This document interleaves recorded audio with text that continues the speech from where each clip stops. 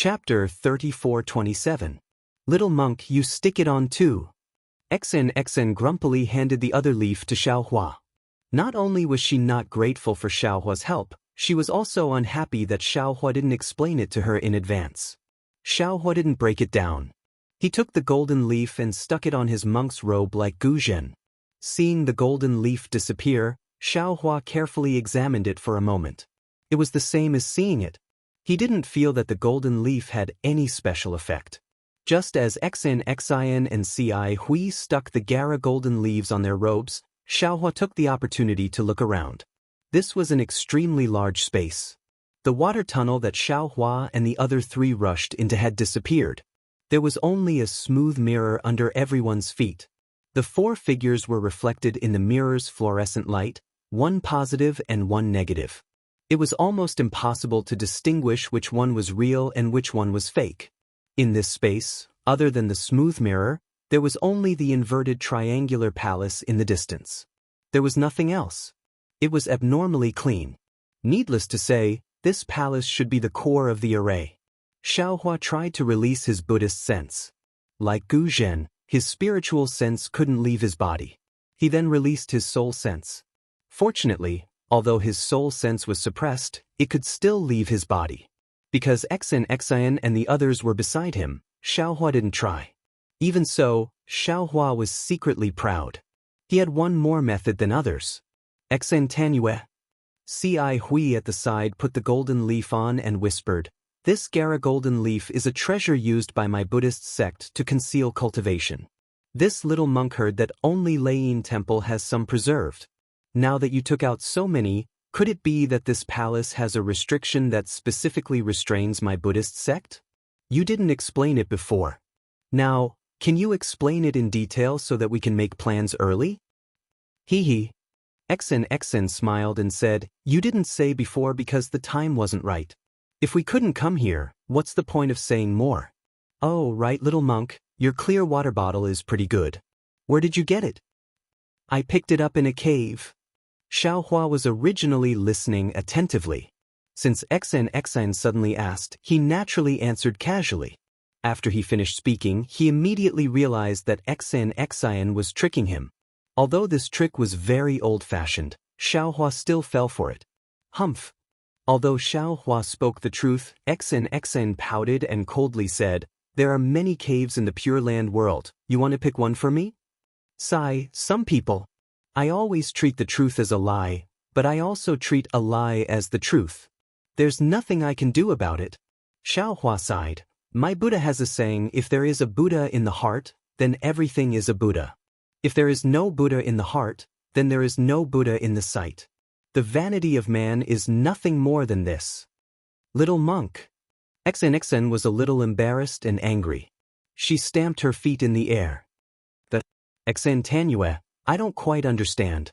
Could it be that this golden leaf of Canaan has some special use? CI Hui hurriedly asked. Humph. XN rolled her eyes at Xiaohua and said, "This golden leaf of Canaan can conceal a Buddhist cultivation in the eyes of Arhat, but in the eyes of Taoist cultivators, it is called the invisible leaf. Many talismans used to conceal one's tracks in ancient times were refined from this item." At this point, XN pointed at the inverted triangular palace in the distance and said, "This palace is called the Profound Water Palace. There are two profound water ancient beasts guarding the entrance. If we want to enter the Profound Water Palace through the Profound Water ancient beasts, we can only use the invisible leaf. Otherwise, we will be discovered before we can even get within 300 meters of the Profound Water Palace. I don't know how powerful these Profound Water ancient beasts are, but I don't think we can resist them." The Profound Water Palace? Xiaohua was a little puzzled when he heard this name. He opened his mouth to ask, but after muttering a few times, he didn't say anything. "What are you muttering about? If you have something to say it quickly. If you have something to say it quickly." XN naturally understood and asked with a cold snort. Xiaohua scratched his hairless head and frowned. "Actually, I want to ask benefactress, is this Profound Water Palace a place to hide treasures? Or is it a place to suppress demonic beasts? Is there a difference?" XNXN looked at Xiaohua warily and asked. Xiaohua smiled and said, "Of course there's a difference. If it's a palace to hide treasures, there must be many powerful restrictions inside. As long as we break the restrictions, we can obtain the treasures. No matter what it is, it'll be a harvest. Moreover, we don't need to be greedy. Depending on how much we take, we can just turn around and leave. If it's a place to suppress demonic beasts, we have to be careful. I'm afraid there aren't many treasures. Even if there are, they were left behind by people who came here in the past. Moreover, the immortal artifact that Benefactress mentioned should be the profound water palace's formation core. If you take the immortal artifact, the suppressed demonic beasts will definitely escape. Not to mention demonic beasts that harm all living beings, even we can't escape, right? Earlier, I didn't dare to say too much for fear of disturbing Benefactress's mood. But now I have no choice but to say it. Hee, I didn't expect you to have such a compassionate heart after just shaving your head and becoming a monk. XNXN rolled her eyes at Xiaohua again and said mockingly, "However, I haven't entered yet. How would I know what's inside?" The ink cloud pupil records that there's an immortal artifact here and nothing else. Let's go in first. If it's a treasure trove, that's the best. If that immortal artifact is used to suppress demonic beasts, then let's see if the demonic beasts are dead or not. Don't think that only your Buddhist sex Arhat has a compassionate heart. We Confucian cultivators aren't inferior to you. At this point, XNXIN felt that her words were somewhat harsh to the ears. She smiled embarrassedly at Ci Hui and Gu Zhen. However, Xiaohua didn't let XNXIN off the hook. He shook his head slightly and said, "Benefactress Xen, I'll be honest with you. Earlier, I promised senior brother Ci Hui to come in and take a look because I was curious. Moreover, to tell Benefactress the truth, I felt like old friends with senior brother Ci Hui at first sight and also wanted to protect him. But now, take a look for yourself. You haven't even entered the profound water palace. It's only a water maze and a passage filled with poisonous water, yet it's already so powerful. It seems that aside from me, all three of you are injured. What does this mean? It means that the profound water palace is even more dangerous. It's far from a place that 4th or 5th grade cultivators like us can enter. There are ancient mysteries that we can't come into contact with inside. Even if we're lucky enough to enter that so-called immortal artifact, in my opinion, Benefactress XNXIN won't be able to obtain it. Rather than throwing our lives away and not being able to obtain the immortal artifact, why should we go in? Why don't we turn around and enjoy the scenery and have a heart-to-heart talk?" Xiaohua then looked at Gu Zhen and said, "Moreover, Grandmaster Gu Zhen's reason for coming in was to see the corpse of his blood brother. Now, you've gotten what you wanted. Although the ancient Buddhist shrine is indeed attractive, it might not be in the profound water palace. Therefore, Grandmaster Gu Zhen, you should know the dangers of greed. You don't need me to say anything, right?" "Little monk, what do you mean by that?" XNXN was anxious and raised her eyebrows. "Nothing." Xiaohua smiled and said, "Benefactress, if you don't tell me the truth about the profound water palace, I won't enter. Perhaps senior brother Ci Hui is willing to go in with you, but Grandmaster Gu Zhen might not be willing, right?" Although Grandmaster Gu Zhen didn't say anything, in XNXIN's eyes, Gu Zhen's silence meant that his thoughts were similar to Xiaohua's. After all, there were 2 profound water beasts guarding the profound water palace. Who knew if the golden Canaan leaf would be useful? Seeing XNXIN's expression fluctuating, Ci Hui said, "XN Sandinyu, junior brother Tipu's words are reasonable. The 2 places from before caused me to be alarmed. I know I can't pass through those 2 obstacles alone. Of course, since we're already here, why don't we take a few more steps and enter the profound water palace to take a look? However, since we're going to enter the profound water palace, we should at least be aware of the dangers inside, right?" "Fellow Taoist Ci Hui, could it be that you don't trust me?" XNXIN's face was slightly pale as she spoke softly. Ci Hui smiled and said, "It's not that I don't trust you. I feel that Sandinyu might be a little stubborn. Could it be that there's something you don't want to say that affects your judgment and makes you insist on entering the profound water palace while ignoring the dangers inside? If Sandinyu can tell us, Then we can also make a judgment. XN bit her lips and looked at Ci Hui and Gu Zhen, but she didn't look at Xiaohua. Instead, she raised her head and looked at the profound water palace in the distance. After half the time it took to brew a cup of tea, she said, "Actually, I've indeed concealed some things from you. However, please don't worry. I don't have any ill intentions. Moreover, the dangers I told fellow Taoist Ci Hui about before were all recorded in the profound water palace." "Hee, it's fine," Gu Zhen said with a smile. "This old monk has remembered every word of what Tan Yu said to this old monk. This old monk feels that what Tan Yu said is true." XN bowed and said, "Many thanks for your trust, Grandmaster Gu Zhen. What I've concealed is the purpose of entering the profound water palace. My goal isn't the so-called immortal artifact." "Ah? Not the immortal artifact? Then what do you want?" Xiaohua was surprised. "Is it that demon beast?" XN didn't even look at Xiaohua. It seemed like she was still angry with him. She only said to Gu Zhen, "The Darkwater Palace is the core of an ancient formation, and the core of the Darkwater Palace is the immortal artifact. Of course, the immortal artifact isn't the formation core of the Darkwater Palace. It's even to the extent that the Darkwater Palace isn't a place where treasures are kept. I'm sure of that. However, I don't know if the profound water palace is used to suppress the immortal artifact, or if it's used to suppress some demon beast. What I do know is that the immortal artifact can suppress all living things in the 3 continents. If someone wants to suppress a criminal and make that criminal suffer under the immortal artifact, the profound water palace is the best place to do so." "Oh, I understand."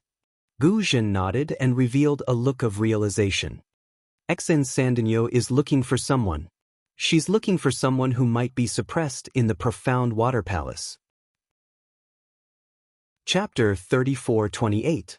"Alas, that's right." XN looked disappointed. "This person isn't a heinous criminal like Venerable Master thinks, nor is he a treacherous person. He shouldn't be tortured like this." XN paused and smiled wryly. "This matter involves my secrets, so forgive me for not being able to speak of it. My purpose in coming here is to see if this person is here. If he is, I want to see if I can rescue him. That's all.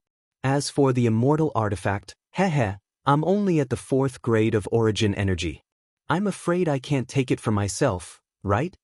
XN glared fiercely at Xiaohua and continued, "That's what I wanted to say. If some people aren't satisfied and don't wish to enter the profound water palace, I won't force them. However, if he wanted to leave this ancient formation, the only way out was inside the Blackwater Palace. Of course, if anyone thinks they're strong enough to break the ancient formation, feel free to use your cultivation. I'll wait and see." Xiaohua didn't know whether to laugh or cry when he saw XN roll her eyes. Ahem. Ci Hui coughed twice, smiled and persuaded, "Junior brother Tipu, in this little monk's opinion, what XN Tanua said is right. At this time, they have been honest with each other. She did not hide anything.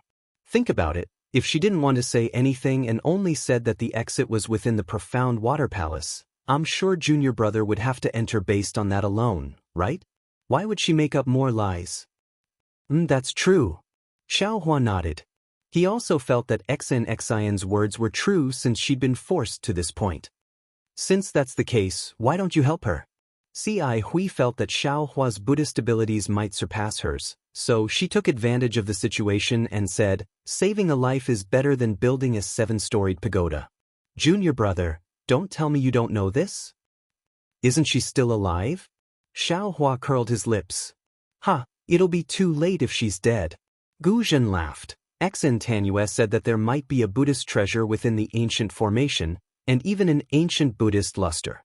It must be in the profound water palace, right? XN was about to stomp her feet when she heard Xiaohua's words. However, she could only reply, "If Mo Yuntong's records are correct, it should be in the profound water palace. However, I don't know the exact location." "Look, little monk, come with us. You'll benefit from it as well," said Gu Zhen. Xiaohua thought for a moment and said with a smile, "Benefactress, you just said that you only want to see if there is anyone suppressed under the immortal artifact. Presumably, you have also prepared a method to rescue that person. Yes, this one has indeed made some preparations. XN didn't hide anything and spoke the truth. It's special. You don't plan on taking that immortal artifact either. Xiaohua immediately asked. What? Junior apprentice brother Tipu, you want to take that immortal artifact? Ci Hui was shocked. What if the immortal artifact is used to suppress powerful demonic beasts? Aren't you helping the evildoer? What if the demonic beast is not suppressed? What if this profound water palace is only used to suppress the immortal artifact? Xiaohua said with a smile. Can this little monk try to subdue this immortal artifact? XN coldly looked at Xiaohua and asked curiously, You're just a little monk from a Buddhist sect. What do you want this immortal artifact for? Even if you can subdue it, will you be able to use it? I'm willing. If I can't use it, can't I give it to someone else? Even if I can't give it to someone else, can't I hang it in my meditation room and look at it myself? Xiaohua's neck stiffened as he retorted sarcastically. Greed, oh greed. Ci Hui lectured Xiaohua. You just reminded Ancestor Guzhen. Now, you're the one who's making the mistake. Forget it, forget it. This little monk was just saying. There's no need to mention it. Xiaohua waved his hand. He also felt that he was being delusional. An immortal artifact was definitely not a spiritual artifact or spiritual treasure. It had long surpassed the scope of his control. Since that's the case, little monk, you've said so much. Has your psychokinesis recovered? Can we proceed forward? XN asked Xiaohua in a bad mood. Xiaohua shrugged and smiled. This little monk has more or less recovered. I wonder how senior brothers Ci Hui and Grandmaster Guzhen are doing? Ci Hui didn't use much psychokinesis. She nodded slightly and looked at Guzhen. Guzhen nodded as well. This old monk has rested enough. We can enter the mysterious water palace. XN heard this and said, We have the invisible leaf on us. The ancient beast can't see us. Of course, we can't use any psychokinesis or magic power. We only need to fly to within 100 feet of the palace and walk through the palace gates. Once we enter the palace, the ancient beast will ignore us even if we overturn the heavens. All right, we'll do as XN says. Guzhen nodded. We'll fly to within 100 feet of the palace. This old monk will go first, followed by XN. Ci Hui and Tipu will bring up the rear as usual. Seeing that no one had any objections, Guzhen took the lead. When he was within 100 feet of the palace, he landed early and silently made his way to the palace. Xiaohua followed Ci Hui and descended from the cloud. His feet stepped on the smooth surface of the mirror. The surface of the mirror looked smooth, but his feet were soft. It was as if he was stepping on water plants. There was no need to be too careful because there was no sound at all. Xiaohua looked down and released his soul sense. He couldn't see anything strange about the mirror. It was like a wall, blocking his soul sense and preventing him from seeing what was going on inside. Strange. Xiaohua didn't understand. The mysterious water palace might be difficult to enter, but in front of it, if one has the strength of a 5th or 6th stage cultivator, or some special divine ability, it's not impossible to enter. If a female disciple from a scholarly family like XN can come, others can as well. Why didn't they leave any traces behind? Even if they don't have a small Qinkuan pouch, it's normal to leave some bones behind, right? Were they all eaten by the mysterious water beasts? Xiaohua couldn't help but feel a chill run down his spine. He turned to look at the mysterious water palace 100 feet away. Perhaps it was because of the distance, or perhaps it was because of the mysterious water palace's devilish light. Xiaohua only felt that the triangular shape of the palace was very strange. But now that he was closer, the light on the palace's surface dimmed, revealing the mysterious water palace's true appearance. Rather than calling the mysterious water palace a palace, it was more accurate to say that it was a building made up of 4 triangles. The huge triangular structure towered in front of everyone's eyes with sharp edges and corners. It was very different from the smooth and flat palaces they usually saw. On the other side of the triangular structure, there were layers of protrusions in a very regular pattern. These protrusions were like window frames, but also like doors. They were strung together like some sort of rune, but they didn't give off any fluctuations of spiritual energy. The only thing that did give off fluctuations was the faint, watery light that flowed over the protrusions. The light was made up of very strange runes, like flowing water that constantly flowed between the protrusions. The dazzling light was also emitted by the flowing runes. Xiaohua looked at the strands of spiritual energy that flowed with the runes and gathered from the space, creating extremely orderly and rhythmic fluctuations of spiritual energy. He fell into deep thought. He had seen many formations and many spiritual energy fluctuations, but the spiritual energy fluctuations of the mysterious water palace gave him a strange feeling. Of course, these fluctuations were undoubtedly from the Dao Sex formations. Although the runes on the mysterious water palace were obscure and extremely simple, Xiaohua could still see traces of the Dao Sex talismans. However, the seemingly smooth flow of runes made Xiaohua feel as if there was a fishbone stuck in his throat. It was just like when he overused his Dharma eye in the vein of space that day. Could it be that this ancient formation is different from the one now? Xiaohua frowned and pondered as he walked. At that moment, an extremely loud rumble resounded in the space, and the huge mysterious water palace actually began to slowly rotate. As the mysterious water palace rotated, the orderly protrusions on the triangular structure on the side of the mysterious water palace slowly opened. Balls of emerald light flew out from the protrusions and immediately transformed into strange runes. Thousands of runes gathered together and emitted a buzzing sound. A huge suction force was generated from the runes and rushed towards the walls of the space. Puff, puff, puff. The suction force landed on the mirror-like walls of water, creating huge whirlpools that were extremely similar to the whirlpools on the Nightmare Reef. At the same time, gusts of wind were generated from the whirlpools. A huge amount of spiritual energy rushed out from the whirlpools and fell on the triangular structure of the mysterious water palace. Oh no! Xiaohua and the others were alarmed. The change in the mysterious water palace had come too suddenly. The four of them had no time to react, especially now that they were within 300 meters of the mysterious water palace.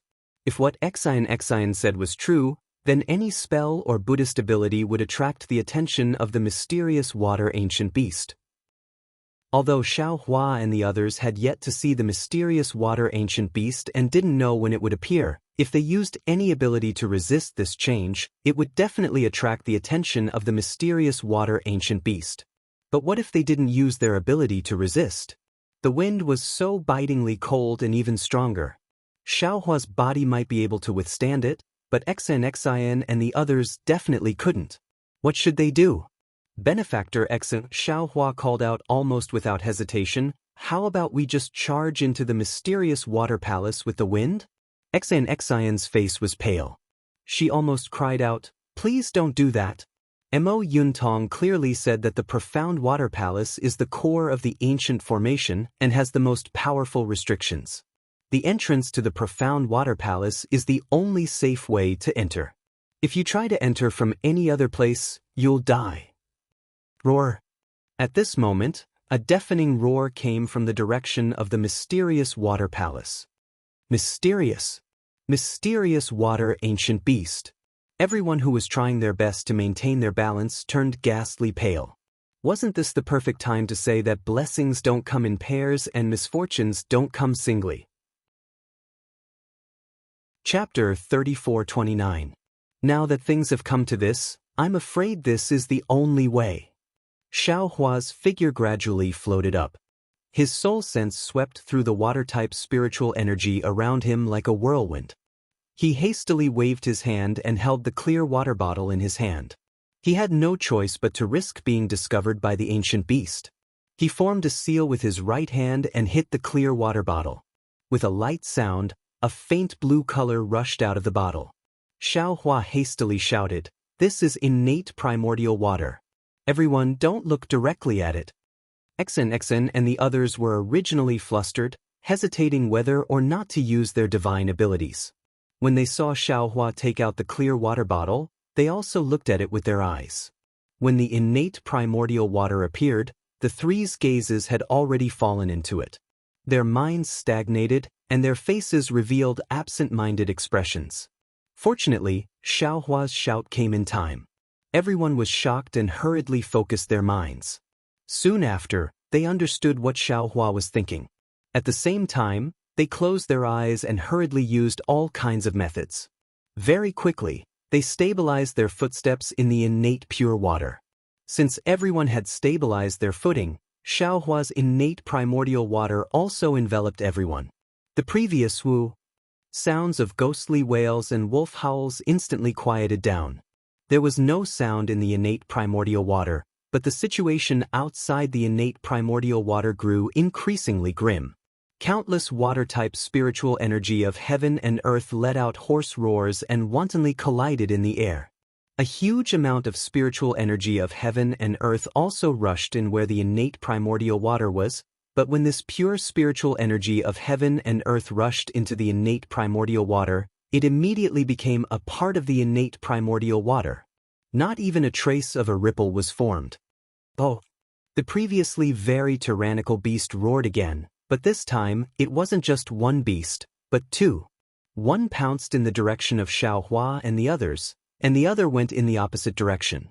Along with this roar, a dark blue figure with the same color as the innate primordial water flashed in midair and arrived several hundred feet above the innate primordial water.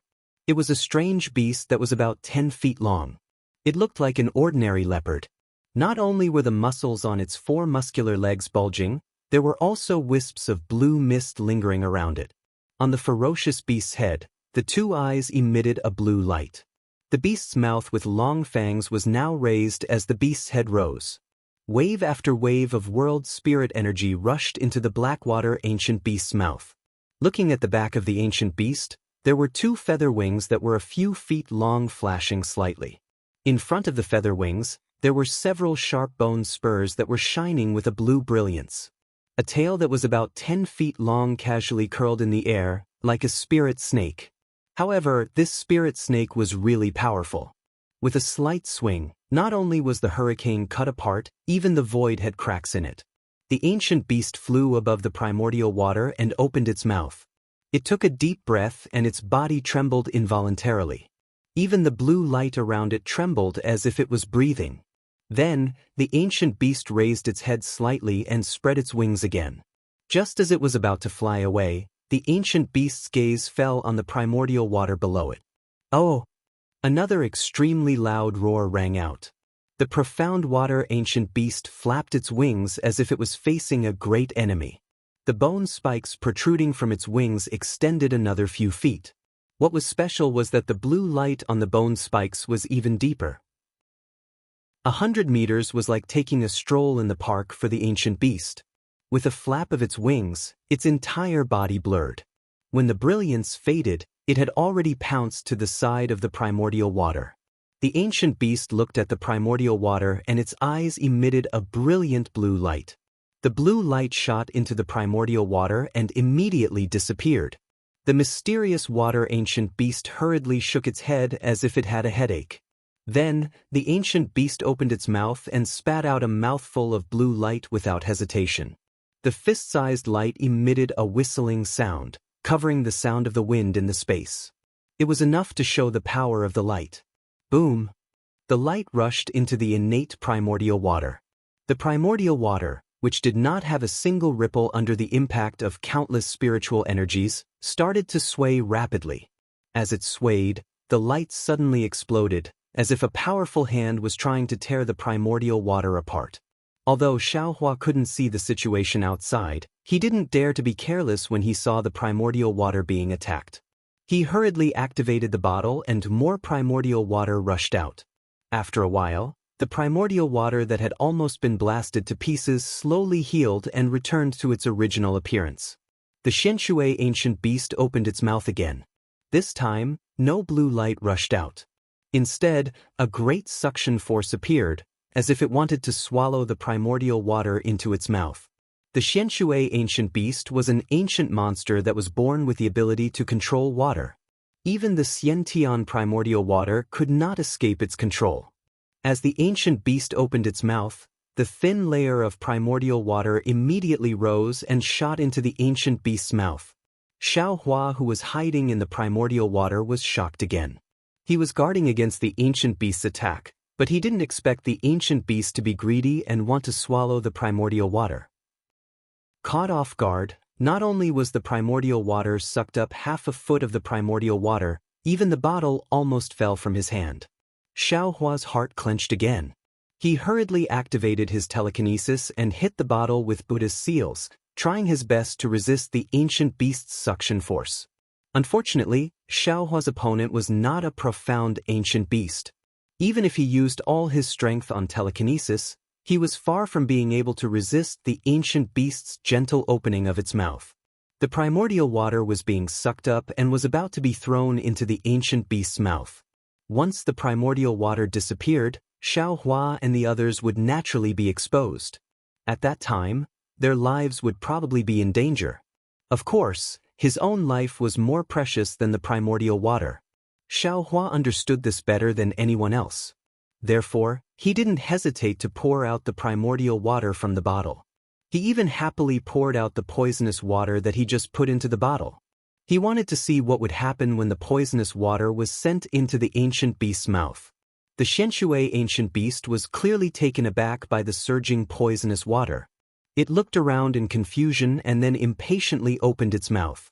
As it roared, the poisonous water and the Xiantian primordial water obediently fell into the Xianshui ancient beast's mouth. Hee. Although Xiaohua couldn't see the situation outside the primordial water, just the thought of the poisonous water falling into the ancient beast's mouth made him secretly happy. XN and the others didn't know what was going on outside. They couldn't even open their eyes, so now they were like blind people. Previously it was still silent, but now it was as if thunder and lightning were flashing in the surroundings. It was even more frightening than the sound of the wind in the space. After the time it took to brew a cup of tea, the gluttonous ancient beast didn't swallow much of the primordial water, but drank a lot of the poisonous water. It seemed to be choking a little. Its body trembled slightly, and light flowed out like water. Oh! Another roar sounded. It seemed to come from another ancient beast. It seemed to have lost its patience and stopped devouring. Then, it raised its head and roared in response. The two ancient beasts roared at each other. Then the ancient beast opened its mouth again, as if it wouldn't stop until it had devoured all of the primordial water. Suddenly, a strange rumbling sound came from the slowly rotating triangle of the profound water palace in the distance. A faint layer of mist seeped out from the blue radiance, and the entire protrusion of the profound water palace began to tremble rapidly. Along with the trembling, an indescribable fluctuation filled the entire space. In an instant, the spiritual energy of heaven and earth was thrown into chaos.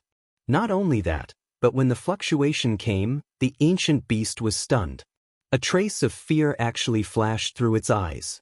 Before its fear disappeared, a series of sobbing sounds came from the vortexes in the walls. This time, it wasn't pure water-type spiritual energy that rushed out of the vortexes, but true Saint River water mixed with bones, corpses, birds, and fish. After the formation was opened, the Saint River water poured in like a formation. The ancient beast seemed to be extremely shocked. It no longer cared about the primordial water and raised its head to roar.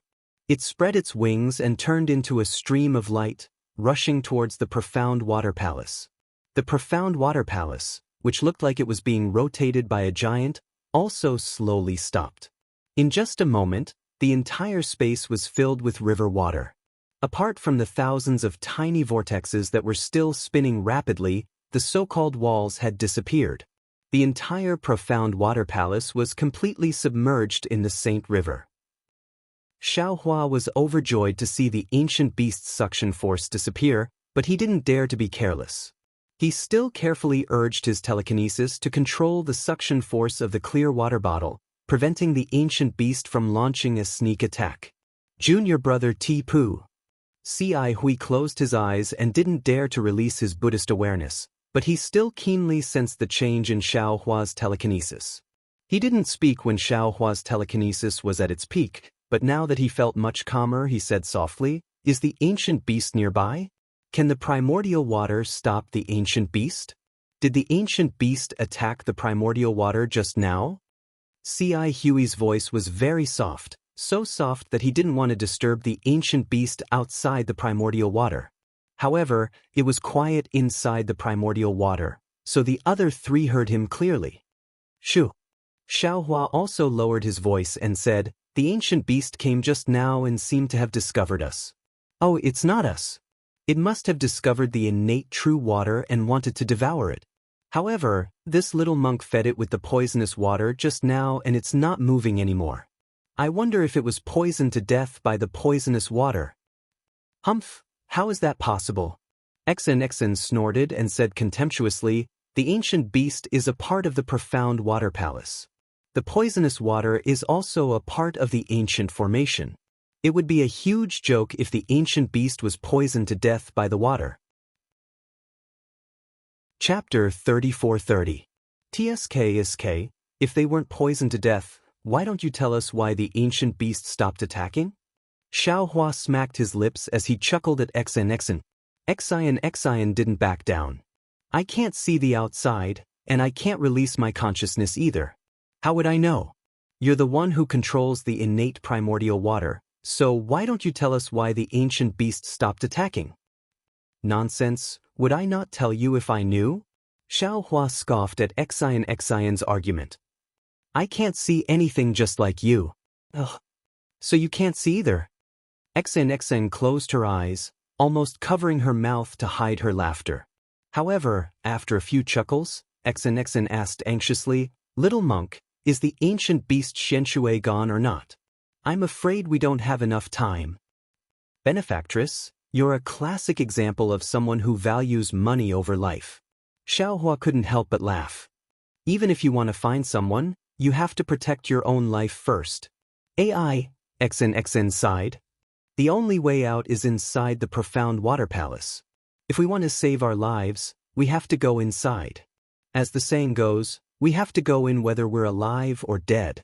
"Damn it, that's right." Xiaohua was nervous at XNXion's grim tone.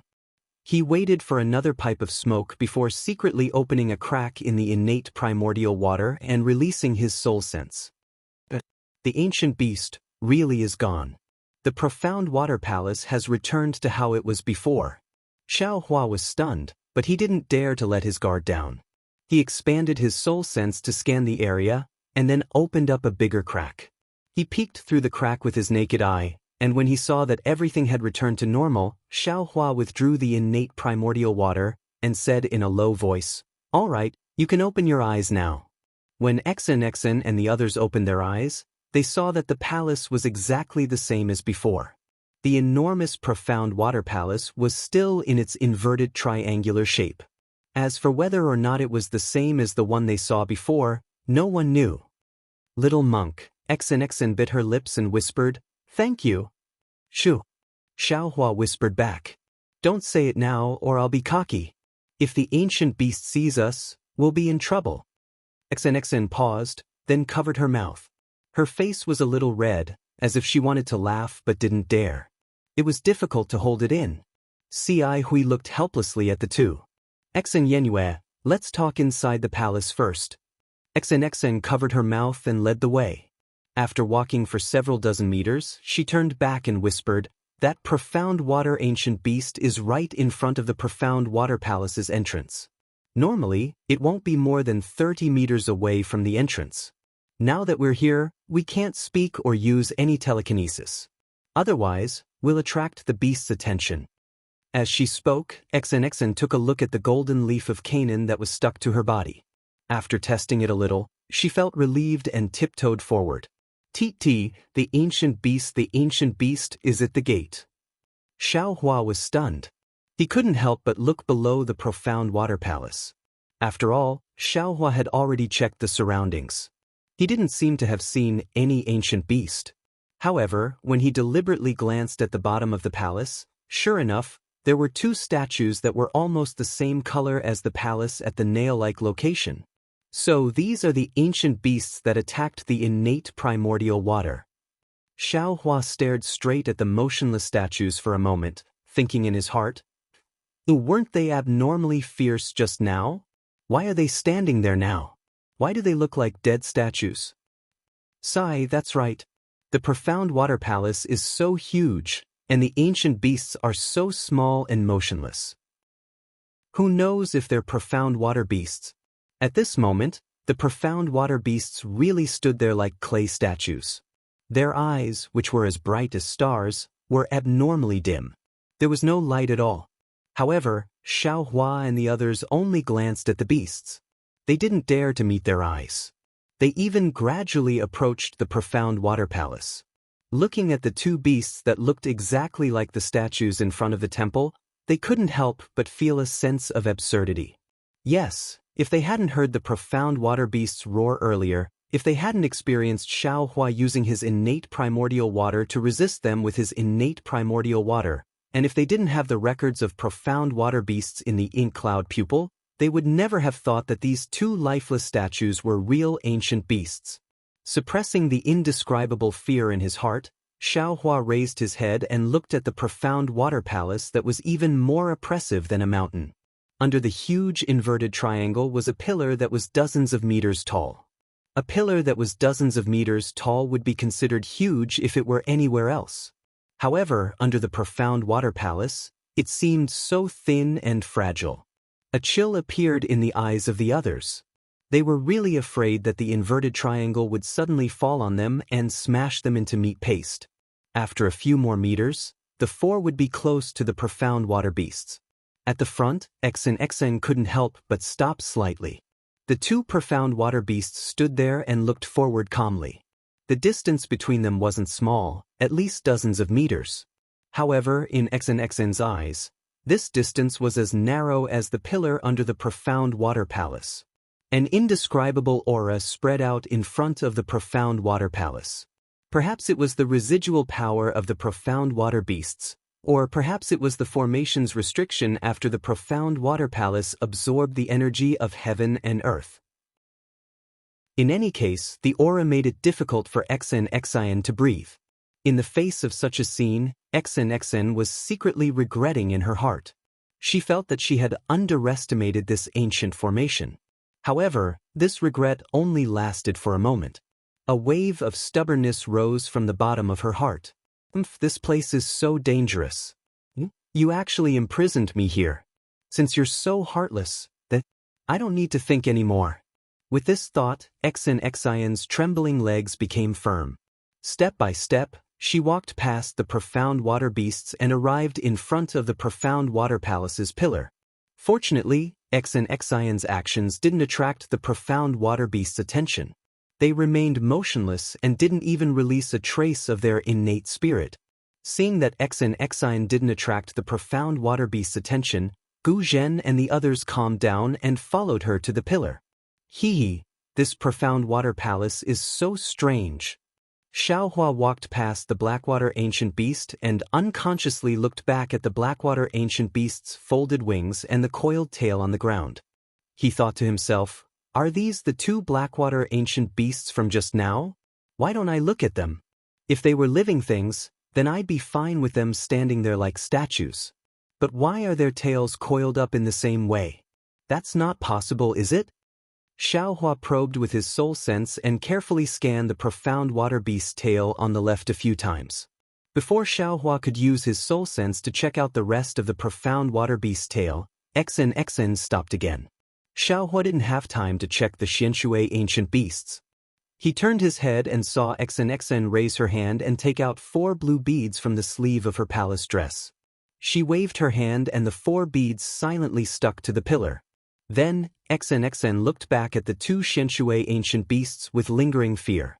She opened her mouth and 4 golden streams of Jin Qi hit the 4 beads at the same time like 4 flying swords. Shua! The 4 pearls simultaneously emitted a blue ripple of brilliance.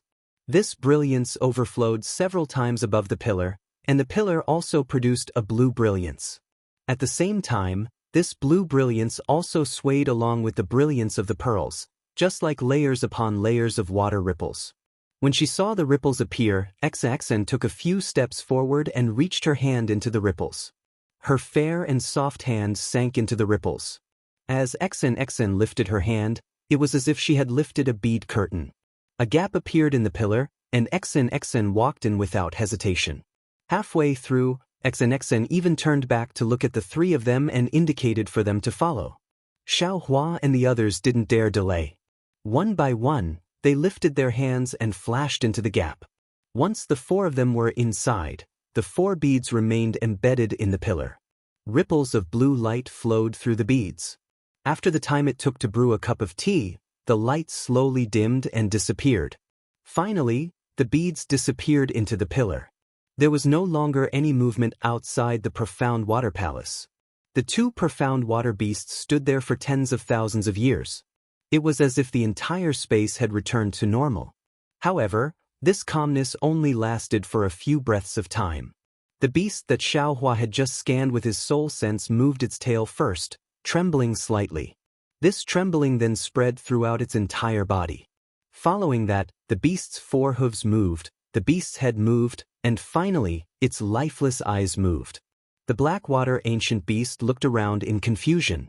It then glanced at the other Blackwater ancient beast on the right that was standing still. After which, it spread its wings and turned into a blue light that flew a few rounds outside the Blackwater Palace. When it did not discover anything, it pushed off the ground and charged into the sky as if it was flat ground. Its body landed on a protruding part of the inverted triangle. The profound water beast opened its mouth and spat out a mouthful of blue light onto the protrusion. With a crack, the protrusion floated into the air. The profound water beast didn't even look back as it charged into the gap below the protrusion. When the profound water beast disappeared, the protrusion fell back down. In a flash of light, the inverted triangle returned to its original state. The profound water beast entered the profound water palace. Xiao Hua and the others were unaware of the danger that was about to befall them. Xiao Hua stood dumbly in front of the profound water palace's doors as he looked at the scene in front of him. His heart was filled with disbelief. Chapter 34-31. Right in front of Xiao Hua's eyes was a transparent triangular palace. Everything inside the palace was made of triangles that looked like colored glass. Even the ground beneath Xiao Hua's feet, the top of their heads, and even the palace door behind them were triangles. What was special was that these triangles were exactly the same size. The water blue brilliance flowing along the edges of the triangles also had a similar rhythm. At a glance, it was difficult to distinguish any triangle from any other. At a glance, there were countless strange triangles inside the mysterious water palace. Not only did Xiao Hua and the others feel like they were floating in a triangular space, but when their gazes fell on the thousands of transparent mirrors, each mirror reflected the four people who had entered the mysterious water palace. The strangest thing was that their gazes could be refracted. In an instant, Xiao Hua's gaze seemed to have seen countless mirrors, as if he had seen countless versions of himself. A kind of dizziness arose in Xiao Hua's heart. He couldn't help but close his eyes, not daring to look any further. However, even so, the fear that came from looking at each mirror remained in the bottom of his heart. Moreover, in the darkness before him, there were still countless broken mirrors flashing, and in each mirror was a pair of horrified eyes. Damn it! Xiao Hua almost blurted out a curse. This mysterious water palace was too deceptive.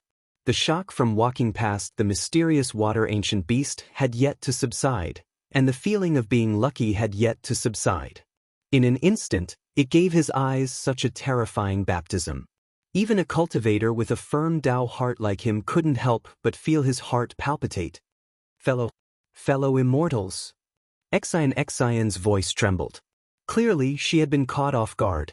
As soon as she recovered her wits, she immediately reminded them, remember to guard your heart and keep your mind clear. Mo Yuntong didn't mention the dangers of the mysterious water palace. She only said that thousands of Dharma images would appear here. If you couldn't find your true form, you wouldn't be able to find your way out. Even I didn't think that this Dharma idol would be so deadly. If we weren't cultivators, we would have lost ourselves just by looking at it. Who knows which one is the real person in the mirror? Ci Hui also didn't dare to raise her head and whispered, the eyes are the heart, and the soul is born from the heart. Dazzling the eyes is seizing the soul. His gaze wandered as he looked at his feet. Beneath his feet was the same as the surroundings in front of him. There were also many tiny triangles. Xiaohua calmed his mind and slowly raised his eyes. His gaze was not too far away, but it was also rapidly sweeping around. This situation was somewhat similar to the innate primordial water. He already had a similar experience. When he saw that things were not going well, he immediately retracted his gaze. Among the four of them, he was the one who suffered the least damage. However, he still sighed with emotion. This primordial magic formation is really powerful. Now that we can't release our Buddha's consciousness, we can only rely on our eyes. Who knows that such simple eyes can also be taken advantage of by the formation? Amitabha. Fortunately, I can't release my Buddha's consciousness. Guzhen's dharma was not as good as C.I. Huey's, so it was difficult for him to find himself when he was lost. He was the one who suffered the most damage among the four. At this moment, he put his palms together and chanted the name of Buddha. If the Buddha's consciousness is released, it will also be lost. It will be harder to find it than the mind. XN shook her head. Master Guzhen is wrong. The profound water palace's formation was set up for us Confucian cultivators' clear sight arts. Because this place imprisons divine sense and Buddha's consciousness, the Taoist divine sense cannot leave the body. Only our Confucian clear sight arts can be used. In order to prevent us from finding the true entrance to the profound water palace, the primordial magic formation set up this secret formation here. Oh? So Xantanue can use the clear sight arts in front of the profound water palace? Guzhen was slightly taken aback. Xian nodded slightly. This one can use it, but it's not even 10% of my usual power. Xian then looked to the left and smiled bitterly. As for this place, this one wouldn't dare to use it even if I had 10 times the courage. So the palace door where the profound water ancient beast isn't the true entrance to the profound water palace. Xiaohua took a deep breath and said with a smile, in that case, the triangular maze in front of us is the real entrance? Xian nodded. That's right. Only one of these tens of thousands of mirrors is the true entrance to the profound water palace. We must find it from there. Damn it, how is this possible? Xiaohua jumped up and shouted, not only do we lack Buddhist awareness, we don't even dare to look. How are we supposed to find the entrance? Them. Junior brother Tipu, watch your mouth. C.I. Hui hastily coughed and reminded him, don't let the Buddha blame you. Amitabha. Senior brother is right. Xiaohua became listless and put his palms together. However, he cursed inwardly, alas, it's this Xiao's primordial spirit that shaved the Buddha's saraira, not this Xiao's. This Xiao was just casually complaining. C.I. Hui was very satisfied with Xiaohua's reaction. She looked at Xn with a smile and said, since this is recorded in Mo Yuntong, then Xantanue must have made preparations? Yes, indeed. Xian nodded. This is the last record of the primordial magic formation in Mo Yuntong. At the same time, it's also the problem this one has been pondering for the longest time. To tell you the truth, fellow Taoist C.I. Hui, this one has racked my brains for 10 years. It was only after meeting you that I suddenly saw the light. Little monk. C.I. Hui was slightly stunned. However, she immediately raised her eyebrows and said with a smile, this little monk understands. Previously, Tanue and this little monk talked about this matter. So it's used here. If it's as Tanue thought, this is indeed the best way to break this maze. However, speaking of this, C.I. Hui frowned again. This little monk doesn't quite understand. How should we cast the spell? Xn glanced at Xiaohua's thoughtful expression and then at Guzhen's confused face. She smiled bitterly again. This one only knows about the primordial spirit and the Dharma idol. As for how to find the primordial spirit from the Dharma idol, I'm afraid that's something you have to consider. However, in this one's opinion, it's really difficult for you to find the Dharma idol from the thousands of mirrors by yourself. Don't you have Tipu and Master Guzhen now? It should be much easier for you. After hearing Xian's words, Xiaohua understood a little. The so-called primordial spirit was naturally the physical body. There were thousands of triangular mirrors in the maze of the mysterious water palace. Each mirror could reflect the intruder's shadow. However, There was only one real mirror. All the other mirrors were illusions of the maze. It was precisely these mirrors that had the effect of bewitching the mind. The real eye of the formation only played the role of illusions. Since the maze only worked on Confucian cultivators' eye-clearing technique and the naked eye of cultivators, all Buddhist senses, divine thoughts, and elemental thoughts could be used. Since the Dharma idol of the Buddhist sect was condensed from karma, it wasn't restricted by the maze. Therefore, the mirror couldn't reflect the Dharma idol's shadow. However, the problem was that even if Ci Hui or Guzhen released their Dharma idols, how would they find the mirror that could reflect the Dharma idol's shadow? What would they use to check? Thinking of this, Xiaohua's mind raced. He had many methods. He could release the Dharma idol, release the Buddha's Saraira, or release his nascent soul. He could deal with all of them. Even the simplest method was to use his soul sense. Perhaps he could find a way out. Of course, Xiaohua could also use the heavenly vision of the Dharma eyes. However, he couldn't be sure if his Dharma eyes could defeat this ancient formation. Although Master Guzhen wasn't proficient in Buddhism, he understood after hearing this. He said loudly, "Ci Hui, if there's anything you need this old monk to do, just tell me. This old monk doesn't understand Buddhism, but I do know some Buddhist divine skills. They can be of help." Ci Hui thought for a moment and said tentatively, "Grandmaster, this disciple doesn't understand the Dharma idol technique. However, the Saraira that I cultivate does have the image of a Dharma idol. How about this disciple release the Saraira first to see its effect? Grandmaster, why don't you use the Dharma idol technique?" I'll listen to you." Guzhen naturally had no objections.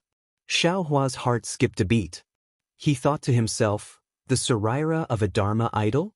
Isn't this the Buddha's Saraira? This monk Ci Hui really has some background. However, Buddhist light surged around Ci Hui's body. After a moment, it slowly disappeared.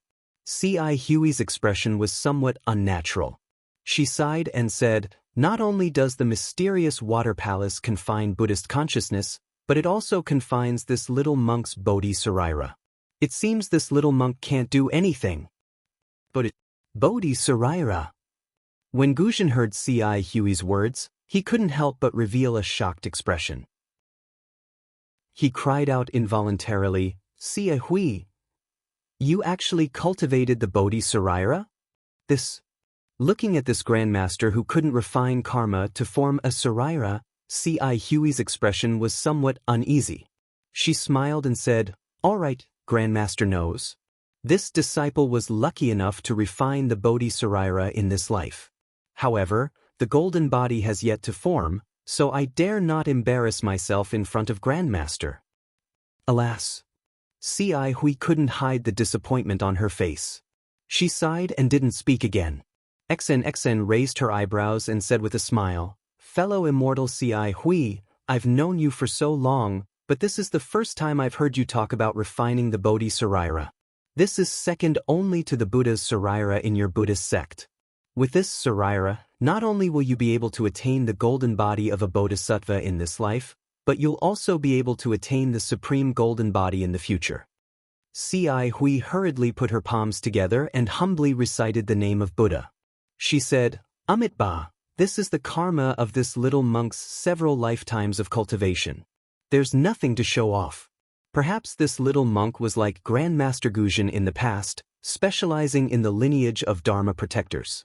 Later on, this little monk obtained an opportunity and gained the favor of Buddha. Today, I can finally fulfill my wish." XN looked so excited that she almost forgot that she was in the mysterious water palace. She cupped her hands and said, "Fellow immortal, you're too humble. Being able to refine the Bodhi Saraira isn't something that can be exchanged with several lifetimes of cultivation. If it weren't for the profound Dharma and profound opportunities, how could it be possible? I didn't expect this little girl to be acquainted with a bodhisattva of the Buddhist sect. It's truly fortunate." Chapter 34-32. Ahem. Before XN could finish, Ci Hui coughed twice and even winked at her, interrupting her. "XN Tanue, no matter what kind of relic it is, it can't be used in the profound water palace. What's the use of that? It's not as useful as Ancestor Guzhen's golden Buddha statue. That's true. Xen suddenly came to her senses. Her eyes narrowed and she almost covered her mouth with her hand. She hurriedly covered it up. Everyone has their shortcomings and strengths. That's right. To the side, Xiaohua frowned. He knew that if C.I. Hui's Bodhi relic couldn't be used, then his Buddha relic wouldn't be able to leave his body.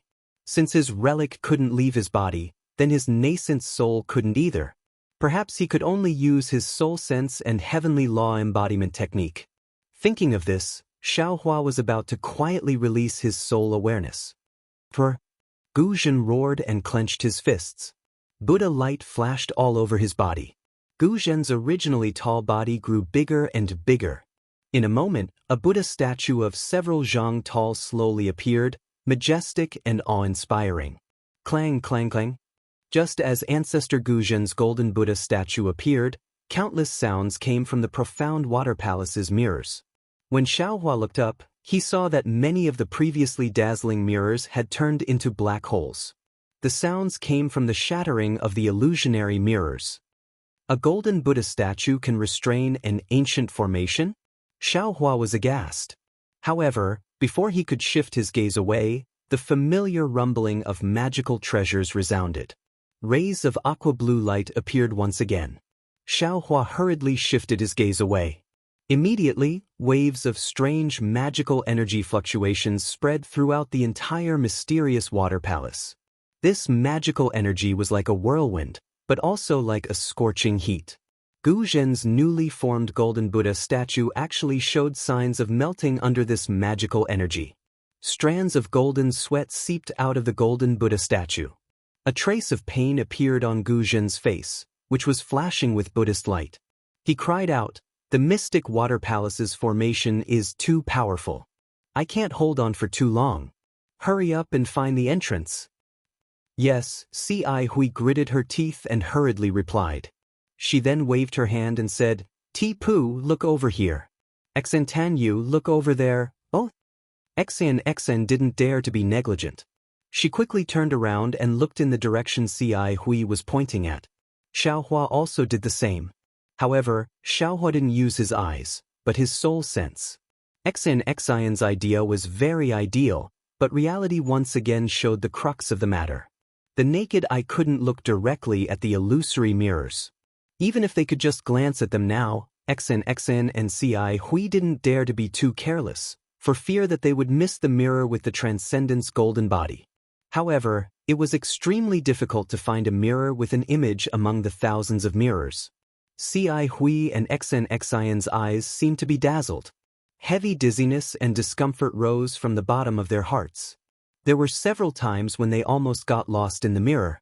Compared to them, Xiaohua was in a better state. Although soul sense wasn't as useful as Xiaohua thought, being able to see through the illusion of the array and see through the array's core with a glance, soul sense wouldn't be reflected by the illusory mirrors, so there was no danger of losing one's mind. However, Xiaohua was the same as Xen and the others. He also didn't dare to be careless. He also checked the mirrors one by one. As time passed, the magic power fluctuations became more rapid. Xiaohua could clearly feel the heat in the surrounding air. He looked again and saw that the surface of Master Guzhen's golden body had already melted. Just like Xiaohua's Buddha Saraira, it had turned into golden liquid and flowed down the golden body. When it dripped to where Guzhen was standing, it immediately turned into small golden Buddhist lotuses. Guzhen's golden body of Buddha is different from Frost Bamboo's great strength Vajra Dharma body. It seems to be transformed from his main body, similar to my heavenly law's embodiment of heaven and earth. As Xiaohua continued probing, he thought to himself, although this Buddhist divine power is a level higher than Frost Bamboo's, the Dharma array has melted his golden body. That means his body will also be damaged. Why don't I use heavenly form to replace it? Thinking up to this point, Xiaohua couldn't help but laugh. No matter what, Great Master Guzhen is a Buddhist sect guardian with 5th grade origin energy. Wouldn't his golden Buddha avatar be more profound than my heavenly law's embodiment technique? Instead of thinking too much, why don't I hurry up and find the entrance? If Master Guzhen can't support me at the final critical moment, it won't be too late for me to make such a plan. After a while, Master Guzhen's originally straight waist twisted slightly. A slightly hoarse roar came from his mouth. It was unknown whether it was a painful or angry roar. His movement didn't matter. Several loud pops sounded.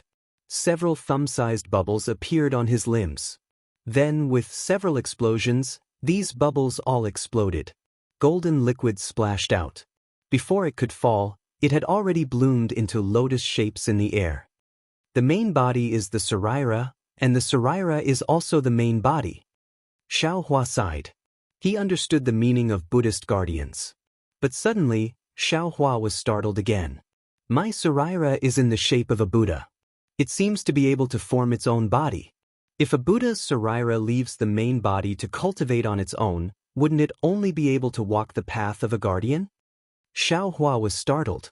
His soul consciousness was a little scattered, and he couldn't tell where he was looking.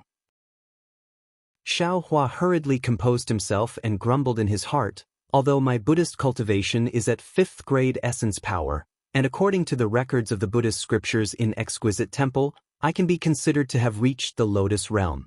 But in reality, I know very little about Buddhism, and Buddhist magical powers are few and far between. Doesn't Ci Hui also have a Bodhi Saraira?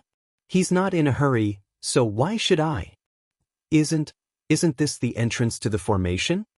People often say that one can wear out iron shoes in fruitless search, but by chance, one will find it without any effort. Xiaohua was like that at this moment. He was focused on searching for the entrance, but he didn't find anything.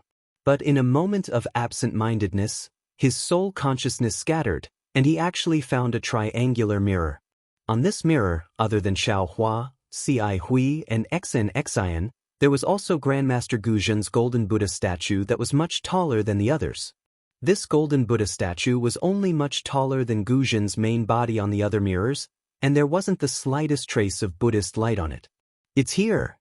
Xiaohua was overjoyed. He hurriedly pointed at the mirror below him and shouted. But what made Xiaohua extremely surprised was that at this moment, Xian and Ci Hui also shouted in unison, "It's here!" However, the two of them pointed in different directions. Ci Hui pointed in the sky, and Xian pointed in the same direction as Xiaohua. Xiaohua was rather surprised.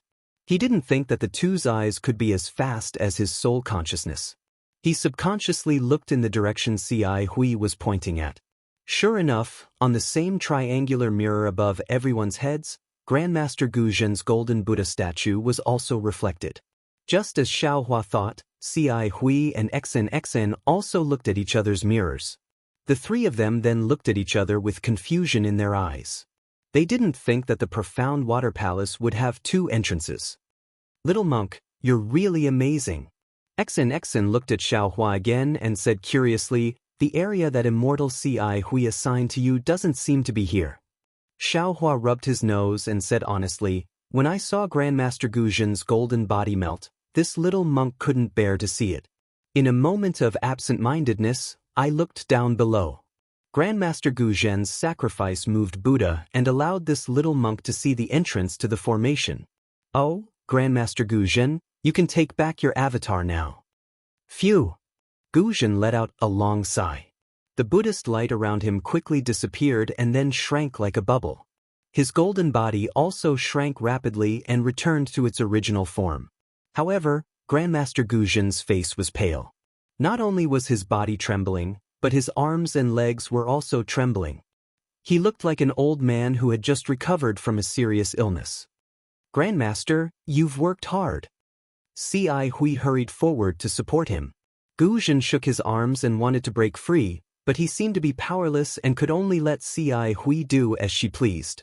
Xiaohua ignored Xian's reproach.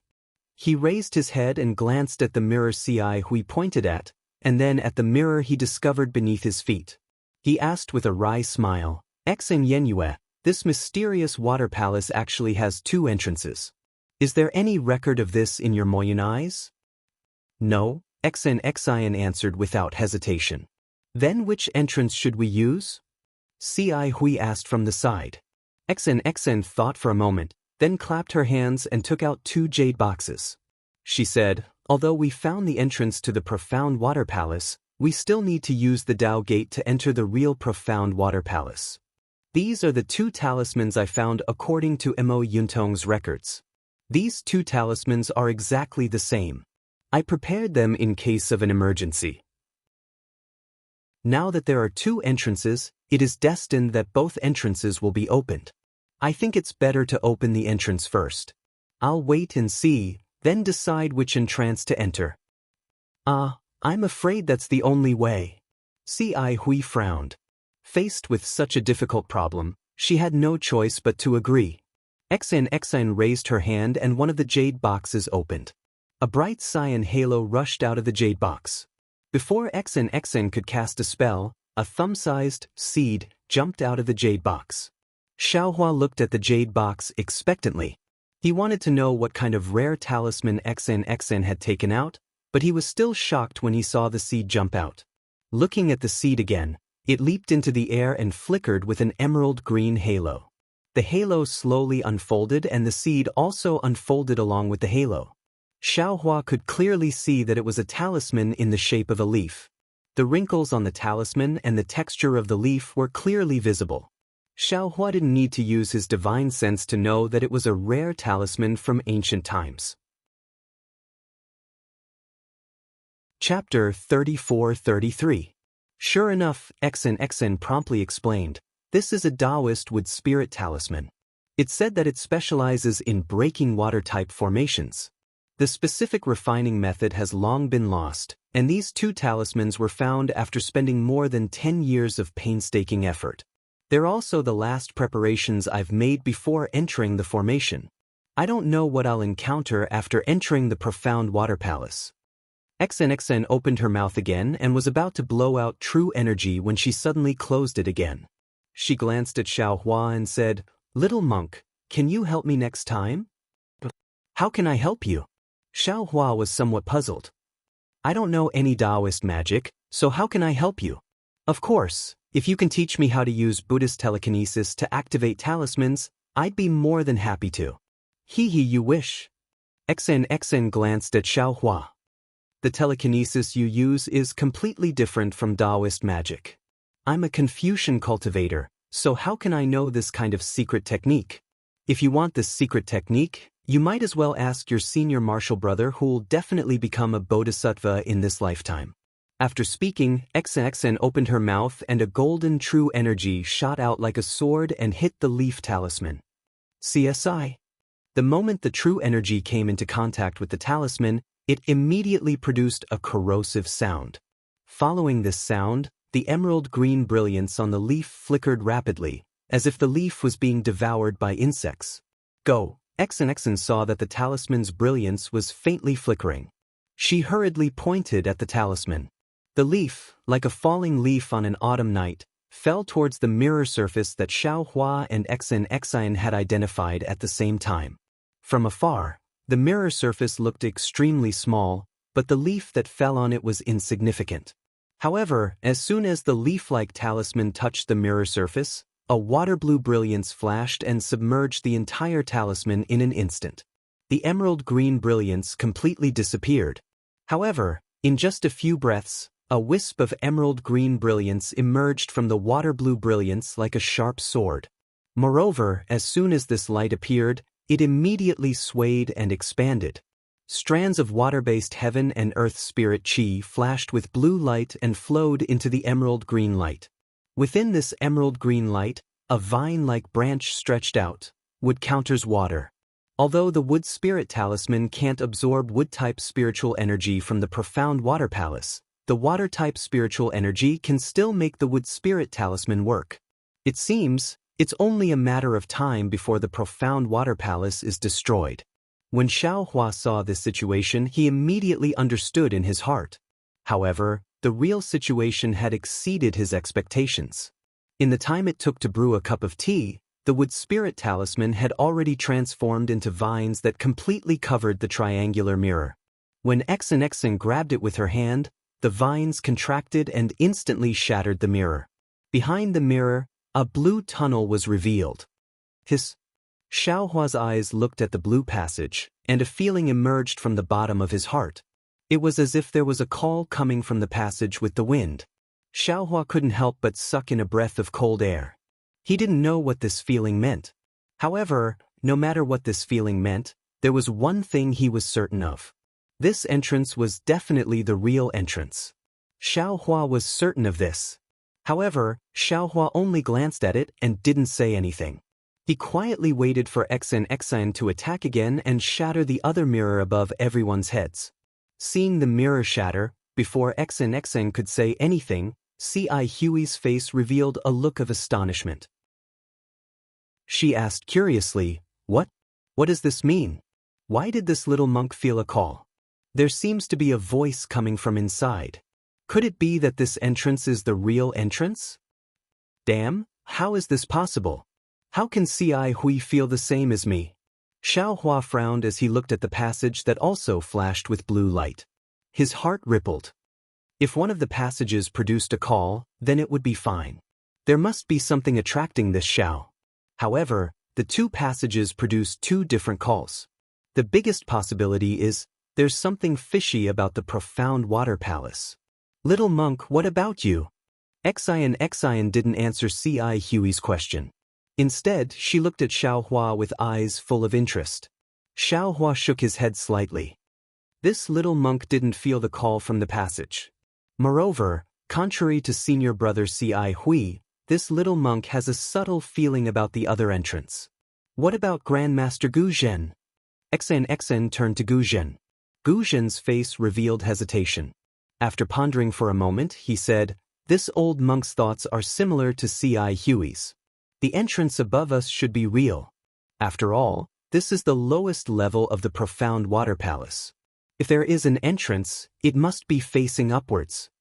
Xian's expression turned grave. She glanced at Xiaohua and said, Although the profound water palace is above us, the entrance might not be. This little monk's feelings are similar to yours. I feel that the entrance below us is real. C.I. Huey's expression changed. She said anxiously, This is bad. Could this be the profound water palace's trick? The purpose of this formation is to separate the four of us? Anything is possible. Xian nodded. We only have three choices. Either all four of us go up, all four of us go down, or we split into two groups and go our own way. This. C.I. Hui was truly hesitant. However, she still insisted, This little monk feels that it's better to go up. This little monk feels that it's better to go down. Xiaohua originally wanted to go up like C.I. Hui, but he was somewhat unwilling. His perception had always been accurate. Today, there was no reason for it to be wrong. Thus, he also insisted. This little one has heard that formations that have been set up for a long time will give birth to a formation spirit. Could it be that this ancient formation has already gained sentience? Xan laughed. I don't think that's likely to be strange. However, this little one feels that these two entrances might be different methods leading to the same result. Although the paths inside are different, they will eventually converge at the same place. As the saying goes, infinite scenery lies at the peak of a dangerous mountain. These two different directions might be a kind of fate and opportunity for us. Gu Zhen said. No matter what you choose, this old monk has decided to go through the entrance above us. With that, Gu Zhen flung his hand, wanting to shake off C.I. Hui who was supporting him. However, C.I. Hui didn't pull her hand away. She just smiled and said, Since Grandmaster has made his choice and this entrance was found by this disciple, it's naturally impossible for us to not go through this entrance. This disciple is willing to go with Grandmaster and help Grandmaster search for the ancient Buddha. Xan glanced at Xiaohua and nodded. Since this little monk found the same entrance as us, this little one will go through the entrance below with you. With that, Xan winked at Xiaohua and said with a smile, Little monk, you have to protect me. Of course. Xiaohua smiled. This little monk was most protective of women before he entered the Buddhist sect. Cough cough. C.I. Huey's throat wasn't good again.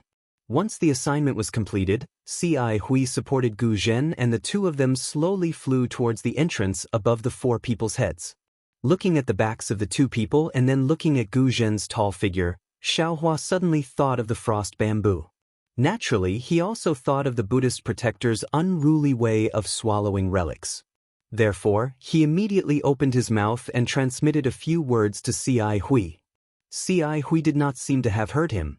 Not only did she not reply, she did not even slow down in the slightest. The two monks, one tall and one short, slowly flew towards the entrance of the blue brilliance in the mountain cave. When the two people's figures disappeared, the brilliance flickered slightly and a flat mirror surface appeared there. Now, even if Xiaohua and Xian wanted to follow Ci Hui, it was too late. "Little monk, let's go. We'll go in too. Don't worry about Ci Hui. Grandmaster Gu Zhen isn't as despicable as you think." Xian waved her hand and landed first. How could Xiaohua dare to be negligent? He hurriedly flew down with Xian and said with a flattering smile, "The ancients said that one shouldn't have the heart to harm others, but one must guard against others. It's normal for this little monk to be worried about senior martial brother Ci Hui, who asked Grandmaster Gu Zhen to be a Buddhist Dharma protector." "Tsk. Xian smacked her lips as she flew and said mockingly, "Which ancient person are you talking about? Why do I often hear people talking about this? Moreover, why do I feel that you, a Buddhist disciple, are even more wary of Buddhists than me?" "Is that so?" Xiaohua rubbed his bald head and said with a smile, "That's because you're not a bhikkhuni of my Buddhist Dharma protector and don't know the details of my Buddhist Dharma protector. That's why you're not on guard." "What are you on guard against?" Xian probed again. "Previously, you said that you came to the profound water palace to protect fellow Taoist Ci Hui. At that time, I only thought that you were talking nonsense. But now, it seems that your Buddhist Dharma protector's cultivation is far superior to Ci Hui's. How come I've never heard of such a good-looking, talented, and virtuous little monk like you? Alas, it's hard to give up on one's natural beauty. I've been raised in a boudoir and no one knows me." Xiaohua very regretfully rubbed his bald head and replied, "This little monk has always emphasized on keeping a low profile. I didn't dare to shave my head and become a monk because I was afraid of attracting attention." Nu Tanua thought about it. "This little monk had just shaved my head and brought you all here. In the blink of an eye, I met a senior martial brother who will definitely attain enlightenment in this lifetime. Since senior martial brother Ci Hui has such a background, Nu Tanua presumably also has a family background. Only, I wonder which family does Nu Tanua come from in the hidden immortal continent? Do you want to know?" Xian flew to the light blue entrance and turned around. Yes. Xiaohua hurried over and nodded his bald head like a chick pecking rice. "I just won't tell you." Xian sneered and rushed into the entrance. "Don't tell me if you want to." Xiaohua also muttered and followed closely behind. The passage was several zhang tall. As the two flew in one after another, the brilliance of the entire passage actually began to revolve. It was just like the whirlpools that appeared on the four walls of the profound water palace earlier. Wave after wave of blue brilliance drew an arc in front of Xiaohua. At first, it was slow, but then it gradually sped up and rushed forward. Looking behind the two, the place where the blue light surged had already sealed the entrance. There were no longer any gaps.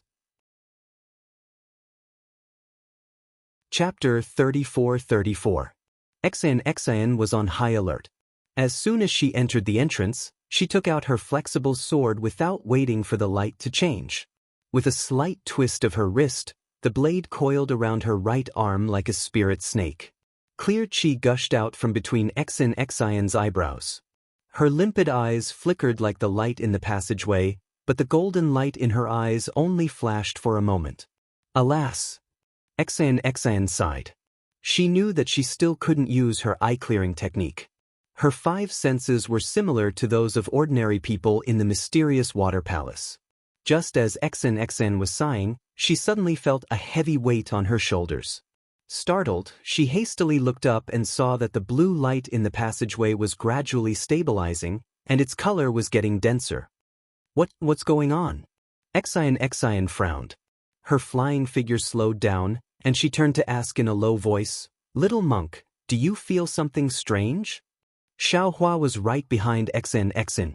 Seeing her slow down, he understood what she was thinking. He hastily flew to her side and stood shoulder to shoulder with her. He answered, "This little monk feels a little heavy on my body. It seems to be the mysterious water palace's restriction again." Alas, that's what happened. Xian sighed again. After all, it's an ancient array with layer upon layer of strange restrictions. Without strength, it's really difficult to move even an inch. Xiaohua hesitated for a moment, then advised, "Actually, this little monk still has to persuade Lady Benefactor. Right now, our main goal is to find a way out. This mysterious water palace is really not a place where people with our cultivation can enter. Even if you want to find someone, you should first consider your own life, right? Without your life, what can you do?" "A way out?" Xian shrugged. "It's in this mountain, deep in the clouds." "What?" Xiaohua's expression suddenly changed. As if he had thought of something, he hastily cried out, "Could it be, you don't know where the exit is?" At this point, Xiaohua really didn't want to ask any more questions. Xian had said that she had the ink cloud pupil. Xiaohua had assumed that since someone had left the ink cloud pupil behind, someone must have left behind information about this ancient formation after escaping. He had followed Xian into the profound water palace. Even if he couldn't see an immortal artifact, he would at least be able to escape unscathed. However, he really didn't expect that the ink cloud pupil in Xian's possession didn't contain any records of this. Xiaohua had been relying on Mo Yuntong and this exit to enter the profound water palace when he had broken through this ancient magic array. Now that Xian didn't know what to say, how could she not be scared witless? This was an ancient array. The previous few checkpoints had already shown how ferocious this array was. And that was only the outer perimeter of the profound water palace. Now that he had truly entered the profound water palace, the passageway once again gave off a heavy feeling. Who knew what he was about to encounter? He had originally thought that he would be able to find a way out if he braced himself and forced himself through this passageway. Who knew? Xiaohua couldn't help but want to cry. Before Xiaohua's tears could fall, the heavy feeling on his body increased again. Xiaohua glanced at Xian. This strange woman was flying with her head held high, looking like a dead pig that wasn't afraid of boiling water. He didn't bother to say anything more. His head drooped as he flew forward with Xian. At this point he had already made up his mind. Self-preservation was self-preservation.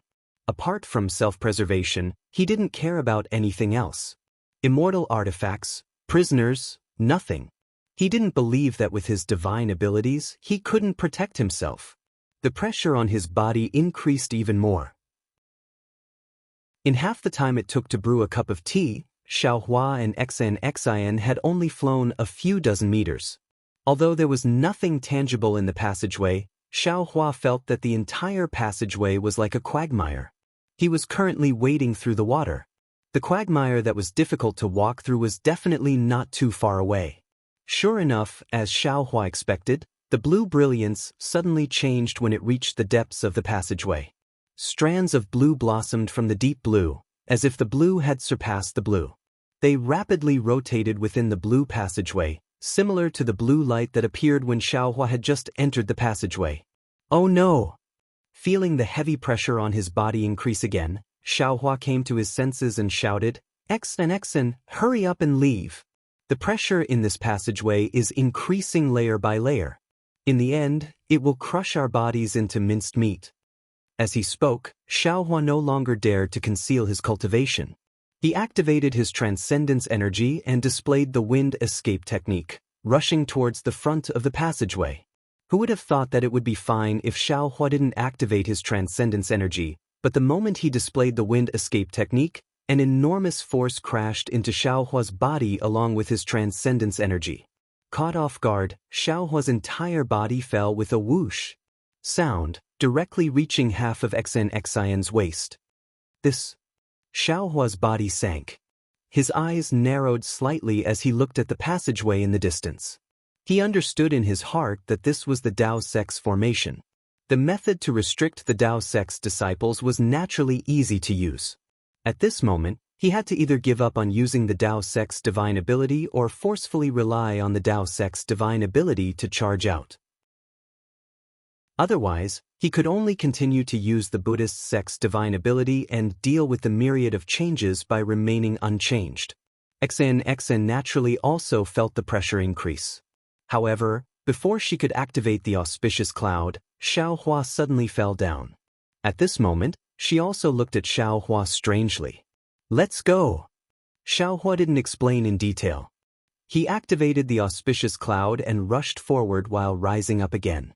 However, after flying for the time it took to brew a cup of tea, the azure brilliance deepened once more and the pressure doubled once more. Not only did Xiaohua not reach the same height as before, he even became half a foot shorter than before. Naturally, Xian's expression changed greatly and she also fell down like Xiaohua.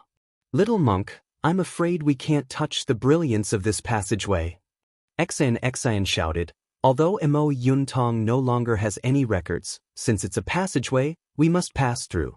This brilliance must be restricted by the profound water palace. If we touch it, we'll definitely suffer." Not necessarily. What if we're sent out of the profound water palace as soon as we touch it? Xiaohua coldly snorted and retorted sarcastically. Xian glanced at him and said indifferently, "Why don't you give it a try?" "I'm not giving it a try." Xiaohua shook his head and suddenly asked, "Right, benefactress, do you know?" Xiaohua originally wanted to ask Xian if she knew Princess Baihua of the Cha-Nu country, Xian, but before he could say anything, he remembered that he was now the little monk Ti-Pu of the Western Paradise. How could he know a woman from the hidden immortal continent? He immediately shut his mouth. "Who do I know?" Xian saw that Xiaohua didn't say anything and continued to ask. "Forget it, let's not talk about it. Let's talk about it after we get out alive." Xiaohua waved his hand. At this moment, it was difficult for him to move his hand. Even his arm felt somewhat sore and numb. Xian narrowed her eyes and said, "You're not going to say it? Are you afraid I'll see through your intentions? If you have the ability, you can see through it even if I don't say it." Xiaohua argued. "Do you think I—" Xian couldn't help but get angry. Just as she was about to say something, buzz, the whole passage flashed with a blue brilliance. Rings of light chased after Xiaohua and the others from behind and rushed forward. The speed of the rings of light was different. Each ring was faster than the previous one.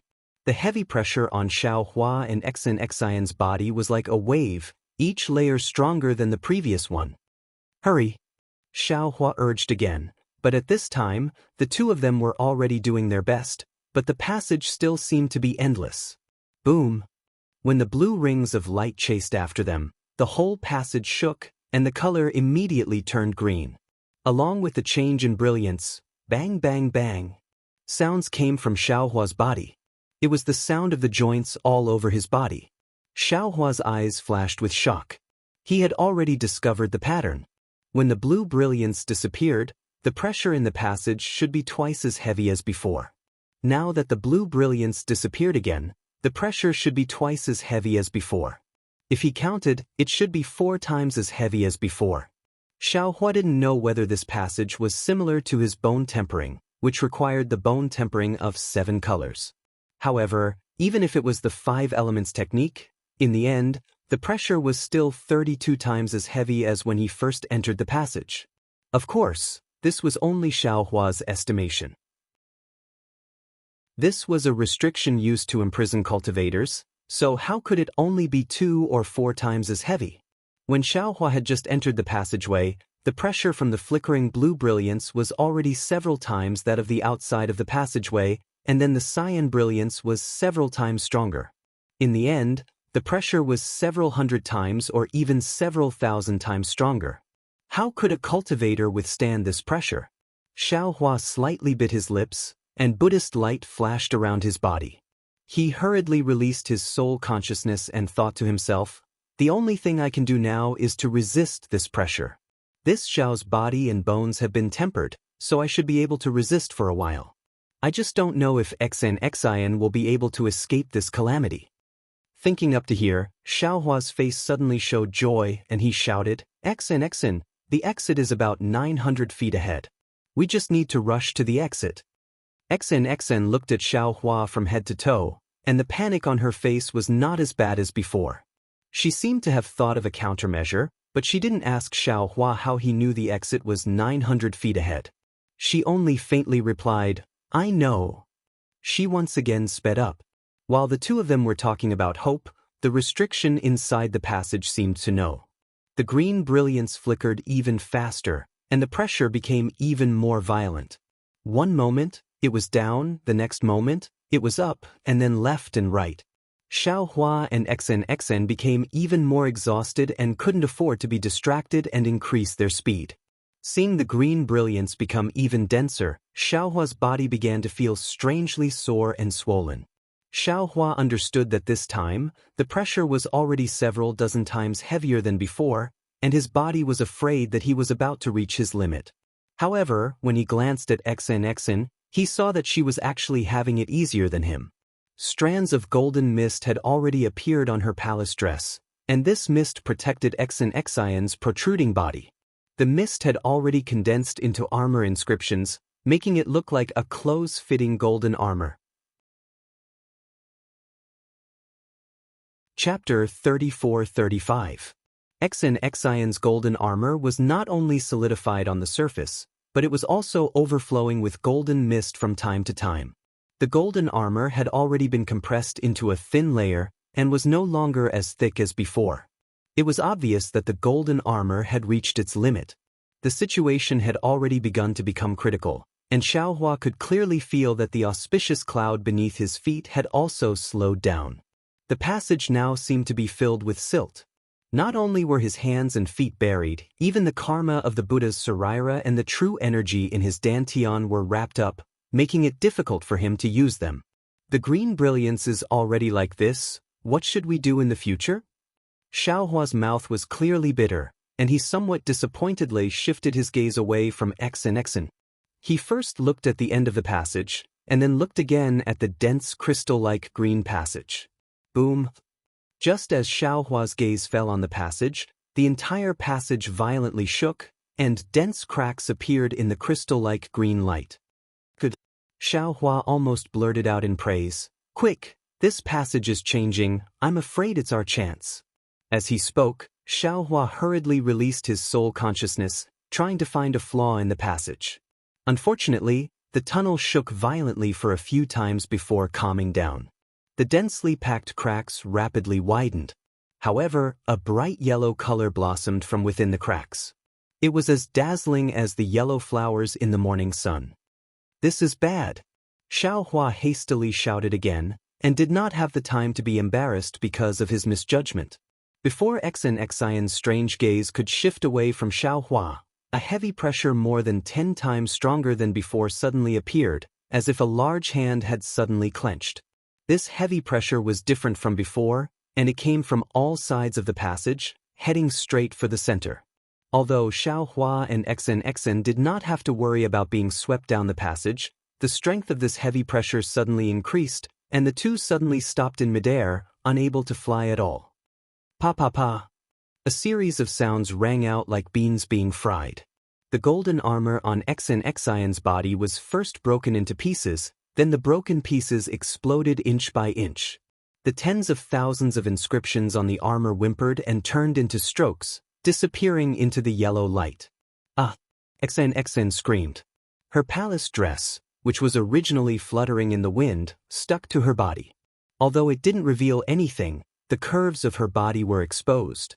Even when Xian opened her mouth, not only did she spit out Zhenqi, but even Zhenqi gushed out from her body. It was too late. Xian's body shrank, and then her face turned dark red. Xiaohua was naturally much calmer than Xian. However, he also found it difficult to maintain his composure under this heavy pressure. His skin, which was originally as tough as steel, was collapsing time and time again. It was as if the entire profound water palace was pressing down on him. A sense of déjà vu arose in his heart. That's right. Xiaohua had once encountered such a heavy formation restriction in the Dawn Rain continent. However, at that time, the formation restriction wasn't as heavy as it was now. Moreover, Xiaohua had the Phoenix Dharma body at that time. Xiaohua relied on the Dharma body to break the formation restriction. At this time, not only was the formation 100 times stronger than before, but Xiaohua's Phoenix celestial body had also disappeared. In particular, in this passage, all Taoist spells were restrained. Although Xiaohua still hadn't released his magic treasure, he believed that magic treasures could only be ordinary weapons in this space. However, Xiaohua still didn't give up. He sensed the piercing pain on his skin and knew that his body was beginning to tear. He hurriedly raised his hand slightly. Even this small action expended a great deal of Xiaohua's strength. Out, Xiaohua softly shouted, and the seal of overturning the sea flew out of the space. Xiaohua formed a seal in his hand, and his Zhen Qi, which should have been surging like a tide, was now compressed into a trickle. When his magic power rushed into the air, it had already mostly disappeared. When it landed on the seal of overturning the sea, the brilliance on the seal of overturning the sea flickered. Where was its previous majestic appearance? Seeing the seal of overturning the sea in such a state, Xiaohua completely gave up. He raised his hand and withdrew the seal of overturning the sea. Exen, who was beside him, was in a state of panic. Not only was her face flushed red, but her skin, which was not covered by her palace dress, had turned from snow white to golden yellow. Now, there were patches of blood stains on her skin. It was obvious that she had suffered serious injuries. However, she still keenly saw Xiaohua's seal of overturning the sea, as well as the traces of Taoist magic power in it. Xian turned pale with fright. She was even more surprised than when she encountered the heavy pressure in the passage that she had never encountered before. However, she was even more shocked when Xiaohua raised his hand again. 7 flying swords with different sword lights appeared with Xiaohua's hand gesture. Xiaohua opened his mouth and a mouthful of Zhen Qi rushed into the air. Then he formed a seal with his hand. Although the 7 flying swords were very difficult, they still turned into rainbows and pierced toward Xen. Thief. Although Xen was somewhat on guard, she never would have thought that Xiaohua would disregard his own safety and suddenly attack her in such a dangerous place. Xen unconsciously clenched her teeth and cursed, "Damn little bald donkey." Following Xian's curses, her hand also reached out, wanting to take something out of her bosom. However, it was already too late for her to fight back. The 7 flying swords had already rushed to about 10 feet away from her. However, just when Xen was feeling discouraged, the 7 Zhen Qi from the 7 flying swords actually condensed in the air and surrounded Xen. Although the sword light was as thin as a cicada's wing, and even flashed under the heavy pressure, it seemed that it would not be able to last long. However, Xian's body felt lighter, as if she had unloaded a heavy burden. "He's protecting me." Xen suddenly came to a realization. "I've wronged him." Xen instantly felt her qi and blood surging up. She did not know whether it was because of shame or the sudden release of Zhen Qi, but her face turned blood red. "Did he hear me scold him just now?" Xian's heart unexpectedly gave birth to a very inappropriate question at this time. However, before Xen could look at Xiaohua with doubt, another thought emerged like weeds. The little monk is a Buddhist disciple. How could he know the flying swords of our Confucian cultivators? It must be. That trace of feeling instantly turned into anger. She even glared at Xiaohua with somewhat fiery eyes. Not only did she not take her hand out of her bosom, she even treated the 7 stars sword formation as if it was nothing. When Xen saw Xiaohua, her eyes unconsciously gave birth to extraordinary splendor. Xiaohua roared loudly, his body overflowing with Buddhist light or golden light. His originally thin and tall figure slowly expanded. The heavenly law embodiment technique that was comparable to the golden body of Guzhen's Buddha was finally displayed. Sure enough, as Xiaohua thought, this heavenly law embodiment technique was refined by the primordial spirit. It was different from the Tao sex magic and was very different from the phoenix celestial body. However, it was similar to the golden body of Gu Zhen's Buddha. In this passage of the ancient formation, it still had the power to fight. This guy is actually a Buddhist disciple of the Buddhist sect? Or a martial master of my Confucian cultivation? XN was somewhat flabbergasted. However, now was not the time for her to ponder. Xiao Hua's Dharma embodiment, which was several zhang long, immediately streaked his several zhang long arm through the air. That large hand even pierced into the 7 stars sword formation. Although it sounded loud and clear, under this heavy pressure, its tone had already changed. He shouted, XN, I'll send you out first. You, what are you doing? Seeing Xiao Hua's large hand grabbing towards her, although that large hand flashed with golden light, XN actually panicked. She hastily withdrew her hand from her bosom. Without hesitation, she pulled out the golden hairpin she gave to Gu Zhen before and stabbed it towards Xiao Hua's large hand. Just as the golden hairpin was taken out, a wave of cold air emerged from the bottom of Xiao Hua's heart. His large hand stopped in midair as he hurriedly said, Female benefactor, the heavy pressure is still increasing. This golden body of Buddha is this little monk's last resort. This little monk wants to try sending you out of the passage. If you're unwilling, this little monk will leave by himself. This. XN looked at Ku Ko in the distance. She fiercely clenched her teeth and said, Fine. But don't you have any bad intentions? Hearing this, Xiao Hua didn't know whether to laugh or cry. He grabbed his hand again and called out, What bad intentions can this little monk have? Female benefactor, don't you know that form is emptiness and emptiness is form? While speaking, Xiao Hua's large hand was about to grab XN. He ordered, Female benefactor, use your flying technique with all your strength. If you have any secret techniques, don't hesitate to use them. Success or failure, life or death will depend on this. Before he finished speaking, Xiao Hua shouted, Go! Then, with a swing of his hand, he threw XN and the 7 stars sword formation to the end of the passage. XN only felt the wind whistling in front of her. That 7 stars sword formation's sword light was like splitting mountains and boiling water, carrying XN straight to the end of the passage in the distance. A trace of joy flashed in XN's heart. Then, with a wave of her hand, the golden hairpin in her hand produced a golden brilliance. This golden brilliance was like a blooming phoenix flower. In an instant, it protected XN and the 7 stars sword formation. No matter how much the pressure in the passage increased, the golden brilliance only shrunk a little. This little monk. Although XN didn't think much of Xiao Hua's seriousness, the steadiness in her heart had already been shaken. The golden hairpin was her last resort. Who would have thought that it would be taken out the moment they entered the profound water palace? She couldn't describe the feeling in her heart. She turned her head with some worry, but when she saw what Xiao Hua was doing, she couldn't help but be shaken.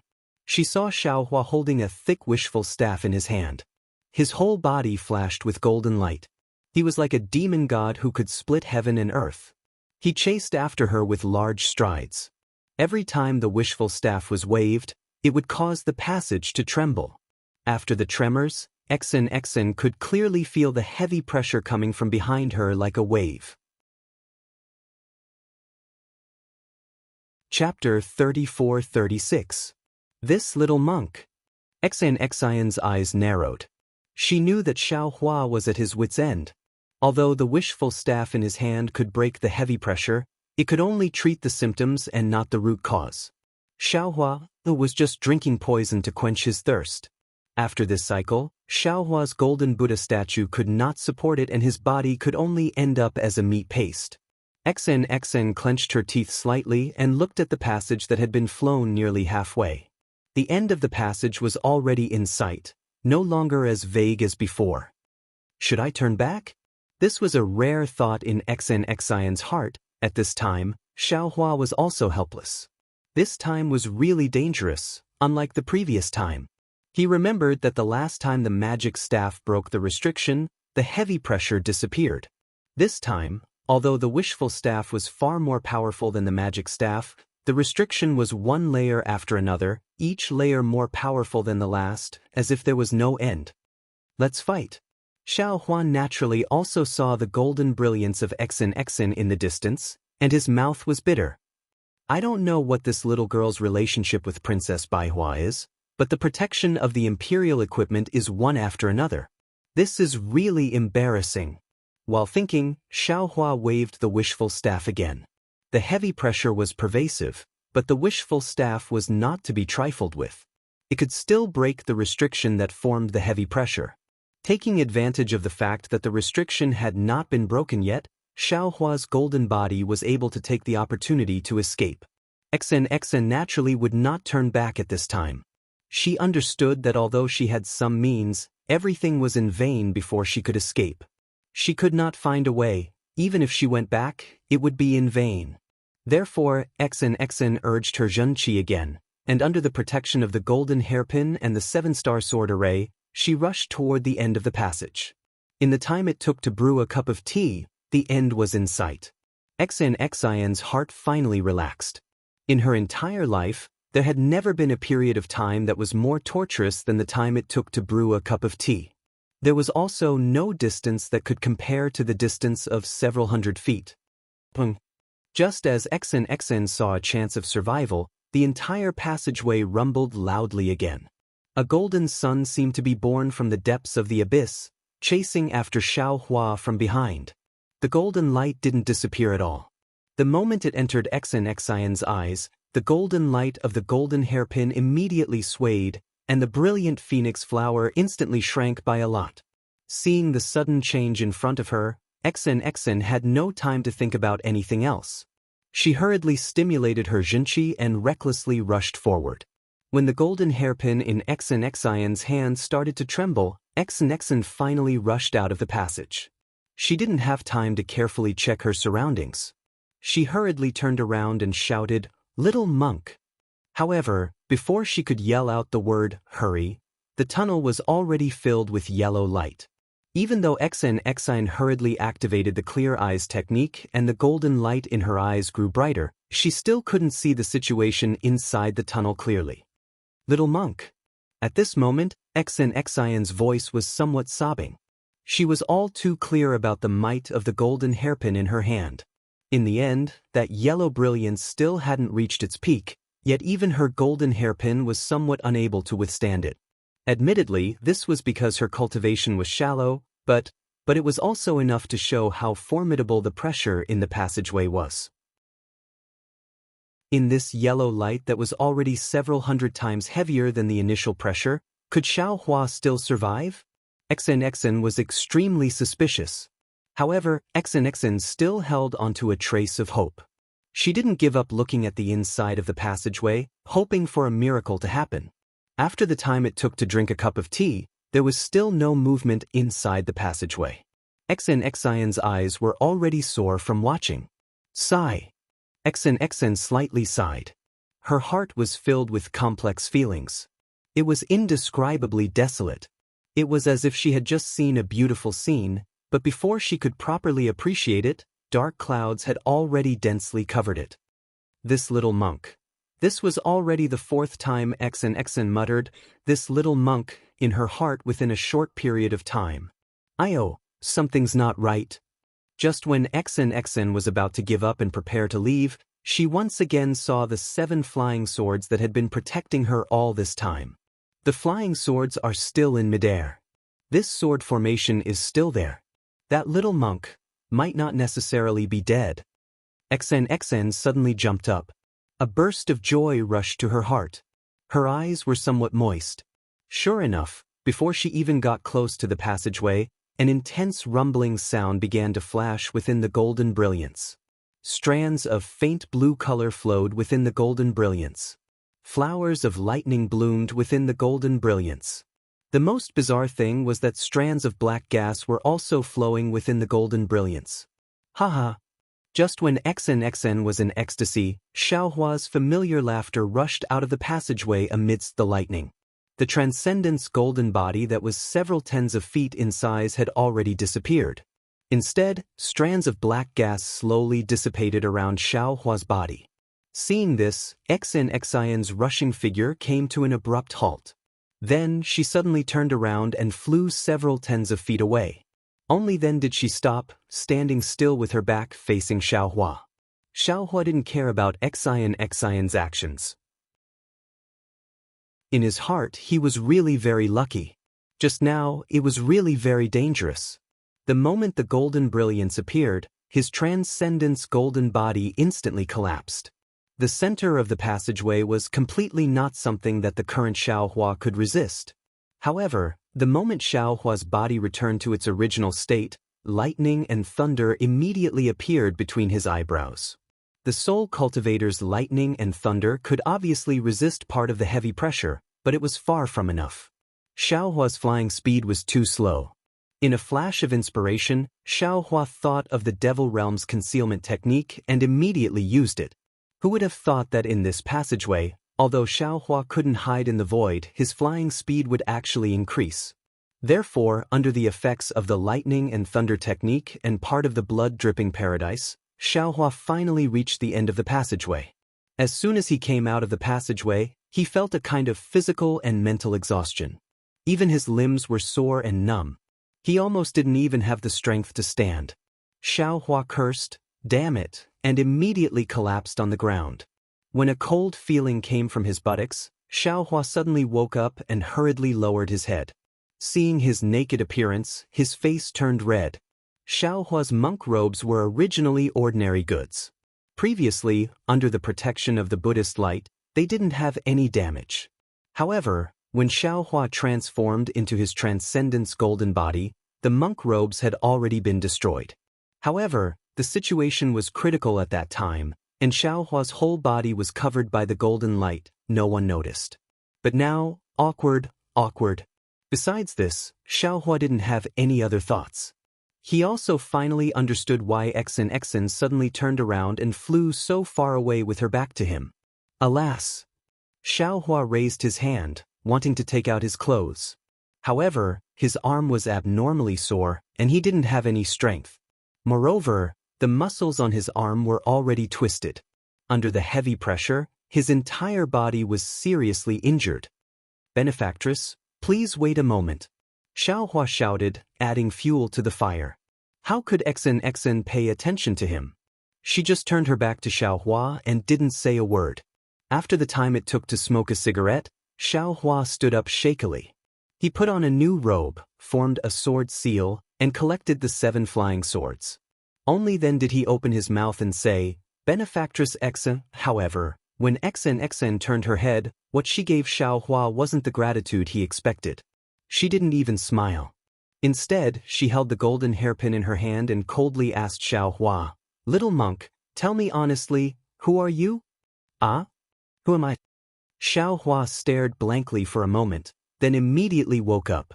After all, in this blue passage, he once again showed a cultivation that was different from that of a Buddhist disciple. No wonder Xian was vigilant again. "Benefactress, I'm afraid this is the second time you've questioned this little monk." Xiaohua rubbed his nose and said with a bitter smile, "Didn't this little monk say it before? This little monk is a Buddhist disciple from the pure land of ultimate bliss. There's no difference. The only thing that made Benefactress suspicious is that this little monk knows a lot of secret techniques that are different from that of Buddhism. This is very normal, right? Benefactress shouldn't have suspected this little monk at this time. Would a Buddhist disciple call the pure land of ultimate bliss?" Xian's face was still cold as she asked back, "Would a Buddhist disciple practice Tao techniques? Would a Buddhist disciple practice Confucian techniques?" Xiaohua shrugged and said with a smile, "Why not? Anyone who sees this little monk would think so, right? Speak, who sent you here?" Xian couldn't bear it anymore and shouted loudly. The golden hairpin in her hand once again emitted a golden light. "Who sent you here?" Xiaohua was baffled, almost touching his nose red. This little monk was peacefully cultivating in the Great Snow Mountain, but you and Ci Hui brought this little monk here, and you actually asked who sent me here? Who could it be? Naturally it's Ci Hui. You still don't want to be honest? Xian shouted loudly as if she had been greatly deceived, her eyes faintly glistening with tears. Xiaohua was helpless. He raised his hand and said, "Benefactress, remember, no matter who I am, whether it's Tipu, a Taoist cultivator, or a Confucian cultivator, I'm someone who has nothing to do with you. I won't hurt you. On the contrary, I'll protect you. In this mysterious water palace, I'm in the same boat as you. You don't need to know my origin, and you don't need to know who I am. As long as you leave the mysterious water palace, you won't meet me again, and I won't know you." Xan listened to Xiaohua's words and stared at him for a long time, as if she was considering whether Xiaohua was telling the truth. Then she put away the golden hairpin and said faintly, "That's true. What does your identity have to do with me? Even if you were sent by that person, you still have to protect me. If you weren't sent by that person, you've already saved me several times. What do I have to be afraid of? My purpose in coming here is to see if that person is here. I'll think of a way. If he isn't, as long as you and I leave the mysterious water palace, we'll go our separate ways. Even if you've deceived me, what can I do?" "Good." Xiaohua clapped his hands. "That's how it should be." After saying this, Xiaohua finally had the chance to look up and see where he was. "But why doesn't this place look like a palace?" Xiaohua looked around and couldn't help but be surprised. In front of him was a vast open space with white clouds drifting about. The sky above the white clouds was blue. Although he couldn't see the sun, there were actually some shadows in the open space. Chapter 34-37. As for behind Xiaohua, there was a mountain peak. The several zhang-wide cave had now regained its blue brilliance. Looking at the other parts of the mountain peak, there were actually many densely packed caves. They were all flashing with the same blue brilliance as the one Xiaohua and Xan flew out of. Could it be that there are many more entrances? Ci Hui and Gu Zhen are also in one of them? Xiaohua's heart stirred. He hurriedly wanted to release his soul consciousness. However, in this place, even his soul consciousness could not leave his body. Perhaps one of them is an exit? Xiaohua gave up and began to ponder. Or, other than the cave just now, the others are all exits? Although this was what he thought, Xiaohua did not dare to take the risk. At this time, Xian called out again. "Little monk, I'm going to take a look in front. Do you want to come with me?" Yes, let's go together." Xiaohua hurriedly responded and turned to chase after her. This open space was very cold. It seemed like ordinary soil, but it also carried a kind of coldness. From time to time, there were some blue brilliances flashing above the open space. Looking at the place in the distance, he could not see very far. Although there was no fog, it was impossible to see clearly beyond 100 zhang, let alone distinguish what it was. After walking for a while, Xiaohua wailed. "Benefactress, aren't you looking for a needle in a haystack? When is this going to end? Didn't you say time was limited? Now a lot of time has passed. How much time do we have left?" "I don't know either." Xan looked straight into the distance and replied indifferently. Mo Yuntong only said to go in and out as soon as possible. He did not give a specific time. "Now that we're here, I don't know anything. If you want to find the exit, you can only find it yourself. I can't help you at all. Forget it. Until today, I finally know what it means to be blind." Xiaohua waved his hand and said impatiently, "You're the blind one." Xan retorted sarcastically. Yes, I was blind. How could I follow you in?" Xiaohua replied with a mischievous smile. Where was the dignified appearance of the little monk Bodhi? Xan was quite angry, but when it came to retorting, she was still a bit inferior to Xiaohua. Seeing that Xan was deflated, Xiaohua was quite happy. He proudly walked forward a few steps, then suddenly stopped. His eyes looked forward, and an inconceivable expression filled his face. Suddenly seeing Xiaohua calm down, Xan was not used to it. She walked in front of Xiaohua and asked tentatively, What are you doing? Did you see that?" Xiaohua's reply was somewhat incoherent. It was unknown whether his raised hand was exhausted or excited, but his entire arm was trembling. Xan was baffled. She looked into the distance and asked curiously, "Of course I saw it. It's just a grassland, I don't see any palaces." "TSK, it's really scary to be uneducated." Xiao Hua disdained Xen and lectured, "Do you see that 9 feet tall spiritual tree? Which spiritual tree only had one string of scarlet heart fruits? That was an ancient spirit fruit that only grew once every 90,000 years. It's very useful for Taoist nascent soul cultivators. It can solidify the body and solidify the nascent soul. It said that taking one is equivalent to a nascent soul cultivator cultivating for 100 years. Demichao. This little monk has only seen it in the grass encyclopedia. Who would have thought that the profound water palace actually has it?" As he spoke, Xiaohua no longer had the appearance of a weak mangy dog from before. He exerted all his strength and dashed towards the distance like a wisp of smoke. Scarlet heart fruits? Xen looked at the string of scarlet heart fruits in the distance with a confused expression. "How come I've never heard of it?" However, when Xen came closer and saw Xiaohua's actions, she couldn't help but be dumbfounded.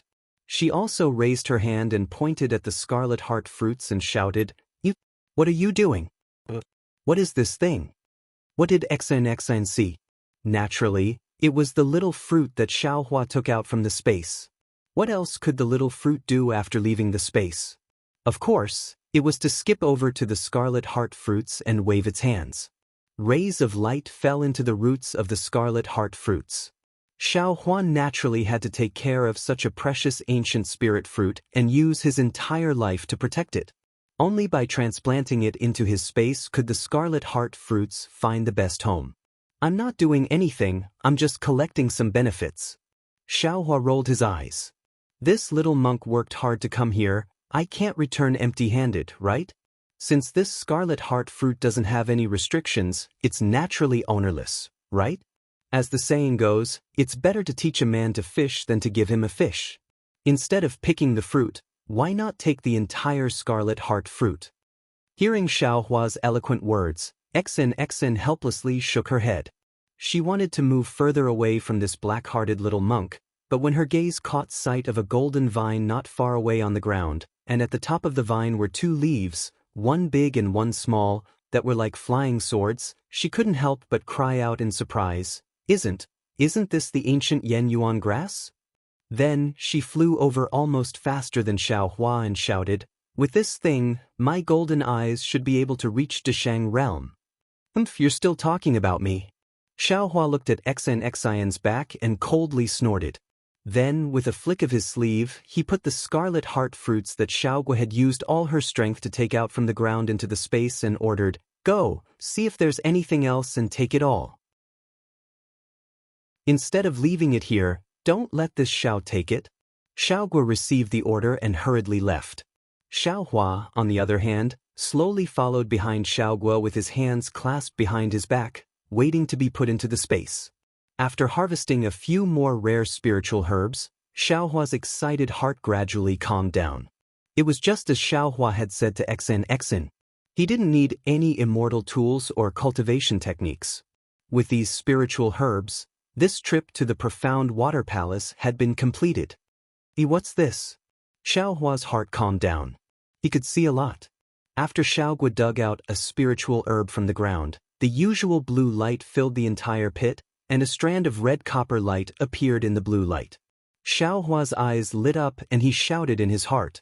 That hand nimbly made a grabbing motion, and with a sound, a red copper object fell into Xiaohua's hand. This is a command token. Xiaohua's gaze fell on the palm-sized square object in his hand, and he immediately came to a realization. No, this command token was exactly the same as the command tokens Xiaohua had obtained before. However, this command token was cast with a vicious rabbit head. Xiaohua looked at the rabbit head in bewilderment and secretly said, "Damn, why is this rabbit so fierce? It doesn't look like a rabbit at all." However, the other command tokens seem to be the same, right? With this thought, Xiaohua looked at Xen, who had run off to pick the abyss-amplifying grass in the distance. With a wave of his hand, 4 identical command tokens appeared in his hand. Xiaohua carefully looked at them. Sure enough, aside from the tiger head and snake head, which should have been fierce, the remaining ox head, pig head, and this rabbit head all had a fierce appearance. Where was the simple, honest, stupid, and lively appearance that they should have? These command tokens. What is the use of them? They're actually distributed in the Dawn Rain continent and Western Paradise? Xiaohua pinched his chin and looked at the 5 command tokens with a frown. Previously, he had used his divine sense and Buddhist sense to check them, but it was to no avail. Now that he was in the profound water palace, he couldn't even release his soul sense. Xiaohua was afraid that he could only think about it. If it's useful, then it'll be of great use. Xiaohua moved his gaze away from the command tokens. Seeing Xiaoguo's nimble movements, he was already beaming with joy in his heart. However, this thought flashed through his mind, and he put away the command tokens again. He strode to Xiaoguo's side. Even if he didn't need to do anything, seeing so much harvest that was about to be put into his space still made him happy. XN very smoothly picked the abyss amplifying grass and carefully put it into the jade box. Usually, there would be some demonic beasts near this kind of ancient spirit herb. Not only did they covet this spirit herb, but they also coexisted with the spirit herb to speed up their cultivation. Naturally, there were no other demonic beasts in the profound water palace, so the abyss amplifying grass had no protection. After XN put away the jade box, she turned around. Before she could call out to Xiaohua, she was already standing there in a daze. It was very simple. The abyss amplifying grass grew between several stalks of spiritual herbs. When XN was picking the abyss amplifying grass, she had carefully avoided those stalks of spiritual herbs for fear of injuring them. However, at this moment, those spiritual herbs were all gone. Even the area around her was completely empty. The ground was flat as if it had never been planted before. Little monk. XN was angry. What are you doing? If you picked them, then so be it. After all, these are all ancient spirit herbs. Who knows how old they are? But why did you pull them out by the roots? Xiaohua lazily raised his head and said with a smile, Benefactor XN, these spirit herbs are heavenly treasures. If you put them in the profound water palace, only a ghost would come. Isn't this a reckless waste of heavenly treasures? If this little monk takes these spirit herbs out of the profound water palace, who knows how many Buddhist disciples will benefit from them? Tizi, only a ghost would believe that. Xian rebuked. The Buddhist sect's Arhat doesn't need any spirit herbs. It's clearly your own greed. If you're talking about greed, that's not necessarily the case. Xiaohua smiled and touched his nose. For example, Benefactor Xian picked this abyss amplifying grass on her own. But what if there's someone else who needs it? Would that person still want to enter the profound water palace? This little monk isn't bragging. Even if there were 10 more people from your XN clan, I'm afraid they wouldn't be able to walk out of the passage behind us. Tell me, if this isn't selfish of you, then what is it? Could it be that if this little monk takes this abyss amplifying grass out, your Confucian XN clan won't benefit? I don't know how to grow spirit herbs. XN actually blushed at Xiaohua's words. However, at the same time, she suddenly realized something and hurriedly turned to look at the place where she had just picked the abyss amplifying grass. Ah? XN couldn't help but cry out in alarm. However, the moment she spoke, the roots of the abyss amplifying grass had already disappeared. The spirit herbs within a few feet to her left were all held by a fair child wearing a bib. His eyes were full of vigilance as he slipped away from her. Chapter 34-38. Looking at Xiaoguo's cute appearance and the vigilance in her big, dark eyes, XN felt a burst of anger for no reason. She fiercely kicked the ground and shouted, "Shameless! Thief! Robber!" Although the ground looked very flat, it was actually very soft. XN's kick not only scared Xiaoguo so much that she quickly ran behind Xiaohua, but also kicked up the soil. Even a few shiny white things were kicked out by her. XN swept her eyes over them like a stubborn little girl and gave a cold snort. But when Xiaohua's gaze swept over them, he couldn't help but be overjoyed. He hastily waved his hand and those white bones immediately fell into his hand, disappearing without a trace. Amitba. Benefactor Exen, this little monk doesn't know if Confucian cultivators like you talk about reincarnation and retribution in the next life. Xiaohua's face became solemn as he said righteously, but this little monk knows that whether it's Buddhism, Taoism, or Confucianism, they all emphasize the dead. Although I don't know which senior these bones belong to, and I don't know if he's a Buddhist, Taoist, or Confucian cultivator, he's already passed away. We, the living, should retain a bit of respect for him. Blaspheming the corpse of a senior like you is really disrespectful. Forget it, let this little monk take these bones back to nirvana. I'll chant sutras every day and recite incantations every night so that he can reincarnate soon. Although Exine didn't care about these bones, she also saw how thick they were. How could she not know that these bones didn't belong to an ordinary person? Now that Xiaohua took the bones and still pretended to be obedient, her face was ashen with anger. She stretched out a white finger and pointed at the complacent Xiaohua. She didn't know what to say. Just take it. Perhaps this is your corpse from your previous life. In your previous life, you failed to explore the profound water palace and died here. In this life, you came here under this princess's lead. Since you've received this lady's benefits, why don't you thank this lady? Yes, it seems the skeleton is really faded with this little monk. This little monk thanks the lady for leading the way. This little monk thanks the lady for kicking this skeleton. Xiaohua put his palms together and lowered his head as he said sincerely, from now on, this little monk will also chant sutras every day and recite incantations every night. If this lady dies here, may Buddha bless you so that you can come here in your next life. Exine said, you, 4 times in a row. She had never seen such a glib-tongued person in her life, let alone such a glib-tongued little monk. What about me? Xiaohua touches his bald head and says curiously, could it be that benefactress has never seen such a peerless and magnificent monk before? Disgusting. Exine pretended to retch a few times and curled her lips. She turned her head and ignored Xiaohua as she walked forward. Woman Tanyu, don't go too far. Xiaohua put on an act behind his back and said, this little monk still needs to sleep at night. I don't want to recite the rebirth mantra for someone. There was no way Exine would turn her head back, but the corners of her mouth unconsciously curled into a smile. Seeing that Exine had left, Xiaohua hurriedly sent his consciousness into the space. He saw that the huge white bones that he had just sent into the space had already fused with the previous white bones.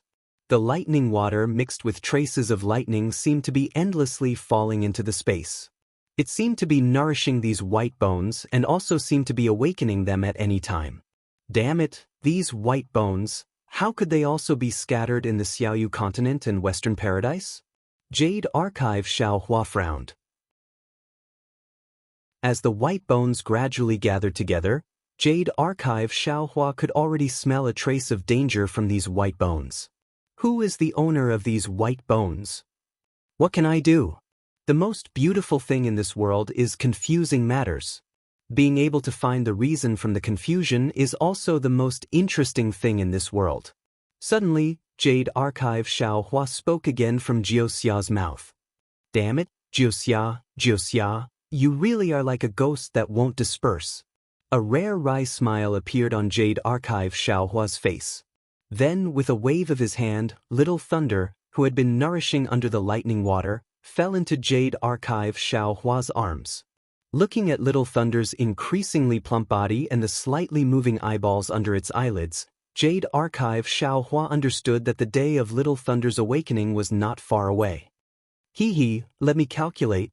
While speaking, Jade Archive Xiaohua waved his hand and Little Thunder disappeared. In an instant, it reappeared under the lightning water. At the same time, Jade Archive Xiaohua's left hand slowly stretched out, and then his 5 fingers slowly formed a seal. The 5 fingers were extremely slow, as if a huge mountain was hanging on each finger. As the seal formed, buzz! A roar that shook the earth and mountains was produced in the entire space. The 5 finger shadows swayed in the entire space. With these finger shadows, the karma hand that was previously hidden in the space of Heaven Wei quietly appeared again. However, before the spell similar to the hand of karma could be formed, the huge roar shook again. The 9 suns in the sky dimmed, the mountains and rivers were on the verge of collapsing, and even Xiao Hua himself was trembling. "Fellow Taoist, do you want to die?" Green-robed Xiao Hua appeared in front of Jade Archive Xiao Hua with a panicked face and said anxiously, "Our space has just been formed, and the yin and yang and the 5 elements have just been established. We can't allow fellow Taoist to ravage it again. Even if fellow Taoist wants to use the innate 5 elements and reverse yin and yang, you should do it outside. After all, fellow Taoist's 5 elements and yin and yang are outside. Before fellow Taoist controls the entire space, you must not bring the karma of the outside world into this space."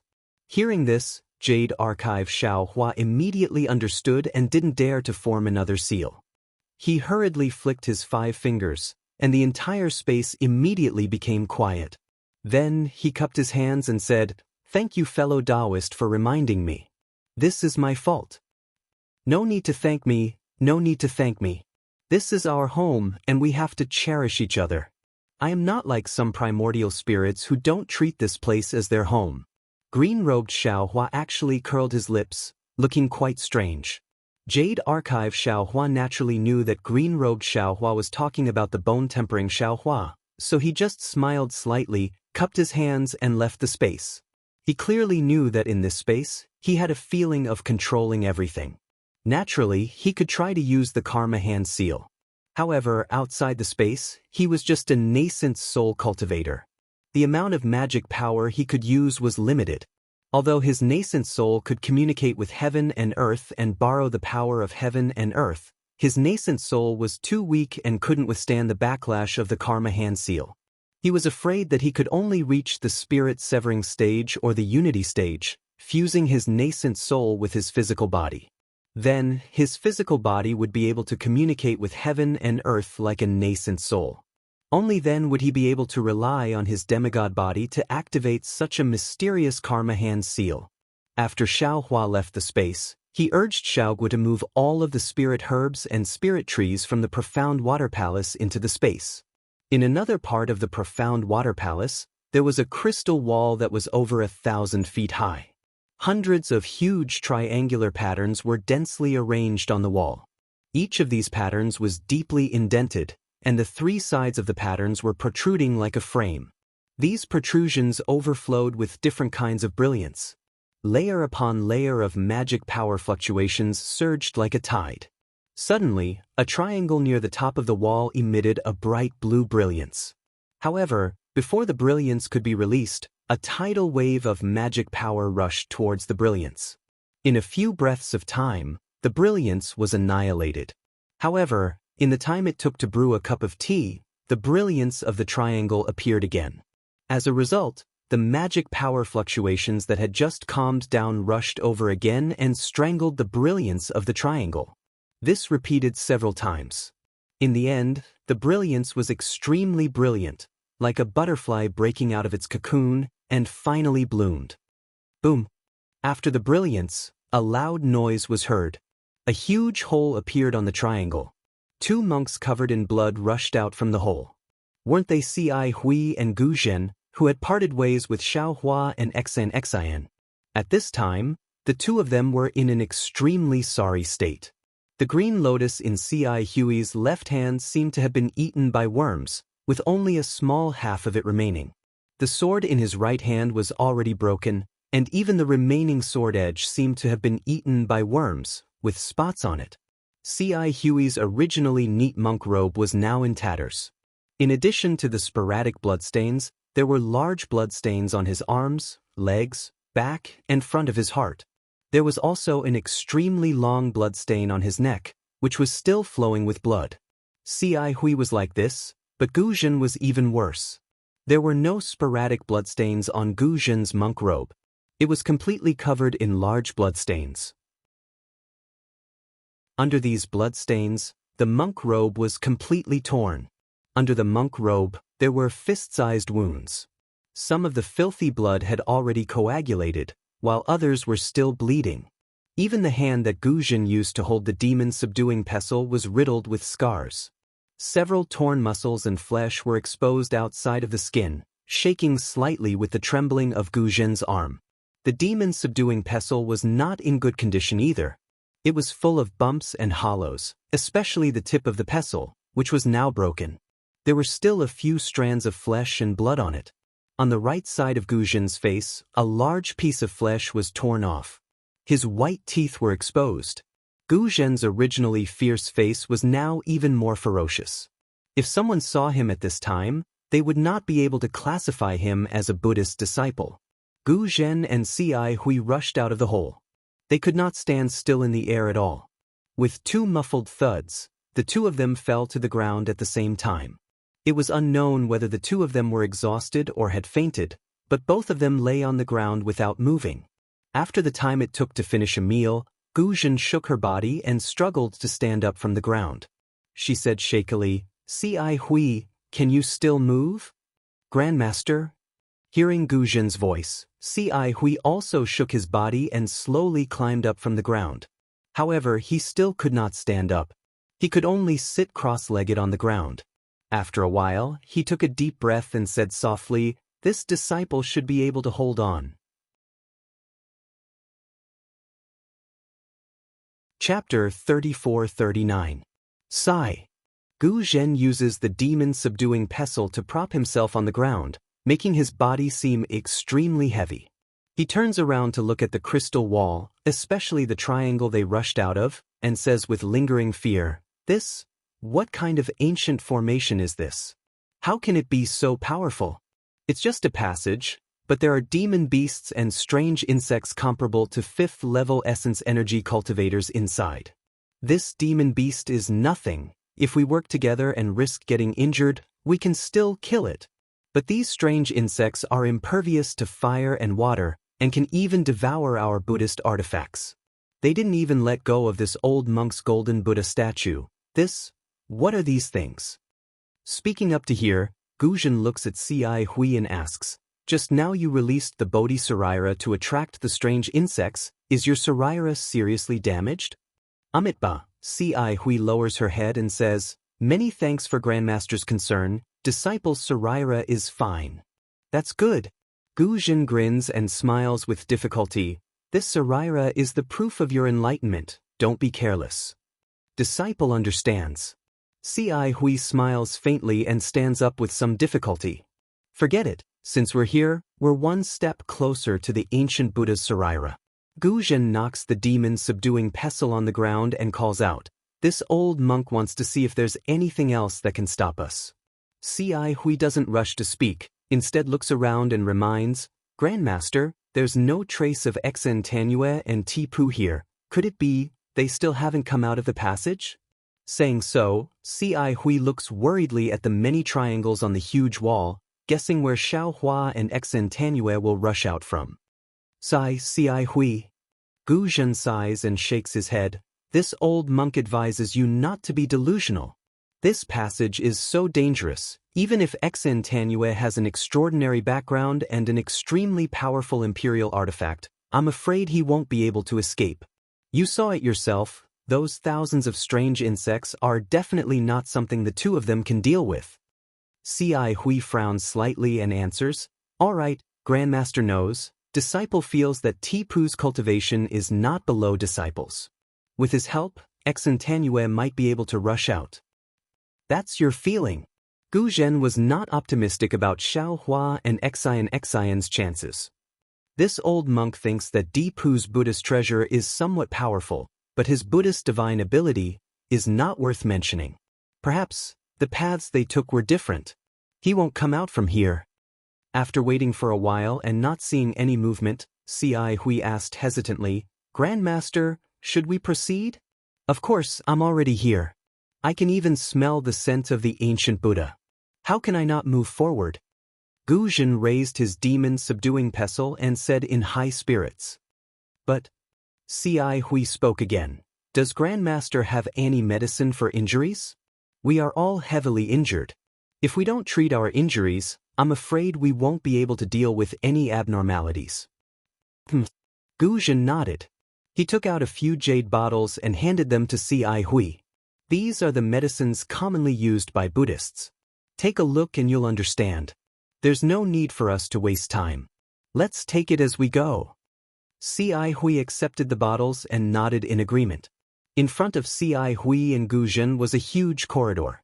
The floor, walls, and ceiling were all made of huge blue stones.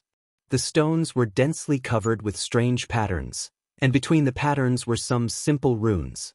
Wisps of obscure energy waves emanated from these runes. The light on the blue stones was weak and not enough to illuminate the corridor. However, there was light coming from somewhere in the corridor, illuminating the entire place. As Si Hui and Gu Zhen walked in, they could even see the runes above their heads clearly. Looking at the huge corridor, Si Hui was somewhat bewildered. She whispered, "Grandmaster, isn't this corridor a little too tall? Even the Blackwater Palace we saw earlier wasn't this big." That was right. This corridor was as tall as the crystal wall that Si Hui and Gu Zhen had rushed out of earlier. It was at least 1,000 feet tall. Walking in it, Si Hui and Gu Zhen were like ants. Even if Gu Zhen displayed his golden Buddha body, it was still pathetically small. Gu Zhen didn't answer Si Hui's question. Instead, he carefully took out the jade bottles and either swallowed them or applied them externally. After treating the wounds all over his body, he raised his eyes and glanced to the left. He said indifferently, "So what if it's tall? There's no Buddha ancestor or Buddha light. It's just a void." Amitabha. Si Hui's pale face blushed slightly. She put her palms together and said, "This disciple understands." Gu Zhen no longer paid any attention to Si Hui. He strode forward. His footsteps were heavy, but they were unusually firm. Clearly, he had to obtain the ancient Buddha luster in the profound water palace. At this moment, Si Hui was somewhat hesitant. She slowed down a few steps and walked behind Gu Zhen. Looking at Gu Zhen's tall back and the bloodstains on his monk robes and even the bloodstains on his feet, she narrowed her eyes. She also picked up the jade bottles and began applying medicine. However, Si Hui's somewhat clumsy movements clearly showed that she was rarely injured and was inexperienced. In the time it took to brew a cup of tea, Si Hui had already finished cleaning up. When he placed the jade bottle into his bosom, he bit his lips tightly. His slightly narrowed eyes from before had already opened.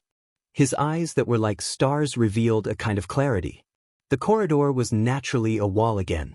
However, this wall was different from the crystal wall that Si Hui and Gu Zhen had rushed out of. It was a huge azure rock. Si Hui couldn't release her Buddha sense, so she naturally couldn't see the situation of the huge rock. However, her gaze fell on the huge rock. There were faint white clouds flowing in the azure sky. Obviously, there was a restriction on the huge rock. Since there was a restriction, Si Hui was sure that there must be something behind the huge rock. Perhaps it was the fairy weapon that XN was looking for, or perhaps it was the Kylie that Gu Zhen was looking for. Gu Zhen walked to the front of the stone wall. Without hesitation like Si Hui expected, he turned and walked towards the right corridor. Si Hui naturally followed suit. However, the moment he turned right, Si Hui's shoulders suddenly trembled and she stopped. She then turned slightly and looked behind her from the corner of her eyes. A wisp of slight hesitation floated in Si Hui's eyes like smoke. She then said, "Grandmaster Gu Zhen, Gu Zhen stopped and asked rather unhappily, "What's the matter?" "This disciple feels that the direction you're going is wrong." Si Hui said with a sincere smile, "Grandmaster should take this path." With that, Si Hui modestly turned sideways and put her palms together as if inviting Gu Zhen to go first. "Why is it this path and not the path that I have taken? Could it be that you've discovered something?" Gu Zhen's eyes widened. His surprised voice was very loud and clear, sounding as if he was asking a question. Si Hui was still gentle and amiable. She smiled and said, "How should I put it? This disciple has a feeling that the ancient Buddha Kylie is in that direction. If there's any evidence, this disciple doesn't have it." Gu Zhen frowned slightly. There were still traces of blood on his face. Although he had taken a Buddhist spiritual medicine, the medicine's effect was obviously not that effective. Gu Zhen's frown made him look extremely ferocious. He seemed to be pondering. In the end, Si Hui was somewhat puzzled. Just as she was about to raise her head, she heard Gu Zhen's voice again. Fine. A Buddhist with a root of wisdom like you must be more sensitive to this Saraira than this old monk. I'll listen to you. Grandmaster, please. Si Hui stretched out her hand and gestured for Gu Zhen to go first. She also expressed that she had no intention of having any thoughts about the ancient Buddha Kai Li. Gu Zhen nodded again. There was a hint of coldness in his eyes. However, Si Hui didn't notice it. In fact, there was nothing special about the two sides of the stone wall. Even the texture on the tall stone wall was similar. The smooth stone wall didn't have any decorations. It looked no different from a cave. However, the passage seemed to be extremely long. Gu Zhen was in front and Si Hui was behind. After walking for the time it took to finish a meal, there was still no door. It was as if the passage had no end. Even so, Si Hui was still careful. The Buddhist light around her flickered faintly. She was ready to receive the profound water palace's attack at any time. Si Hui. Gu Zhen's footsteps slowed. He asked faintly, "Your feeling seems to be wrong. Why haven't we seen anything after walking for so long? Why don't you return with this old monk?" Si Hui smiled. "Grandmaster, don't be anxious. Perhaps it's just ahead. This disciple's feeling should be right." Gu Zhen shook his head and said, "Si Hui, although you know the heaven's feet and you are one of the few disciples in our Buddhist league who is proficient in the five senses, the heaven's feet is just the heaven's feet, not the heaven's eyes, heaven's ears, and mind reading. In this old monk's opinion, you should return with this old monk." Gu Zhen emphasized the mind-reading ability so heavily that Si Hui was quite puzzled. However, he hastily stopped Gu Zhen and said, "Grandmaster, please listen to this disciple. The ancient Buddha Kai Li is really in front of us. This disciple absolutely does not dare to deceive Grandmaster. Si Hui, repent and be saved." Gu Zhen shouted. Without hesitation, he lifted his leg and was about to turn around. Boom! Gu Zhen's foot landed on the ground, causing the entire passage to shake. The stone wall actually emitted a faint brilliance as it shook. Gu Zhen was stunned. He looked at the bottom of his foot in disbelief, then took a step forward with his other foot. Don't. Another loud sound rang out, and the tunnel shook again. Amitabha? What's going on? Gu Zhen was surprised. He wanted to lift his leg again, but Si Hui was looking into the distance. He cried out involuntarily, Grandmaster, you look over there." Boom! Another loud sound. This time, Gu Zhen's leg didn't land on the ground. Gu Zhen immediately understood and hurriedly turned to look. Gu Zhen's expression changed greatly when he saw what was going on. In the tunnel 200 feet away, a giant had appeared out of nowhere. This giant was several hundred zhang tall. Its huge body was suitable for walking in this enormous passage. Only now did Si Hui and Gu Zhen realize that the passage was so enormous that it was meant for this giant to pass through.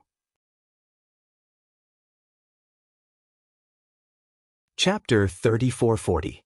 When Si Hui saw the giant, she called out without hesitation, "Grandmaster, run!" However, after controlling the cloud to fly for a while, he didn't see Gu Zhen following him. When he looked back, not only did Gu Zhen not follow him, he even controlled the cloud to meet the giant. "Grandmaster!" Si Hui shouted, "We're all seriously injured now. How can we fight? It's better to hide first." However, Gu Zhen didn't care about Si Hui at all. He waved the demon's subduing pestle in his hand in the air, and his flying speed increased again. Si Hui stood in the air, biting her lips. After a moment of hesitation, she waved her hand, and the short sword drew a cold light in the air.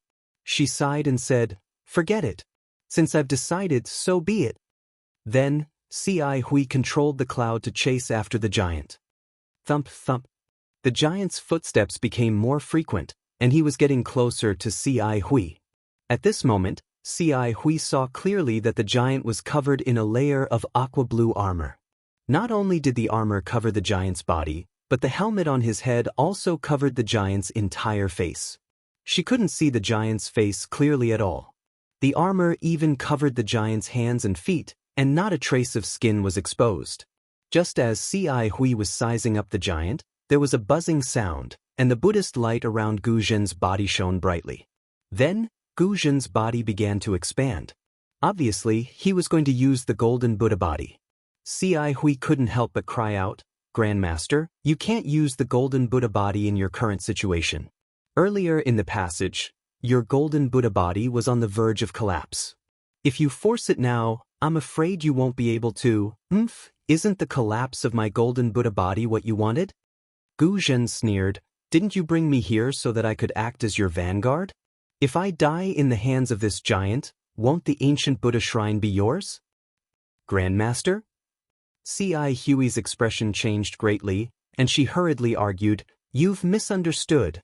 How could I know there was a giant here? I only sensed the ancient Buddha shrine."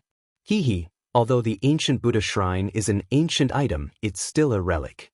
Don't tell me you've forgotten that I'm a guardian who can devour relics. Even with old Na's lotus cultivation base, I can't sense Tsaili. How do you know? Gu Zhen stared at the giant as he flew, then sneered, "This ancient Buddha fortune might be useful to this old monk, but wouldn't it be even more useful to you? How could this old monk not know what you're thinking? Martial ancestor really doesn't know what disciple is thinking." Ci Hui's face revealed a bitter smile. "All right, I really don't know what you're thinking. And I don't want to know." Gu Zhen said indifferently, "But since you don't covet the ancient Buddha Kylie, let this old monk see your sincerity. This old monk has spent a lot of effort to get here, so I won't return empty-handed." Ci Hui's mouth was extremely bitter. She nodded and said, "Yes, disciple will let Grandmaster understand. Disciple will absolutely not fight with Grandmaster over this." Speaking of this, Ci Hui seemed to have suddenly realized something. She looked at Gu Zhen in disbelief and shouted, "Racked my brains? Grandmaster, could it be that the little monk's story?"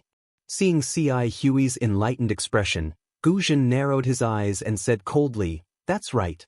I can't believe you can think of something like this. If it weren't for this story, would Benefactor Xn and Monk Ti Pu have willingly come to the Mystic Water Palace? This is an ancient array. Who would have the guts to come here if they weren't at the 6th or 7th level of origin energy? It's already good that we were lucky enough to get here. Xn and Ti Pu. I'm afraid they've already died in the passage."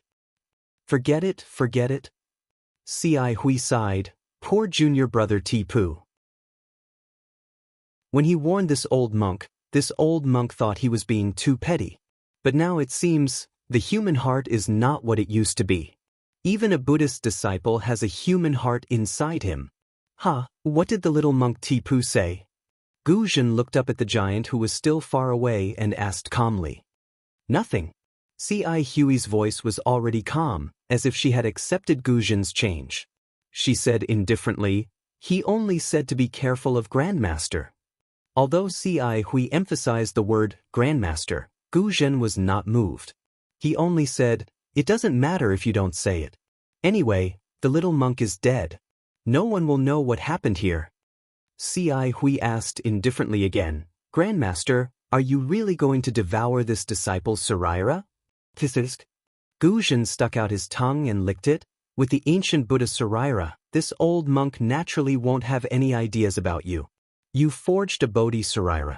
In this life, you'll definitely attain the Buddha fruit of Bodhisattva. This old monk doesn't dare to be delusional.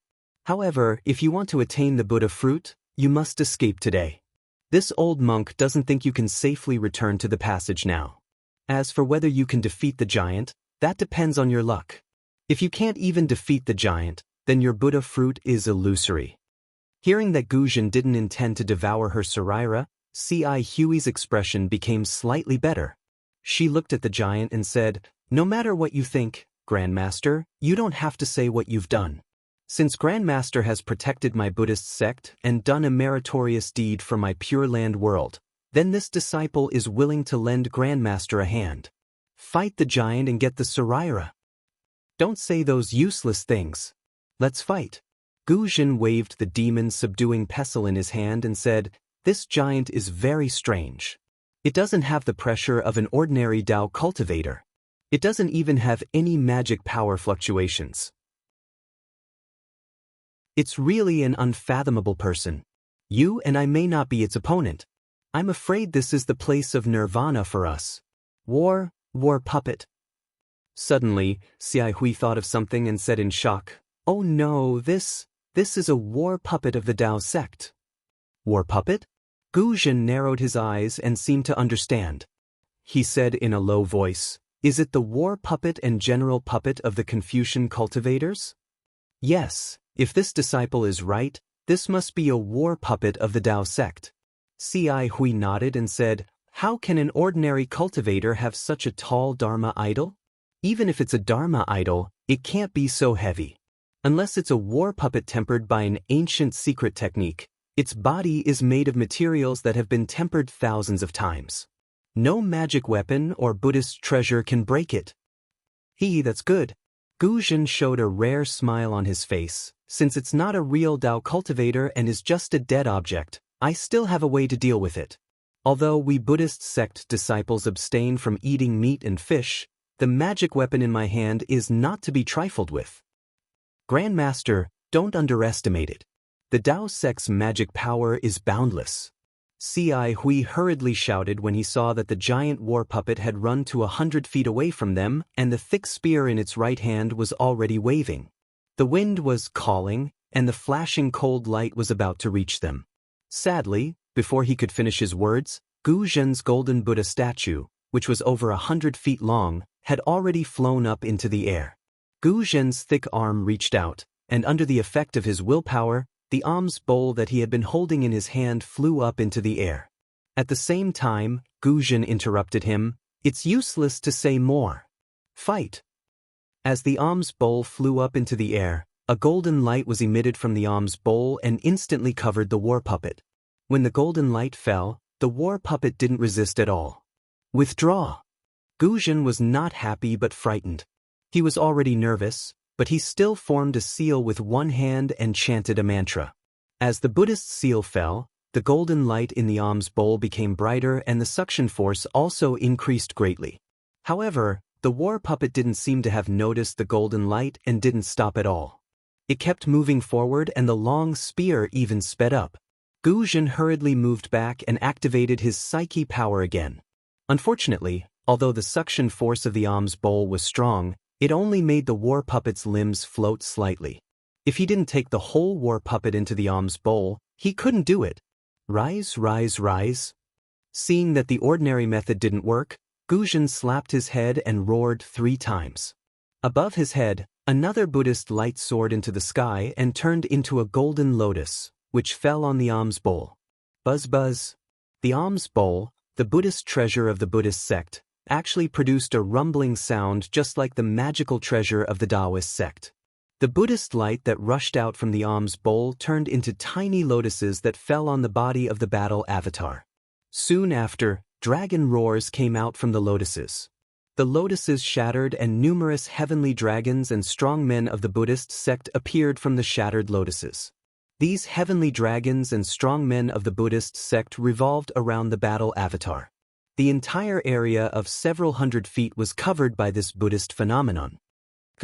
Seeing that the huge war puppet was slowly lifted into the air by the dragons and strongmen, Xiai Hui was secretly delighted. However, before he could put his palms together, the war puppet, which had just risen a few feet, suddenly raised its hand and pierced the alms bowl with a blue spear. "Withdraw," Gu Zhen sneered and made another seal with one hand. The alms bowl not only expanded but also strengthened its suction force. The war puppet lost its balance and was sucked several feet higher. Hiss! The battle puppet that hadn't made any sound all this time suddenly released a sound that resembled the hiss of a viper from within its armor. The spear that it had raised actually left its hand, and like a streak of lightning, it struck towards the alms bowl in midair. "You're courting death." Gu Zhen didn't even blink. He pointed his finger and the alms bowl roared louder and rotated. The Buddhist light also turned into a lotus-shaped vortex around the alms bowl. Puff! With a soft sound, the spear, which was hundreds of feet long, disappeared into the Buddhist light and didn't cause any ripples. It can't be? It's that simple? Ci Hui, who had retreated hundreds of feet, was stunned when she saw the war puppet's spear being absorbed by the bone staff. You come in too. Guzhen laughed. It's just a lifeless war puppet. Before Guzhen's laughter died away, something strange happened. In the lotus-shaped Buddhist light, a thin water-blue brilliance emerged like the head of a spirit snake. Then, it expanded and lengthened rapidly, following the trajectory of the spear and falling into the war puppet's hand. Chapter 3441. What? Oh no. Guzhen's laughter stopped abruptly. Before he could react, the war puppet raised its hand again. But, with a loud bang, the Buddha's light on the alms bowl disappeared. Not only did the countless heavenly dragons and strongmen disappear instantly, but the alms bowl also shrank rapidly. Swoosh! The poisonous water in the alms bowl immediately fell from the air. Looking at the water again, the shrunken alms bowl had been pierced by the long spear, and a blue spear tip came out from the bottom of the alms bowl. Guzhen's expression changed greatly. He clenched his teeth and ignored the alms bowl. He raised his hand again and placed it on top of his head. Puff! Another Buddha's light soared into the sky. Kill! With a roar, Guzhen's Buddha's light turned into a 30-meter-long palm. It dodged the long spear and hit the puppet directly. The puppet hurriedly shook the long spear to get rid of the alms bowl. However, the alms bowl had its own universe. How could it be thrown away so easily? Seeing that the long spear couldn't be pulled back in a short time, the puppet's left hand flashed with blue light. The long spear gradually became thinner and shorter, while its right hand clenched into a fist and hit the huge palm in the air. Oh no! Ci Hui naturally understood that the long spear was so powerful. How could it be an ordinary weapon? If Ci Hui guessed correctly, it must be a magic treasure of the Taoism sect. Ci Hui didn't dare to be careless. She hurriedly used her remaining psyche power to send a message. She didn't know whether Guzhen heard the message or not. At this moment, with a loud bang, Guzhen's huge palm was smashed by the puppet's right fist. At the same time, the puppet was also slapped down by the huge palm. When the puppet fell to the ground, the whole passage shook. The long spear was also taken back by the puppet. However, Ci Hui saw that the puppet's right hand was broken. Guzhen's huge palm was a blow from the Buddhist sect's Lotus Realm Guardian. It was not easy for the puppet to block it. Although the huge palm was effective against the puppet, Ci Hui didn't feel happy. She knew that Guzhen didn't have the psyche power to use the huge palm now. As expected, Guzhen roared again. Kill? The demon-subduing pestle in Guzhen's hand drew a yellow light in the air and smashed toward the puppet's right hand. Seeing that Guzhen's Dharmakaya body, which was much taller than him, was still like a child in front of the puppet, Ci Hui had mixed feelings. If it was before, she might be able to fight it. But now, how could she fight? Woo! An extremely ear-piercing and sharp sound resounded abruptly, and it was precisely the sound of the combat puppet brandishing its spear. Ci Hui's heart, with the impulse of hot blood gushing out of her body. Amitba! Ci Hui hurriedly activated the Buddhist sect's supernatural power. A loud Buddhist chant came out from her mouth. Immediately, the Buddhist light around her body shone brightly. She tried her best to restrain her qi and blood. How could it be so powerful? Ci Hui didn't expect that the puppet's attack could be a sound attack. She was shocked. But when she swept the long spear, she was even more shocked. She saw traces of black and white light flashing in the air where the long spear passed. Although the light flashed and disappeared, Ci Hui could see that the puppet's attack had the tendency of tearing the void apart. It was not a coincidence that the alms bowl was broken. How could the current him, or even Guzhen, withstand such a powerful attack? Moreover, the long spear was extremely fast and its attack range was wide. Although Guzhen had already flown up and attacked the long spear with his demon-subduing pestle, he couldn't compare with the long spear in terms of momentum and power. The long spear was like a blue rainbow bridge. It had already arrived in front of Guzhen. It seemed that the long spear could pierce through Gu Zhen's golden body in a few breaths. Gu Zhen's fighting style was purely using his weakness against the enemy's strength. Grandmaster, Ci Hui didn't dare to be careless. The Buddhist seal in her left hand burst out and the sword in her right hand also waved. Waves of psyche power rushed out and the Buddhist seal turned into a big hand that slapped at the puppet's arm. The Buddhist light on the sword surged, and thousands of heavenly flowers and fairies appeared indistinctly. Then, a shadow came out of the sword and slashed at the puppet's arm. Boom! Gu Zhen's demon-subduing pestle hit the long spear. As Ci Hui expected, Gu Zhen's golden body seemed to have been struck by lightning. While it trembled rapidly, the golden body crashed into the stone wall on the side of the passage. Bang! The golden body crashed into the stone wall, and wisps of golden liquid splashed on it. Before the liquid could flow down the wall, the runes on the huge stone wall overflowed and immediately absorbed the liquid. Gu Zhen's face was now dark gold, and the expression on his face couldn't be seen clearly. The long spear sent Gu Zhen flying, but it didn't stop at all. As the puppet flipped its hand, the long spear streaked across the air and stabbed at Gu Zhen's heart at an angle. Fight! Gu Zhen shouted and raised the demon-subduing pestle with both hands. His body flew up from the stone wall and met the long spear again. Puff! Two weak sounds rang out. It was Ci Hui's Buddhist seal and sword that struck the puppet's arm. Unfortunately, the puppet's arm flashed with a layer of faint blue light. On top of the blue light, the dazzling golden Buddhist seal flashed with an intense brilliance. However, in the blink of an eye, the Buddhist seal disappeared under the blue light. On the contrary, the treasured sword left a shallow wound on the arm of the battle puppet. However, a bright white color surged out from the wound. When the blue color surged out from the wound, the bright white color gradually healed. Ci Hui's attack didn't cause any damage to the puppet, nor did it stop the long spear from hitting Gu Zhen. It was far weaker than Gu Zhen's huge palm. Seeing the tip of the long spear approaching, Gu Zhen raised the demon-subduing pestle with all his strength. Just as it touched the long spear, Gu Zhen's body flew up involuntarily. Puff! Just as Gu Zhen was sent flying, he spat out a mouthful of blood. His golden body shrank uncontrollably by more than half. Clearly, Gu Zhen had been injured by the battle puppet's attack. Psst. This is impossible to kill the puppet. Ci Hui's face was pale. He didn't know what to do. He was a Buddhist disciple with 4th grade elemental energy, but he had just passed through a dangerous situation. Now, he was at most at the 3rd or 2nd grade. How could he cause any damage to the puppet? Ci Hui pondered, but the puppet didn't give them any time. At this moment, the puppet moved again. Its left hand slightly clenched into a fist, and it punched at Gu Zhen, who had lost his balance in midair.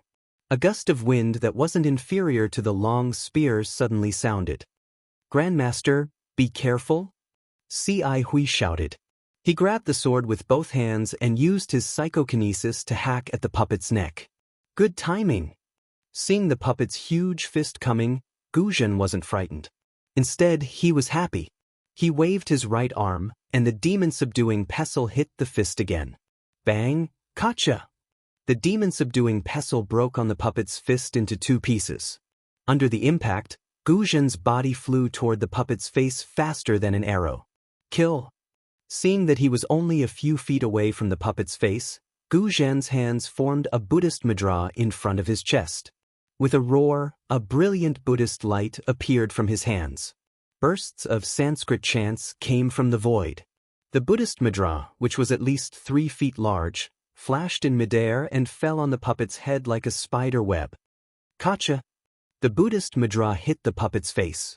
The helmet covering the puppet's head made a cracking sound, and cracks appeared instantly. Its weakness is its head. Gu Zhen was exhausted when he sent out the Buddhist mudra. His psychokinesis was exhausted, but he still didn't forget to tell Ci Hui. Roar! Before Ci Hui could speak, the puppet seemed to be in great pain. It roared and the long spear in its hand casually slashed in midair. Rumble! With a loud sound, the long spear actually pierced into the stone wall, and a large piece of green stone was cut off by the long spear.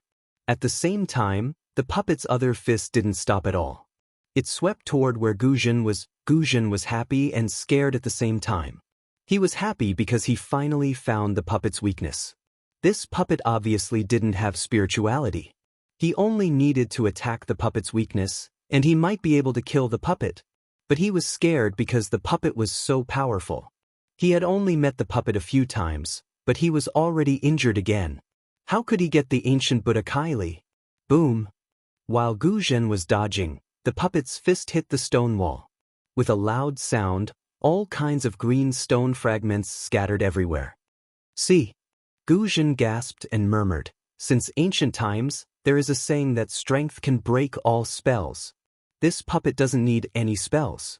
As long as it has this unparalleled strength, who can defeat it? Woo!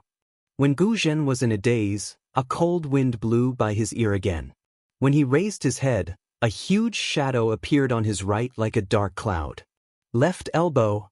Suddenly, Guzhen realized that the puppet's fist didn't work, so it naturally used its elbow. This puppet actually knows the fist and foot of the Confucian military school? Under the puppet's right elbow, a fierce wind appeared in the passage. The wind made Guzhen lose the courage to breathe. He hurriedly made a mudra with both hands, trying to block the elbow that seemed to be able to smash him into meat paste. Guzhen really didn't have any psychokinesis now.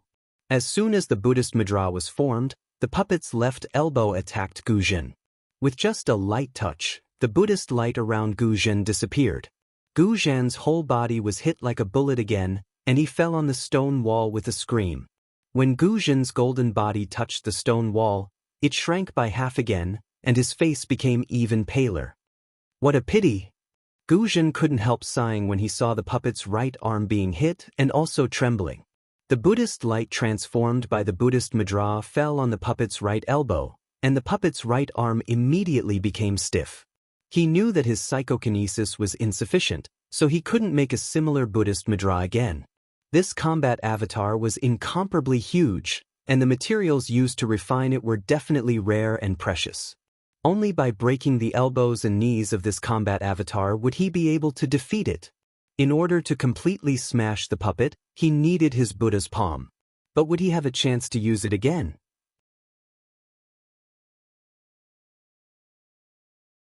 Chapter 3442. Grandmaster, saving your life is more important. Don't fight. C.I. Hui was nearby. Seeing the battle puppet's arrogance, the stone wall shattered, and Guzhen's golden body withered, C.I. Hui hurriedly shouted, "Battle puppets are good at fighting.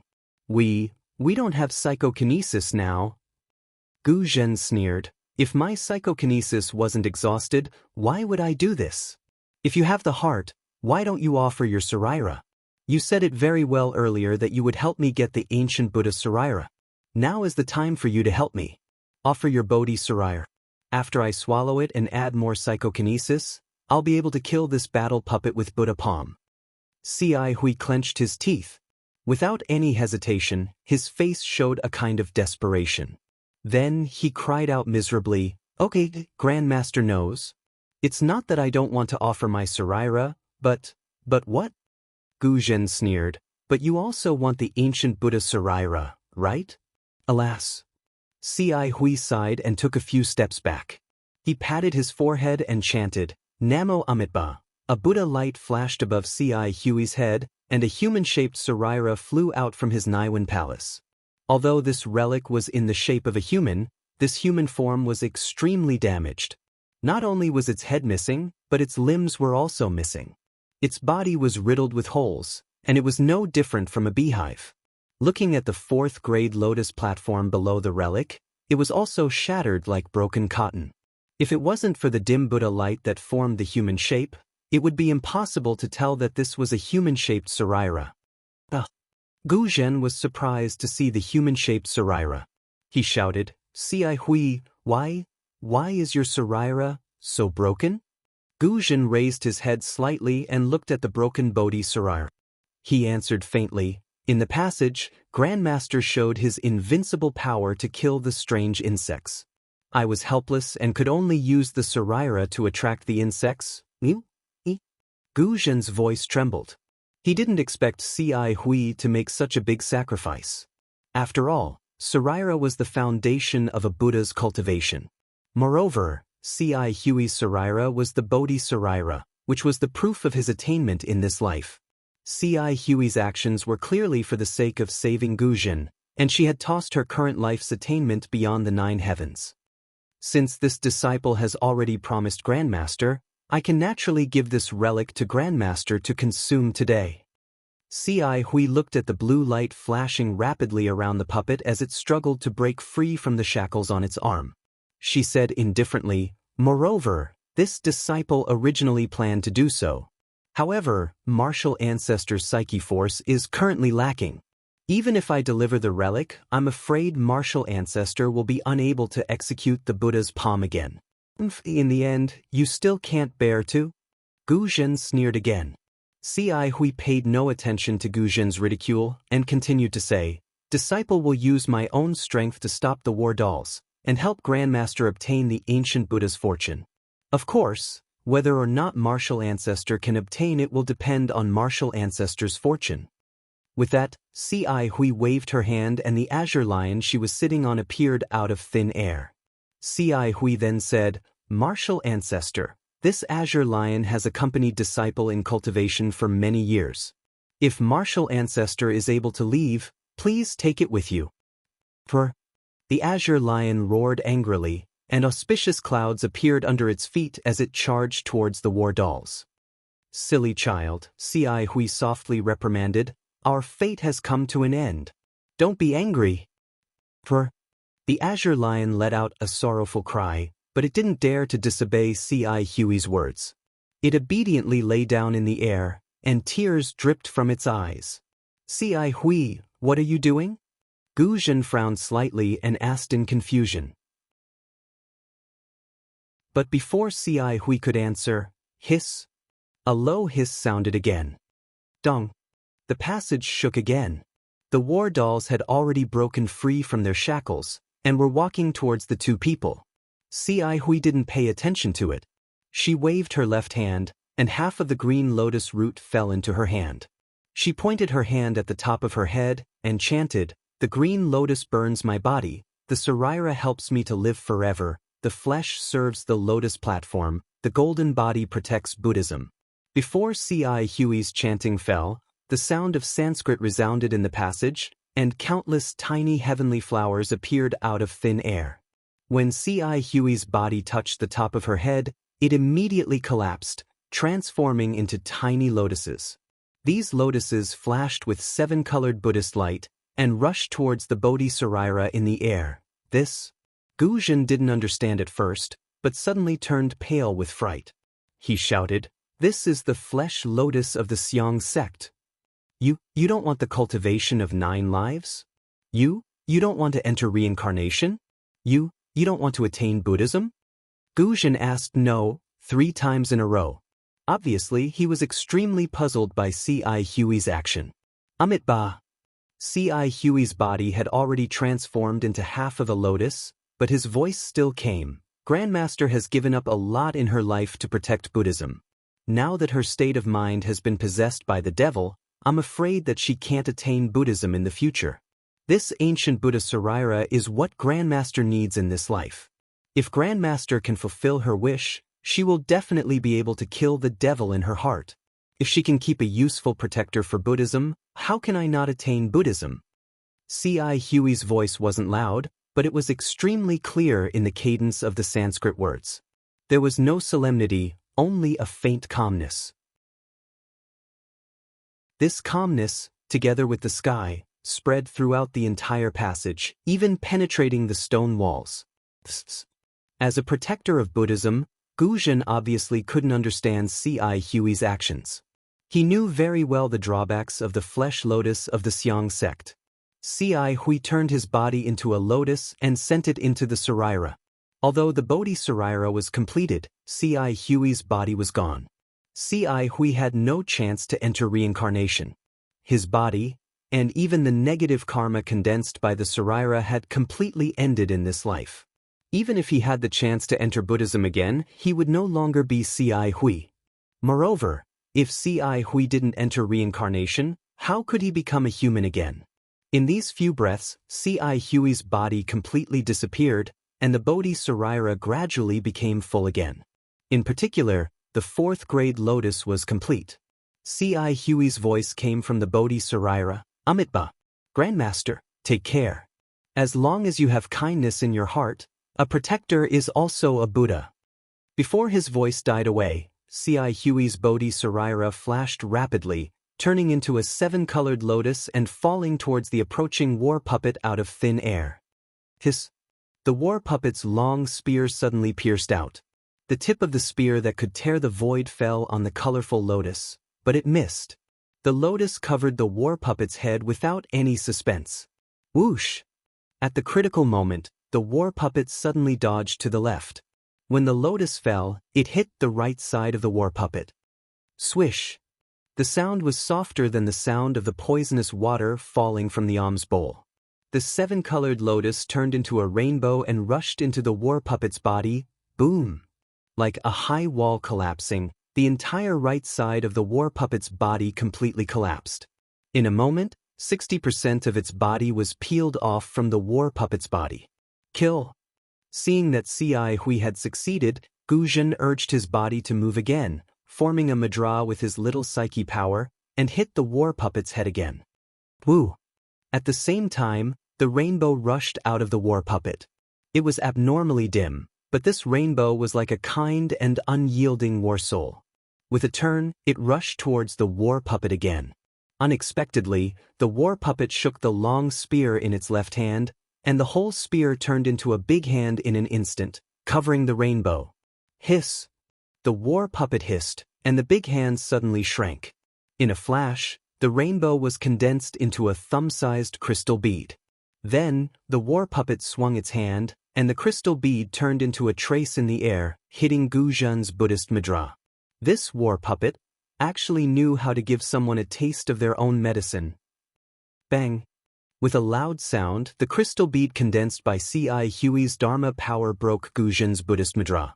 Without any delay, it immediately rushed into the stone wall behind Gu Zhen, and a huge crack appeared on the stone wall. Gu Zhen's body was even knocked back, and he slumped to the ground after hitting the stone wall. Whoosh! With the same sound of flowing water, the rainbow crystal bead that had sunk into the stone wall unyieldingly rushed out again and hit the war puppet's face.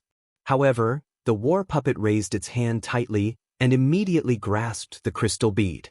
This time, the war puppet did not hesitate. The war puppet closed its hand, and with a crack, the crystal bead was instantly crushed. When the crystal bead turned into rainbow-colored fireflies and scattered in the air, the Sanskrit chants that had filled the sky just now suddenly stopped. Gu Zhen struggled hard, but he could not stand up. He stared at the rainbow-colored fireflies, and he knew clearly that Si Hui did not exist in this world anymore. Boom! Right at this moment, something unexpected happened. Only about 30 meters away from Gu Zhen, an extremely dazzling blue light shone from the aqua blue wall. The light was like a bright moon, and Gu Zhen couldn't help but close his eyes. In the bright moon, a figure walked out with the light, and the huge stone wall collapsed in the light. Gu Zhen paled in fright. He could not help but squeeze himself against the wall as if that was the only way to protect himself. He narrowed his eyes and stared at the figure, trying to get a better look at him. The figure was only 8 feet tall, and his eyes were slightly closed in the light. His body flashed with rainbow-colored brilliance.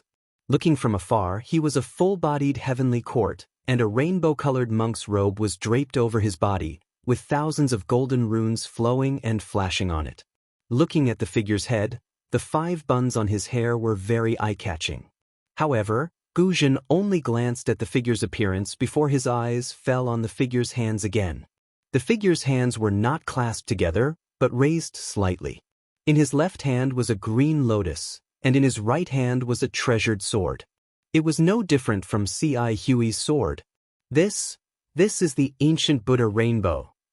Gu Zhen was shocked at first, but then he came to his senses and exclaimed while looking at the rainbow-colored light. Now that he had seen the ancient Buddha rainbow, how could Gu Zhen control himself? He struggled to fly up from the ground, but unfortunately, Before he could stand up, the fireflies that had been crushed by the war puppet rushed into the rainbow-colored ancient Buddha rainbow like swallows returning to their nest. Chapter 34-43. The moment the shattered fireflies touched the ancient Buddha relic, they immediately fused with it. Like adding the finishing touch, the flamboyant seven-colored brilliance suddenly converged. The luster around the ancient Buddha relic gradually turned white, just like an ordinary physical body. What was special was that the light gradually gathered at the back of the relic's head. The face turned red with red lips and white teeth. Relic's eyes, which were originally closed, suddenly opened. His eyes were first filled with confusion, then clarity, and a look of great enlightenment flashed across his eyes. At the same time, a loud and clear noise resounded throughout the entire passage. Buddhist lights and Sanskrit chants resounded everywhere. Countless heavenly flowers appeared out of thin air and circled around Neli. Numerous heavenly maidens danced in the air along with countless heavenly dragons. Between the heavenly dragon and the heavenly maiden, there were countless flashes of Buddha's radiance. In the Buddha's radiance, there were illusions of small kiliacosms appearing one after another. The Buddha's radiance illuminated these illusions. In the Sanskrit chants, there seemed to be thousands of Buddhas chanting, Namo Great Wisdom Manjushri Bodhisattva. This is what I heard. For a time, the Buddha gave his tree to the Garden of Solitude in the Shiwei Kingdom, along with 8,000 monks of the great Bhikkhu, Elder Sariputra, Mahakasyapa, and so on. There were 16 bodhisattvas, mahasattvas, virtuous tribulation, 1,000 bodhisattvas, and Maitreya was at the top. There were also 1,200 bodhisattvas from the other side. The Avalokiteshvara Bodhisattva was the leader. Then the Venerable One of the World entered Samadhi at night. His Samadhi was called All Light. Once he entered Samadhi, his body would emit golden light. Its bright light shone brightly on the Jadori forest, like a golden color, circling around and illuminating the Manjushri room, turning into 7 layers of golden platforms. On each platform, there were 500 Buddha transformation altars. In front of Shi Wenshu's room, 507 treasures lotus flowers were naturally born. They were as round as a wheel, with silver as the stem. Moses' mandala was its platform, and the variegated pearls were its whiskers. Its flowers illuminate the abode of the Buddha. When it exits the abode, it enters the abode of Manjushri. Amitabha, ancient Buddha Tsaili, who was now like a living person, chanted amidst the Sanskrit chanting. Return to life, true, wonderful and auspicious, I recite according to the teachings of yoga. Body, mouth, mind, karma, vajra, tathagata, 3 secret doors. Practitioners should have the heart of Samantabhadra, and teachers should receive the diamond precepts.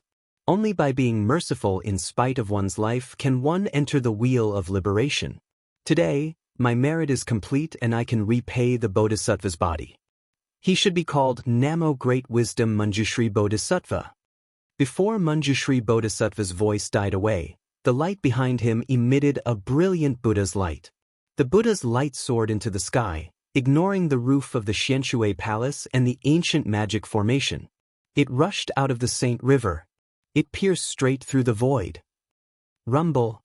Heaven and earth shook, and the wind and clouds changed colors. Endless power of faith poured out from the Buddha's light like a waterfall. The golden body of the Manjushri Bodhisattva became even more plump and even taller. It didn't stop until it was about 8 feet tall. However, the power of faith didn't stop. It continued to gather like crystal threads and rushed into the light behind Manjushri's head. How could Monk Guzhen not know the cause and effect of this? A bitter smile appeared on his face. He put his palms together and knelt on the ground with difficulty. He had mixed feelings in his heart. Amitabha. Manjushri Bodhisattva chanted again and looked up. His eyes were filled with infinite wisdom. The Bodhisattva looked at Guzhen, who knelt on the ground and slightly raised the green lotus in his left hand. A ray of Buddha's light fell and covered Guzhen. Inside the Buddha's light, Guzhen's injuries healed at a visible speed. The power of faith that had disappeared was even more turbulent than before. Then, the Bodhisattva waved his right hand and the sword flashed in the air. The brave and invincible battle puppet was instantly shattered into pieces. The indigo lion that was curled up near Guzhan now had an indigo cloud under its feet and flew into the air. Manjushri Bodhisattva put away the green lotus and sword and stepped on the indigo lion, sitting cross-legged. The indigo lion roared in the air. As the Buddha's light rose higher, the endless power of faith continued to pour into the light. However, the Buddha's light gradually disappeared and all the strange phenomena disappeared in front of Guzhan's eyes. When the Buddha's light disappeared, Ci Hui, who had attained the Buddha's fruit of Manjushri Bodhisattva of no great wisdom, also left. Guzhan knelt on the ground and waited for a long time before he slowly got up. His dim eyes glanced at the messy tunnel and then fell on the broken battle puppet. He stared at it for a while as if he was recalling the days when he fought with Manjushri Bodhisattva. Then he raised his head and looked at the stone wall where the ancient Buddha Sarira rushed out. He said to himself in a slightly sad voice, "The Bodhi Sarira is really amazing. Since it has attained the fruit in this life, it won't fall into the reincarnation cycle and won't stay in the next life. This Ci Hui is really scheming." Since he knew that the ancient Buddha Sarira was left by him in his previous life, he waited here for his 9 lives of merit to be fulfilled. He even said that he wanted to give the ancient Buddha Sarira to me. I took the risk to enter this ancient magic formation and risked my life to get out of the tunnel. It turns out that I've made a wedding dress for someone else. Since Ci Hui has attained the Buddha's fruit of Bodhisattva, then where is my merit? Could it be that because I'm a Buddhist protector, I don't deserve Ci Hui's merit? The more Guzhan thought about it, the more puzzled he became. His face showed a trace of ferocity. He had forgotten that Ci Hui had been good to him. Ci Hui had sensed the origin of the ancient Buddha Sarira and wanted to fulfill his wish by leading him to this place again and again. Ci Hui even sacrificed his body at the last moment and used the secret technique of Xiang sect to save him. Ci Hui wanted to help Guzhan become a protector. However, Buddha's fate was Buddha's fate. The ancient Buddha Sarira was similar to the Taoist sect's Ningxi treasure. If it was Ci Hui's, it was Ci Hui's. If it wasn't Guzhan's, even if Guzhan encountered it, he wouldn't be able to obtain it. If it was fate, they would meet even if they were thousands of miles apart. If it wasn't fate, then so be it. In particular, Ci Hui gave up her physical body and secretly followed the Buddhist principles. She combined her spiritual wisdom and the Sarira into one. Finally, she achieved success in this life with a single thought.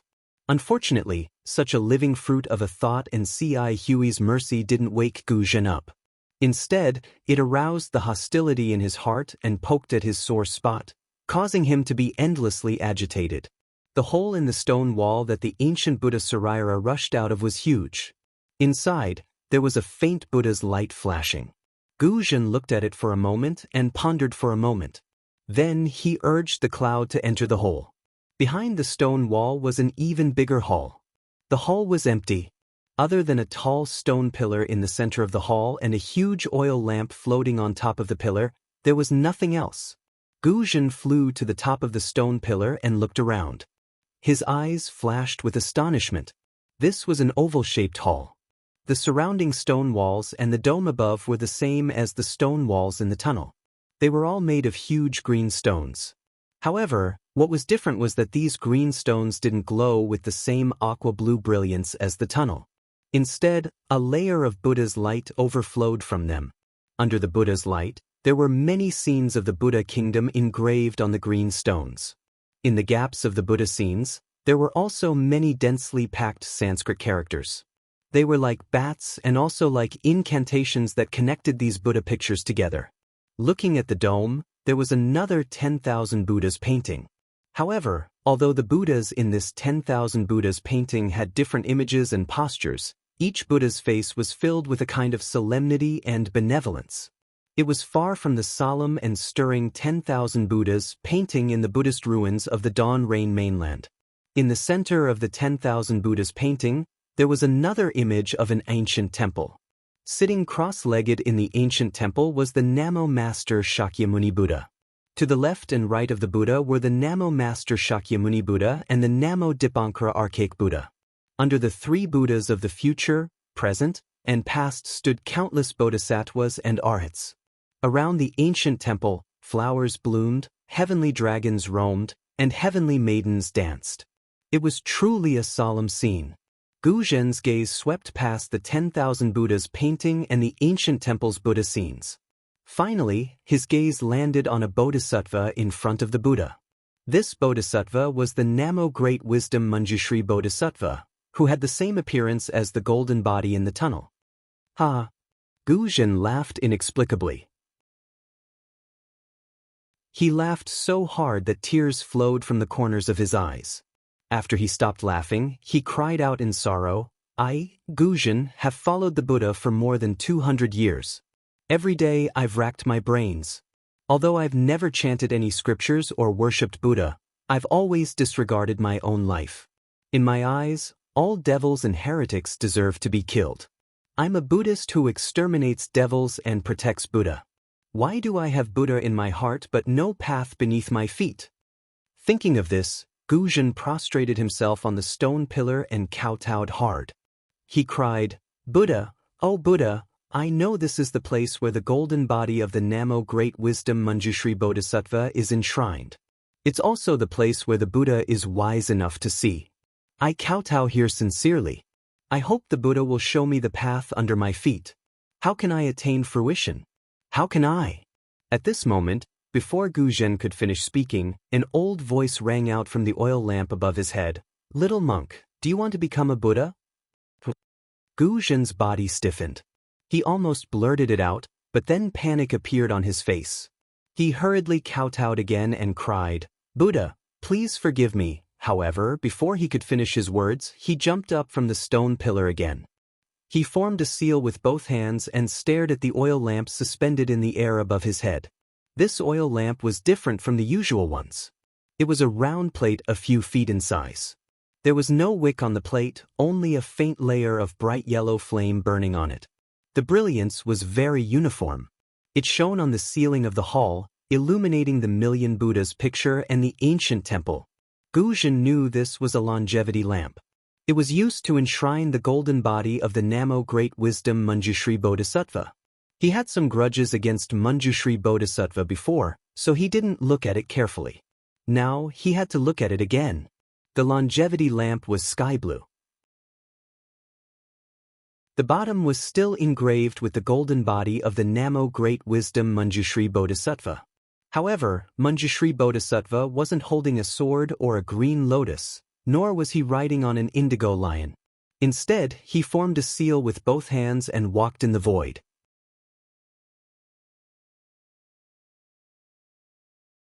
Chapter 3444. What puzzled Gu Zhen the most was that there were no Sanskrit words anywhere else on the longevity lamp. There were also no images of heavenly maidens or heavenly dragons. Instead, there were layers upon layers of jade, which looked like thousands of tiny clouds.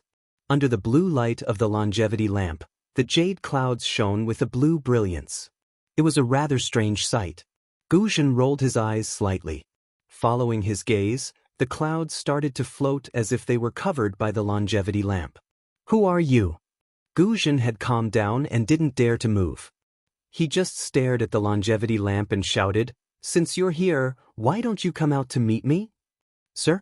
Pa. The voice laughed loudly and sounded very cheerful. Little monk, you should call me benefactor, right? You can't even keep your oral precepts. How can you become a Buddha?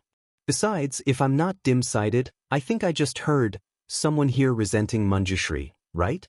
Gu Zhen's expression didn't change as he replied blandly, I'm a Buddhist Dharma protector. It doesn't matter if I keep my oral precepts or not.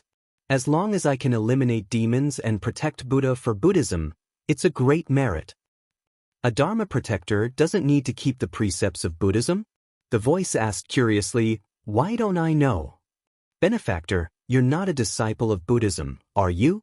Gu Zhen didn't answer but asked back, You don't even know such a simple thing?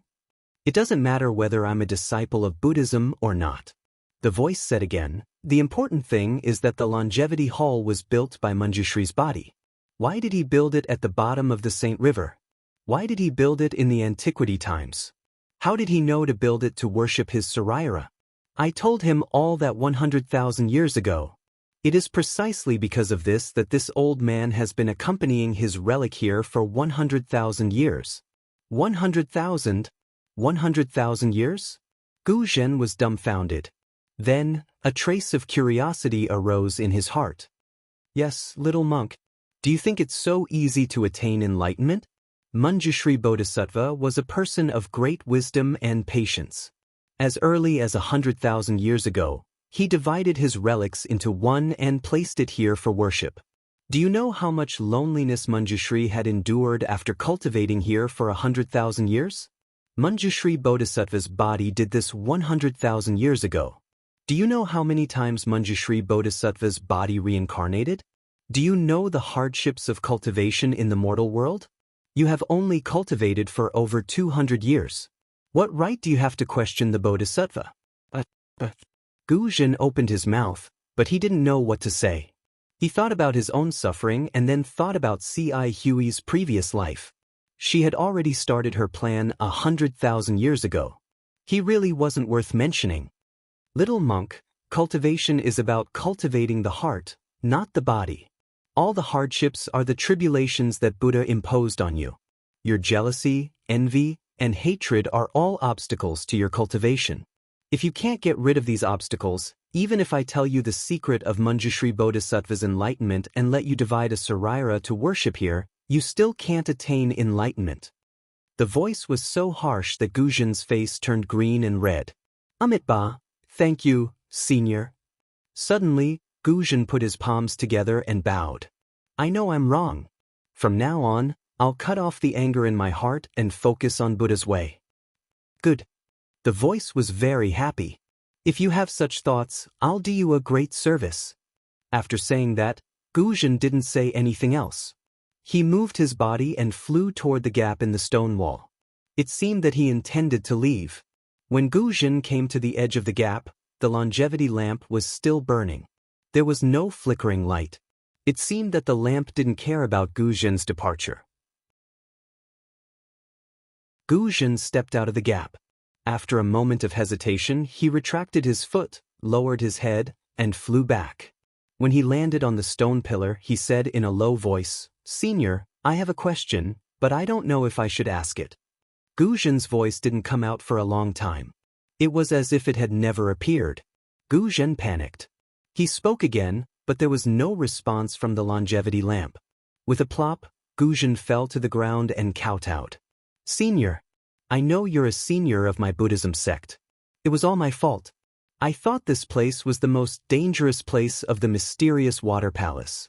Senior, your identity is unknown, so I don't dare to believe your words. I left just to test you. Please forgive me. With that, Gu Zhen kowtowed a few more times with a proper attitude. Alas, forget it. The voice seemed to be helpless. Get up, Puma. Fly up and see for yourself. If you weren't the first bodhisattva to come here in tens of thousands of years, I wouldn't have helped you. Yes, yes. Hearing the voice, Gu Zhen finally felt relieved. However, he still didn't dare to fly up. He smiled and said, Since I know my mistake, I don't know who you are. Senior has accompanied Manjushri Bodhisattva for more than 100,000 years. How can you not be a senior of my Buddhism sect? Even if you haven't shaved your head, you're still a senior in my heart. Shave my head? Pa. The voice laughed faintly. I want to shave my head, but other than the Buddhist Lord, who can shave my head? Senior? Gu Zhen was shocked. He didn't understand what the voice meant. Little monk, come up and see for yourself. The voice said faintly. Gu Zhen hesitated. He wanted to see the true face of the voice, but he was also afraid that he would be disappointed. Just as he was thinking, the voice said, Little monk, you're truly detestable. Why are you so calculative in your heart? Since you want to get the cultivation method of the Saraira from me, why don't you believe me? Now, I'm giving you a chance to see my true face. Why are you afraid that I'll harm you? I don't dare, I don't dare. Gu Zhen trembled slightly and said with a smile, I'm not doubting you, senior. I'm just thinking. I'm a Buddhist Dharma protector. I can't condense the Saraira. Without the Saraira, they can't contain the karma. All my karma and merits can't follow me to reincarnation. How can I put the Saraira here? When did the Buddhist Dharma protector have such a drawback? The voice was surprised. As far as I know, Manjushri was a Buddhist Dharma protector. How can he worship the Saraira here? How can it be? Guzhen was shocked and said hurriedly, how can Manjushri be a Buddhist Dharma protector? Little monk, if your heart is blind, could it be that your eyes are also blind? Didn't you see Manjushri's right hand? The voice seemed to be disappointed and asked, what's the use of the sword in Manjushri's hand? Isn't it used to kill demons and protect Buddha? Oh yes, I didn't think of that. Thinking of Manjushri's thunderous means before he left, Guzhen was shocked again and became more joyful.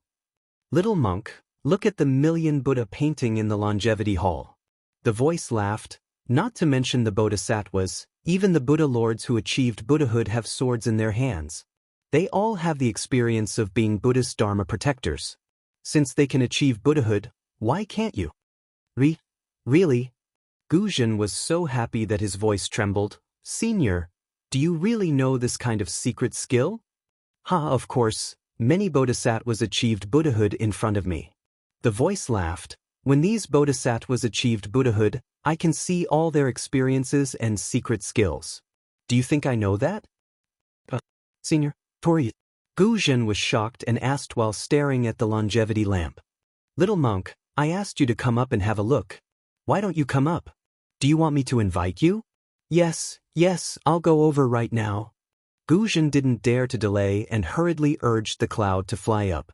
However, when his respectful gaze landed on the longevity lamp, he was stunned again. Inside the longevity lamp, there was only a jade-green flame with a golden flame burning on it. He did not know what the jade-green flame was, but it was as clear as water. He could see through it with a single glance, but there was nothing inside. Senior? Guzhen looked at the longevity lamp and then looked around. He even looked at the million Buddha painting above his head. I'm here. As the old voice spoke again, a ripple appeared within the green light. The ripple gradually increased in size, creating circular ripples within the longevity lamp. In the end, the ripples rotated, causing the flame to move as well. As Guzhen stared, a dark green heavenly dragon flew out from the longevity lamp, spinning in the air. Although Guzhen had already thought of many possibilities, she still couldn't help but cry out in surprise when she saw the heavenly dragon that was exactly the same as the one that flew out when Ci Hui proved the fruit. The heavenly dragon flew out of the longevity lamp, its body burning with golden flames. It circled around the entire palace before landing back into the longevity lamp. The palm-sized dragon head peeked out of the oil lamp, sending flames everywhere. A familiar voice came from the dragon's mouth. How is it? Little monk, did this old man scare you? Say, Senior. Guzhen stuttered. I was indeed surprised. I didn't expect you to look like this. Guzhen then probed, Senior, are you really the heavenly dragon of the Buddhist kingdom? Of course I'm the heavenly dragon. The dragon sighed. His ferocious face made Guzhen feel sorrowful. If we trace back to our roots, I'm the same as you. We're both protectors of the Buddhist kingdom. No wonder you said you've seen many bodhisattvas attain fruition. Guzhen was enlightened. So you're a protector for these bodhisattvas.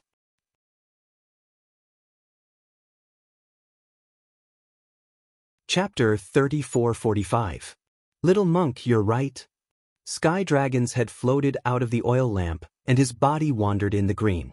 Then, why did you come here? Why did you build this immortal palace for Manjushri?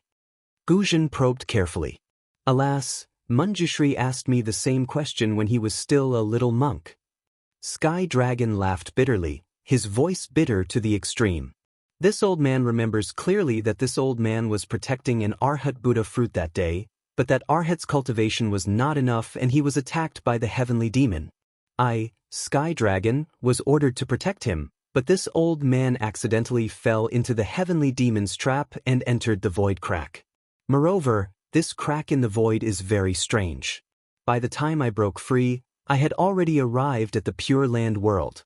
I was a sky dragon of the Buddha kingdom, so I couldn't survive in the mortal world. When I was about to vanish, I met the little monk who had just cultivated to the stationary spirit realm. At this point, Sky Dragon's voice was a little long, as if he was recalling the past 100,000 years. Guzhen didn't dare to disturb him, so he listened quietly. His heart was in turmoil again. What the Sky Dragon said was unimaginable. In the hands of Manjushri, a monk in his previous life who had cultivated to the 8th level of Yuanli, there was a pious heart jade, which was the thing inside the oil lamp that Guzhen saw. Guzhen had never heard of this pious heart jade, but this pious heart jade could accommodate the Sky Dragon and prevent him from dissipating in the Pure Land world. Sky Dragon suggested to the monk to use the Immortal Palace to worship the monk Saraira to repay his kindness and to return to the Buddha kingdom. Of course, the Saraira needed to be nourished by the power of faith. The monk chose the Sage River under Sky Dragon's suggestion. Although the monk had reached the 8th level of primary energy, he didn't have the ability to open a Buddhist formation under the Sage River to build the Immortal Palace. Therefore, he invited a Taoist expert to join him and set up a formation under the Sage River. The Immortal Town was on one side of the mysterious Water Palace, which was specially used to worship the Saraira of Manjushri and accumulate the power of faith for the later generations of Manjushri to come here. The benefit of the Sky Dragon was that it could survive at the bottom of the Sage River. When the Manjushri Bodhisattva attained fruition, it would see if it had a chance to return to the Buddha kingdom. The result was just as Guzhen had expected. Tianlong's Buddhist secret art was correct. The monk who was the protector of the Dharma in the past was now reincarnated as Zihui. Finally, after 100,000 years, he attained the Buddha fruit of Namo Great Wisdom Manjushri Bodhisattva and had the opportunity to forge the 8-Zhang golden body of Bodhisattva. But what made Sky Dragon depressed was that after 100,000 years of waiting, it did not bring him a good opportunity. When Manjushri Bodhisattva achieved fruition, although Sky Dragon had already found the path to the Buddhist kingdom, he still did not have time to enter. You know what? Namo Wise Manjushri Bodhisattva's last look at the Temple of Immortals was for me. Sky Dragon said sadly, it was a kind of helplessness, a kind of apology, and a kind of sadness. After all, this old man has helped him so much. He has attained enlightenment, but this old man cannot return to the Buddhist kingdom. He feels that he owes this old man a lot. However, he is now a Manjushri Bodhisattva. If he wants to cut off his mortal ties, he can no longer help me. But although he has left me another hope. Seniority, are you talking about this disciple?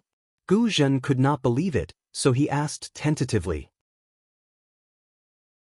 Sky Dragon smiled, if it's not you, who else can it be? If it's not you, would this old man tell you so much? If it's not you, based on your temperament, would this old man tell you the secret method of achieving fruition? For a moment, Guzhen felt that the lights in the Temple of Immortals were so bright, and the Buddhas in the Million Buddha painting were so amiable. His chest was filled with joy. Little monk. Sky Dragon's words came at the right time. Don't be happy too early. This old man can only tell you the secret method of achieving fruition, and even help you keep the Saraira. But the one who really needs to cultivate is yourself. And you also need to cultivate for at least 100,000 years like Manjushri Bodhisattva. Think about your temperament. How confident do you think you are? Yes, this disciple understands. Sky Dragon said with difficulty. The more difficult it was, the less Guzhen's doubts were. He hurriedly smiled and said, this disciple can't compare to Bodhisattva's previous life. But this disciple's heart towards Buddhism is not inferior to Bodhisattva's. Not to mention 100,000 years, even if it's 200,000 years, this disciple will not let go of even the slightest chance of achieving fruition. You're worth teaching. Sky Dragon seemed to be very gratified. His dragon head swayed in the oil lamp. Manjushri Bodhisattva was just as determined back then. Alas, the situation now is so similar to back then. It's just that. Sky Dragon stopped here and dived his head into the pious heart jade, not showing his head for a long time. Guzhen, who was beside the Immortal's lamp, became a little impatient. Sky Dragon showed his head again. Gu Zhen asked impatiently, "Is there something you're worried about, senior? Or this disciple can't be cultivated?" "Alas, it's not like that." Sky Dragon sighed and said, "This has nothing to do with you, it's this old man's problem. I'm afraid I can't wait until the day you achieve fruition." Thinking about this old man's interest is waning. Gu Zhen was shocked and hurriedly asked, "Senior, what's going on? Can this disciple do his best for senior?" "Hee, little monk, forget it. You're only at the Lotus Realm now. You're still far from what I expected." The Sky Dragon shook his head. His voice sounded especially lonely in the spacious hall. Gu Zhen frowned slightly and suppressed his wildly beating heart. After thinking for a while, he raised his eyebrows and asked tentatively, "Senior, are you worried about this pious heart jade?" "Alas, that's right." Sky Dragon sighed again. "Little monk, you're quite considerate. This pious heart jade is what sustains this old man's life. Although I still have a lot of it, I don't know if it can last for 100,000 years. 100,000 years, little monk, not 10 years, 100 years, or even 10,000 years. Senior, why don't you extinguish the flame of the pious heart jade?" Gu Zhen said regretfully. If it could be extinguished, wouldn't Sky Dragon have extinguished it long ago? Why wait until now? As expected, Sky Dragon said with a smile, "The pious heart jade is a rare item in this world. The reason you don't know about it is because no one in the Pure Land knows its use. This pious heart jade is only useful to me when it's lit. If it's extinguished, I won't exist in this world anymore. Therefore, Manjushri Bodhisattva forged this longevity lamp and lit it day and night in this longevity hall." "Senior, don't worry."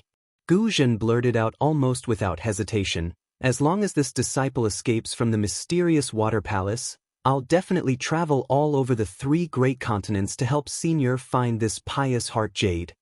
"Hee, little monk, this old man appreciates your kind intentions. If this pious heart jade could be obtained with human strength, why would this old man wait until now?" Sky Dragon smiled faintly and shook his head in the pious heart jade. "Then, where can I go to get it? Or how can I get it?" Gu Zhen asked without hesitation. "Senior, as long as you tell me, this disciple will definitely think of a way." "This?" Sky Dragon seemed to hesitate. After a while, he said, "Little monk, Manjushri Bodhisattva mentioned this to me in his past life. There's a place in the Pure Land where the pious heart jade can be found. However, with his spirit-halting realm, he doesn't dare to rashly go there." "Hee, don't worry, Senior." Gu Zhen immediately understood and said with a smile, "With Senior's help, even if this disciple can't reach that place now, this disciple still has tens of thousands of years left. This disciple doesn't believe that this disciple can't reach the spirit-halting realm by the time the pious heart jade in this longevity hall is exhausted. At that time, this disciple will definitely go there and help Senior find it." "Amitba, I'll be happy." Sky Dragon's entire body trembled, and the green in the longevity lamp shook violently. "Little monk, with your words, this old man can rest assured. If you can help this old man find the pious heart jade, this old man will help you attain fruition." "Good. This disciple is willing to listen to Senior's instructions." Gu Zhen hastily called out. "Ha!" Sky Dragon laughed. "Little monk, this old man will make a promise with you today. This old man will help you condense a relic, and you can leave it here, just like Manjushri did 100,000 years ago. Just like before, this old man will help you gather the power of faith. This old man will also teach you the Buddhist kingdom's secret arts and abilities, helping you reach the spirit-halting realm earlier. As for you, after leaving the profound water palace, you must help this old man find the pious heart jade. Especially, when you attain fruition, you must help this old man find a way to return to the Buddhist kingdom. As Senior said, this disciple swore a Buddhist oath before the Buddha that this disciple will do his best to find the pious heart jade for Senior. Once I reach the spirit-halting realm, I must enter it." At this point, Gu Zhen asked in a low voice, "May I know where Senior wants this disciple to go?" "Ha, that's enough." Sky Dragon laughed. "As for the specific location, This old man will first help you condense the relic and arrange the Buddhist formation to gather the power of faith. Gu Zhen was overjoyed when he heard this. He put his palms together and bowed. Amit Ba, this disciple thanks Senior for his kindness. No need to be so polite. Sky Dragon smiled. This plan for you is also for this old man. I only hope that you won't forget this in the future. In the Longevity Palace in the Sage River, there is still a Sky Dragon at death's door protecting you. This disciple doesn't wish to say any more superfluous words. This disciple sincerely hopes that Senior can escape. Even if this disciple can't attain fruition, this disciple will still help Senior out. Gu Zhen hastily said. Sky Dragon shouted, you must attain fruition. Otherwise, how can this old man possibly escape? You are now one with this old man. Yes, this disciple understands, At this moment, Gu Zhen had already forgotten that C.I. Hui had taken the initiative and nodded his head like a chick pecking at rice.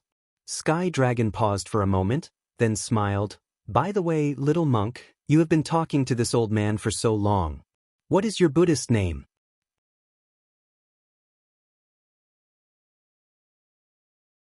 Chapter 3446. Disciple's Dharma name is Gu Zhen. Gu Zhen answered happily. Good Gu Zhen. I've spoken so much nonsense. Now, I'll use the Buddhist kingdom's secret technique to condense a relic for you. Sky Dragon said solemnly, however, I'll need to use the Buddhist kingdom's grand technique to extract your karma from the 6 paths of reincarnation. Without the Buddhist kingdom's Buddhist treasure, it won't succeed. Disciple understands. Gu Zhen naturally knew how difficult it would be. He also knew that Sky Dragon must have a way. After all, Manjushri Bodhisattva's mistake was a good example. Thus, he only answered and waited for Sky Dragon to speak. As expected, Sky Dragon said flatly, when I condensed the relic for Manjushri Bodhisattva, I used a Taoist sex artifact. It's in the mysterious water palace on the other side. Gu Zhen was stunned. His eyes darted around and he said in a low voice, Senior, are you talking about the immortal artifact in the mysterious water palace? Immortal artifact? Yes. In your eyes, it's the Taoist sect's so-called immortal artifact from the immortal world. Sky Dragon was stunned and then nodded. In my eyes, it's just a Dharma artifact. But, disciple heard that the immortal artifact was used to suppress something. Moreover, besides C.I. Hui, there were 2 other people who entered the mysterious water palace before me. One of them was a woman who came here to see if the person she was looking for was suppressed under the immortal artifact. That's a false rumor. Sky Dragon laughed. That immortal artifact wasn't suppressing anything or anyone. Think about it. If that immortal artifact was suppressing something, could the person she was looking for be suppressed there? If the person she found could be suppressed there, could the immortal artifact still be called an immortal artifact? That immortal artifact was brought here to condense a relic for Manjushri Bodhisattva's predecessor. When Manjushri Bodhisattva's friend joined forces with him to set up the ancient formation, they also built the mysterious water palace. After an unknown number of years, that expert from the Tao sect returned to the Darkwater Palace and entered into closed-door cultivation for 10,000 years before he ascended. I was by his side when he ascended. Unfortunately, he headed to the Tao sect's immortal world and not the Buddhist sect's Buddhist kingdom. That's why I couldn't find a place I was familiar with even after searching for a long time. After that person ascended, for some unknown reason, he left the mystic artifact, the immortal artifact, in the profound water palace. Perhaps it was left for a fated person. Little monk Gu Zhen, are you the fated one? At this point, Sky Dragon chuckled. How strange. Who knows how many people had entered the profound water palace over the years? Forget the profound water palace, even the longevity palace had quite a number of people. However, they had either died here or returned with broken halberds. Not a single one of them had obtained this item. Little monk, you're really lucky to have met this old man here.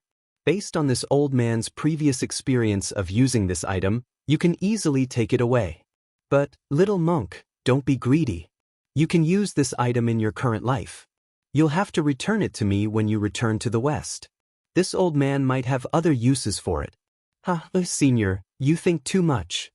Guzhen laughed. Even if it's an immortal artifact, it belongs to the Tao sect. I'm the Buddhist sect's Dharma protector. What can I do with it? It's up to you. If you want to use it, take it. If you don't want to use it, just put it somewhere far away after this old man condenses your Saraira. Sky Dragon was getting impatient. This is your own choice. It has nothing to do with me. Yes, I understand. Guzhen's doubts were all gone.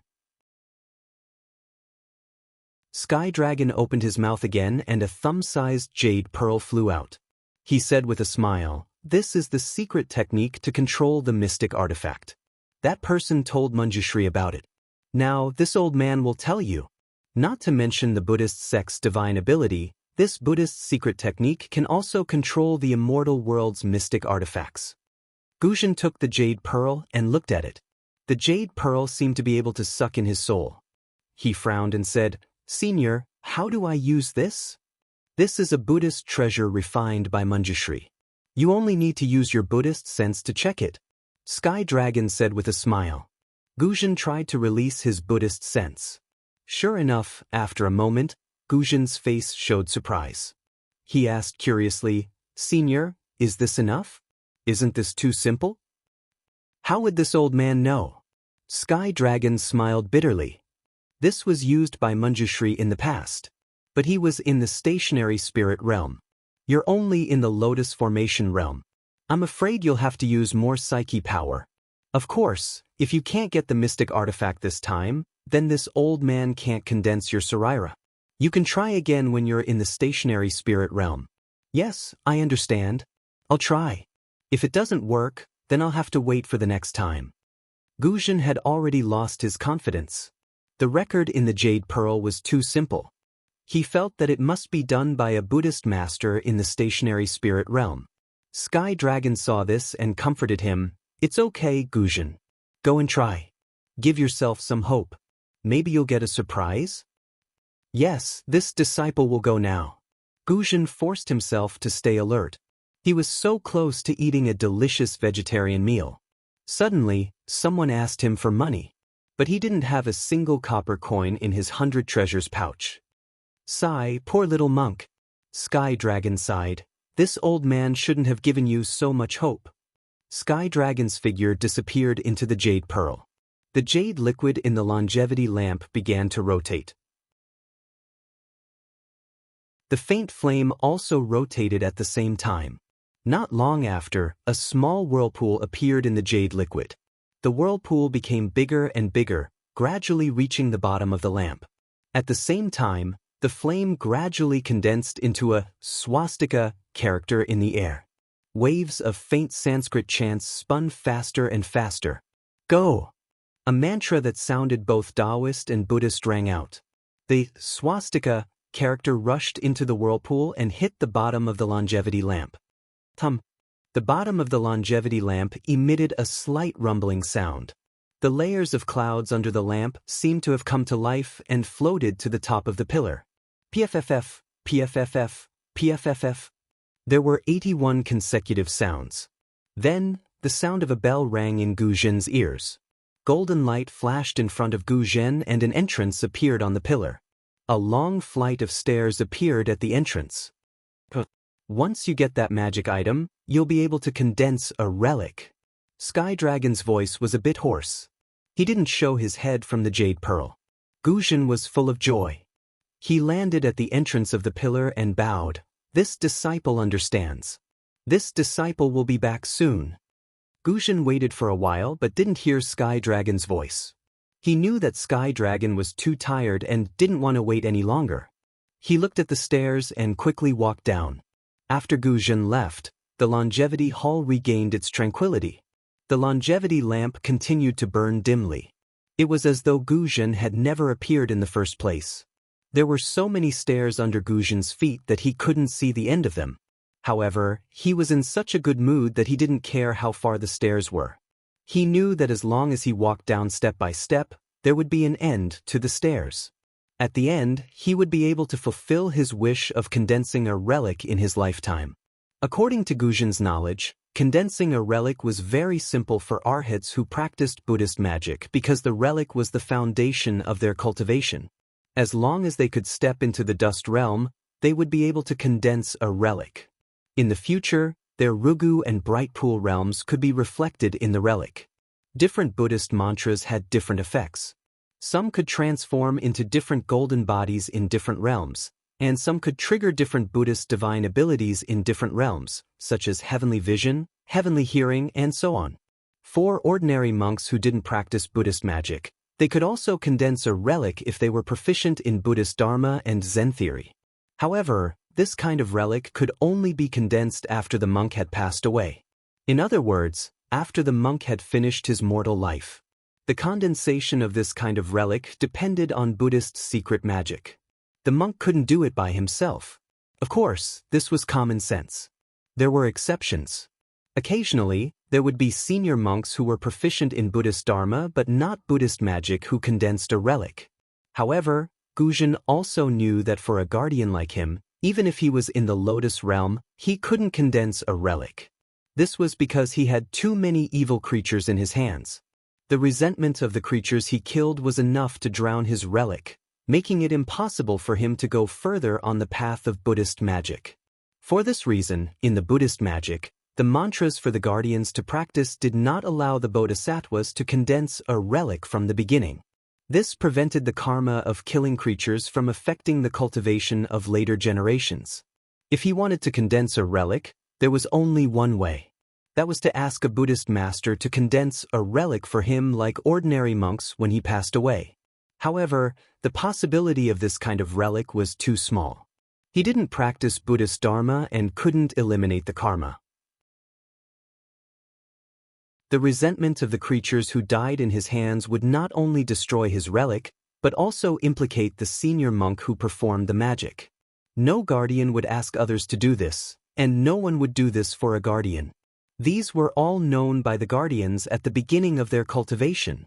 However, the sky dragon who had just descended from the Buddhist kingdom gave Guzhin hope. The Manjushri Bodhisattva, who was also a guardian in his previous life, gave Guzhin hope. The sky dragon used a Taoist fairy weapon to condense a relic for Guzhin when he was alive. Then, he used a Buddhist formation to gather the power of faith to eliminate the karma of the relic and increase the psyche power. This eliminated the drawbacks of the guardians who couldn't condense a relic from several aspects. To Guzhin, this was reasonable. Moreover, this method would not affect Guzhin's current cultivation. Even if Sky Dragon made a mistake, this mistake would affect the future. It was not like Guzhin who couldn't bring the cultivation of this life to the samsara as a guardian. Therefore, Guzhin didn't doubt the possibility of the Sky Dragon's incredible secret magic.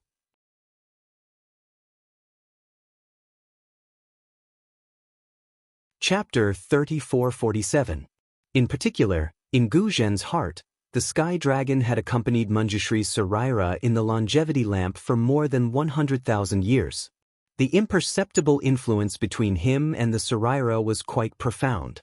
Guzhin did not believe that the Sky Dragon would do anything wrong. Because if the Sky Dragon did anything wrong, how could the Saraira have allowed it to live until now? The only thing that made Guzhin feel uneasy was the fairy weapon of the mysterious water palace. However, the fairy weapon was related to his Saraira and had nothing to do with the Sky Dragon. Even if the Sky Dragon was suppressed by the fairy weapon, it was still the fairy weapon of the Taoist sect. The Sky Dragon was also the Sky Dragon of the Buddhist kingdom. If he took away the fairy weapon and released the Sky Dragon, wouldn't it be a great merit? When he thought of this, Guzhin, who originally did not have any good impression of the Tao sect, removed even the last trace of it. He raised both of his hands into the air and appeared to be stretching his waist. Then, he pulled himself together and swiftly descended the stairs. He seemed to be able to see the scene of him, who had condensed the Saraira, attaining nirvana 100,000 years later. He did not know how many steps he walked down, but when he turned a corner, he saw a small arched bridge in front of him. Under the bridge, streams of extremely pure water-based yuan qi of heaven and earth condensed into water and flowed. The other end of the bridge was hidden in a blue halo, which Guzhin could not see with his naked eyes. Even his Buddhist consciousness could not leave his body. However, Gu Zhen knew that this place must be the real mysterious water palace. He felt an inexplicable excitement in his heart. He reached out and pinched the jade bead in his tattered monk robe. He quickened his pace and walked across the bridge. Gu Zhen's figure easily passed through the blue halo. His eyes flickered slightly. When he saw the scene in front of him clearly, he could not help but be shocked. As Xiaohua's consciousness emerged from the space, he had the intention of trying to use the technique that Xiaohua had comprehended. However, he also knew that he couldn't risk his own safety in the perilous Profound Water Palace. Even if he managed to escape from the Profound Water Palace, he couldn't risk the collapse of his nascent soul to try such a powerful technique with his nascent soul cultivation base at the early nascent soul stage. He could only wait for his nascent soul to fuse with his physical body and reach the body integration stage before he could try. Due to these misgivings, Xiaohua resentfully stopped and helplessly urged Xiaogu to take all the spirit fruits and spirit grasses into his space. Only then was he able to slightly alleviate the regret in his heart. Unfortunately, Xiaohua had only just reached the nascent soul realm. How could he know that his physical body was that of a demigod? Moreover, it was formed from the flesh and blood of a demonic phoenix. His nascent soul was a Taoist spiritual nascent soul. The two were completely unrelated, and they were even two different paths of cultivation. How could they possibly fuse together? How could he have reached the body integration stage? If Xiaohua knew about it now, he would probably move the entire Profound Water Palace away to comfort his wounded heart. "Little monk, come quickly, come quickly." Just when Xiaohua was trying to take advantage of the situation, Xian's surprised voice came from afar, as if she had discovered something special. "Alas, benefactress." Xiaohua raised his head from the spirit grasses and didn't know whether to laugh or cry. "Can you not be so loud? This little monk still hasn't finished his business here. What you saw, this little monk will see it sooner or later. It won't make a difference in a little bit of time. Little monk, are you coming or not? If you don't leave, then I'll leave by myself. If you can't leave in a while, then don't blame me." Xen sneered and didn't say anything else. "Io Xiaogua, you have to work harder here. Wait until you find a way out, Xiao. This little monk will immediately call you over." Xiaohua saw that there were still a lot of spirit grasses that he hadn't plundered yet. He was reluctant to part with them and hastily ran in the direction of Xian's voice. When Xiaohua could see Xian clearly, he naturally saw the things in front of her. When he saw these things clearly, Xiaohua couldn't help but be shocked. Because in front of Xian was a huge pile of 10 zhang tall bluestone. These bluestones seemed to be a whole piece, but if one looked carefully, there were some faint cracks in it. Moreover, these cracks were very strange. They weren't particularly neat and were even extremely distorted. When these distortions fell into Xiaohua's eyes, they gave him a very familiar feeling. "This is..." Xiaohua slightly narrowed his eyes. Suddenly, a kind of unimaginable feeling emerged from the bottom of his heart. This is the Dao Sect's rune." That's right, the lines on the pile of bluestone were actually the runes commonly used by the Dao Sect. What kind of formation is this big bluestone pile? Xiaohua pulled his gaze away from the lines on the bluestone. He looked up and down, then looked left and right. The bluestone pile wasn't just in front of Xiaohua, there were also piles on the left and right. Moreover, it seemed that there were more in the distance, even endless. As for Xian, she seemed to have just come out from the pile of bluestone. She was looking at Xiaohua with a smile. He didn't know what she was thinking. "What kind of formation is this? Is it what you're looking for?" Xiaohua probed. Xian slightly shook her head. There was some disappointment on her face as she replied, "This isn't what I'm looking for. However, as for what it is, I can't be sure." "Why don't you take a look? Do you know what it is? What can this little monk know? Aren't you teasing this little monk?" Xiaohua slightly frowned. He knew that Xian was testing him again, so he immediately shirked his responsibility. "Little monk, you take a look first. I'll go look elsewhere." Xian saw Xiaohua frown, but she smiled and said, "If you have any clues, call me back." But Xiao Hua didn't understand the meaning of Xian's words. Xiao Guo was still busy at the back. Wasn't he lacking time right now? Therefore, he casually agreed. After Xian left, Xiao Hua quickly walked back to the place where Xian came out. Sure enough, behind the bluestone pile, there were still some bluestone piles. These bluestone piles were taller and bigger than the bluestone piles behind Xiao Hua. Looking at the huge bluestone formation in front of him, Xiao Hua scratched his head. Right now, he couldn't release his divine sense, so how could he see the entire bluestone formation? Could it be that Xian, that little girl, can use the so-called golden pupils? Xiao Hua secretly pondered. However, when his gaze once again fell on the bluestone piles, Xiao Hua subconsciously raised his head and knocked it on his head. Damn it, being a cultivator is too stupid. Without divine sense, I can't fly. Don't I still have martial arts? Wouldn't it be fine if I just climb up the bluestone piles? Hee, Xian.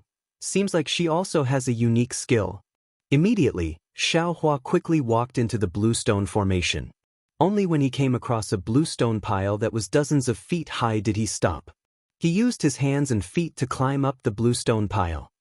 Hiss, when Xiao Hua reached the top of the bluestone pile, he looked around and subconsciously sucked in a breath of cold air. This bluestone formation was different from the one outside. It didn't have the kind of restriction that could block people's vision. Xiao Hua's gaze could actually see the entire bluestone formation. This bluestone formation was really too big, so big that it exceeded Xiao Hua's imagination. With just a glance, Xiao Hua already knew that this bluestone formation was at least several mu in size. The bluestone piles, big and small, high and low, were innumerable. The bluestone piles seemed to be scattered without any pattern. However, when Xiao Hua's gaze swept across the bluestone piles, he could see that the entire bluestone formation was a whole. It was very obvious that this was a huge formation. What kind of formation is this? Xiao Hua looked at the familiar runes and an indescribable feeling appeared in his heart. It was as if he had been studying this formation all this time. However, for a moment he actually couldn't remember what it was. I can't see it, but how could Xian see it? Xiao Hua was somewhat bewildered. This little girl actually said she wanted to leave? A transmission formation. This is a great transmission formation. How could there be such a big transmission formation here? Thinking of this, Xiao Hua suddenly understood. This was the transmission formation hidden in the Grand Cosmos teleportation token. The reason why Xiao Hua didn't recognize it before was that the transmission formations he had seen before were not big. The largest transmission formation should be the one he saw in the Sky Patrol City. That transmission formation was only a few hundred feet long. How could it be compared to the several mu in size? Any random bluestone pile was probably bigger than that transmission formation, right? In an instant, Xiao Hua's eyes lit up. He was even more excited than when he saw the large pile of spiritual herbs. Compared to this huge transmission formation, those spiritual herbs were, naturally still spiritual herbs. Fellow Taoist. Xiao Hua called out almost casually. However, as soon as he said that, he realized that this wasn't his space. How could the green-robed Xiao Hua come out? Immediately, Xiao Hua sat down cross-legged and closed his eyes. The information about the transmission formation flowed through his mind little by little. After a cup of tea's time, Xiao Hua opened his eyes. At this time, there was a trace of clarity in his eyes. Almost without hesitation, he entered the space with his mind. With a wave of his hand, the Cosmos teleportation token appeared in his hand. Then he smiled and said, "Where is fellow Taoist?" Fellow Taoist just left. What's the matter now? The green-robed Xiao Hua appeared in front of Jade Archive Xiao Hua very lazily. The expression on his face was as lively as the soul cultivator Xiao Hua's. Would fellow Taoist be willing to go out with I? Jade Archive Xiao Hua asked with a smile. Very strangely, the green-robed Xiao Hua's face suddenly showed a kind of excitement. Even Jade Archive Xiao Hua was very excited. Didn't fellow Taoist promise to let that person go out first? The green-robed Xiao Hua pointed up with his hand. Obviously, he was talking about the soul cultivator Xiaohua. Jade Archive Xiaohua smiled and said, "That was then and this is now. Today is fellow Taoists' turn to work. Naturally, I'll ask fellow Taoists to go out for a walk." "Good," the green-robed Xiaohua clapped his hands and said, "I'll listen to fellow Taoists' instructions. Come out with I." Jade Archive Xiaohua nodded and pulled the green-robed Xiaohua out of the space with his left hand. "You're tuning in to the Passion Pages YouTube channel. We're so grateful for your support, and don't forget to subscribe to join us on this incredible journey through captivating stories. Your generosity through donations truly makes a world of difference, as it's the primary source of revenue that allows me to expand and enhance this channel for you. Thank you from the bottom of my heart for being a part of this adventure.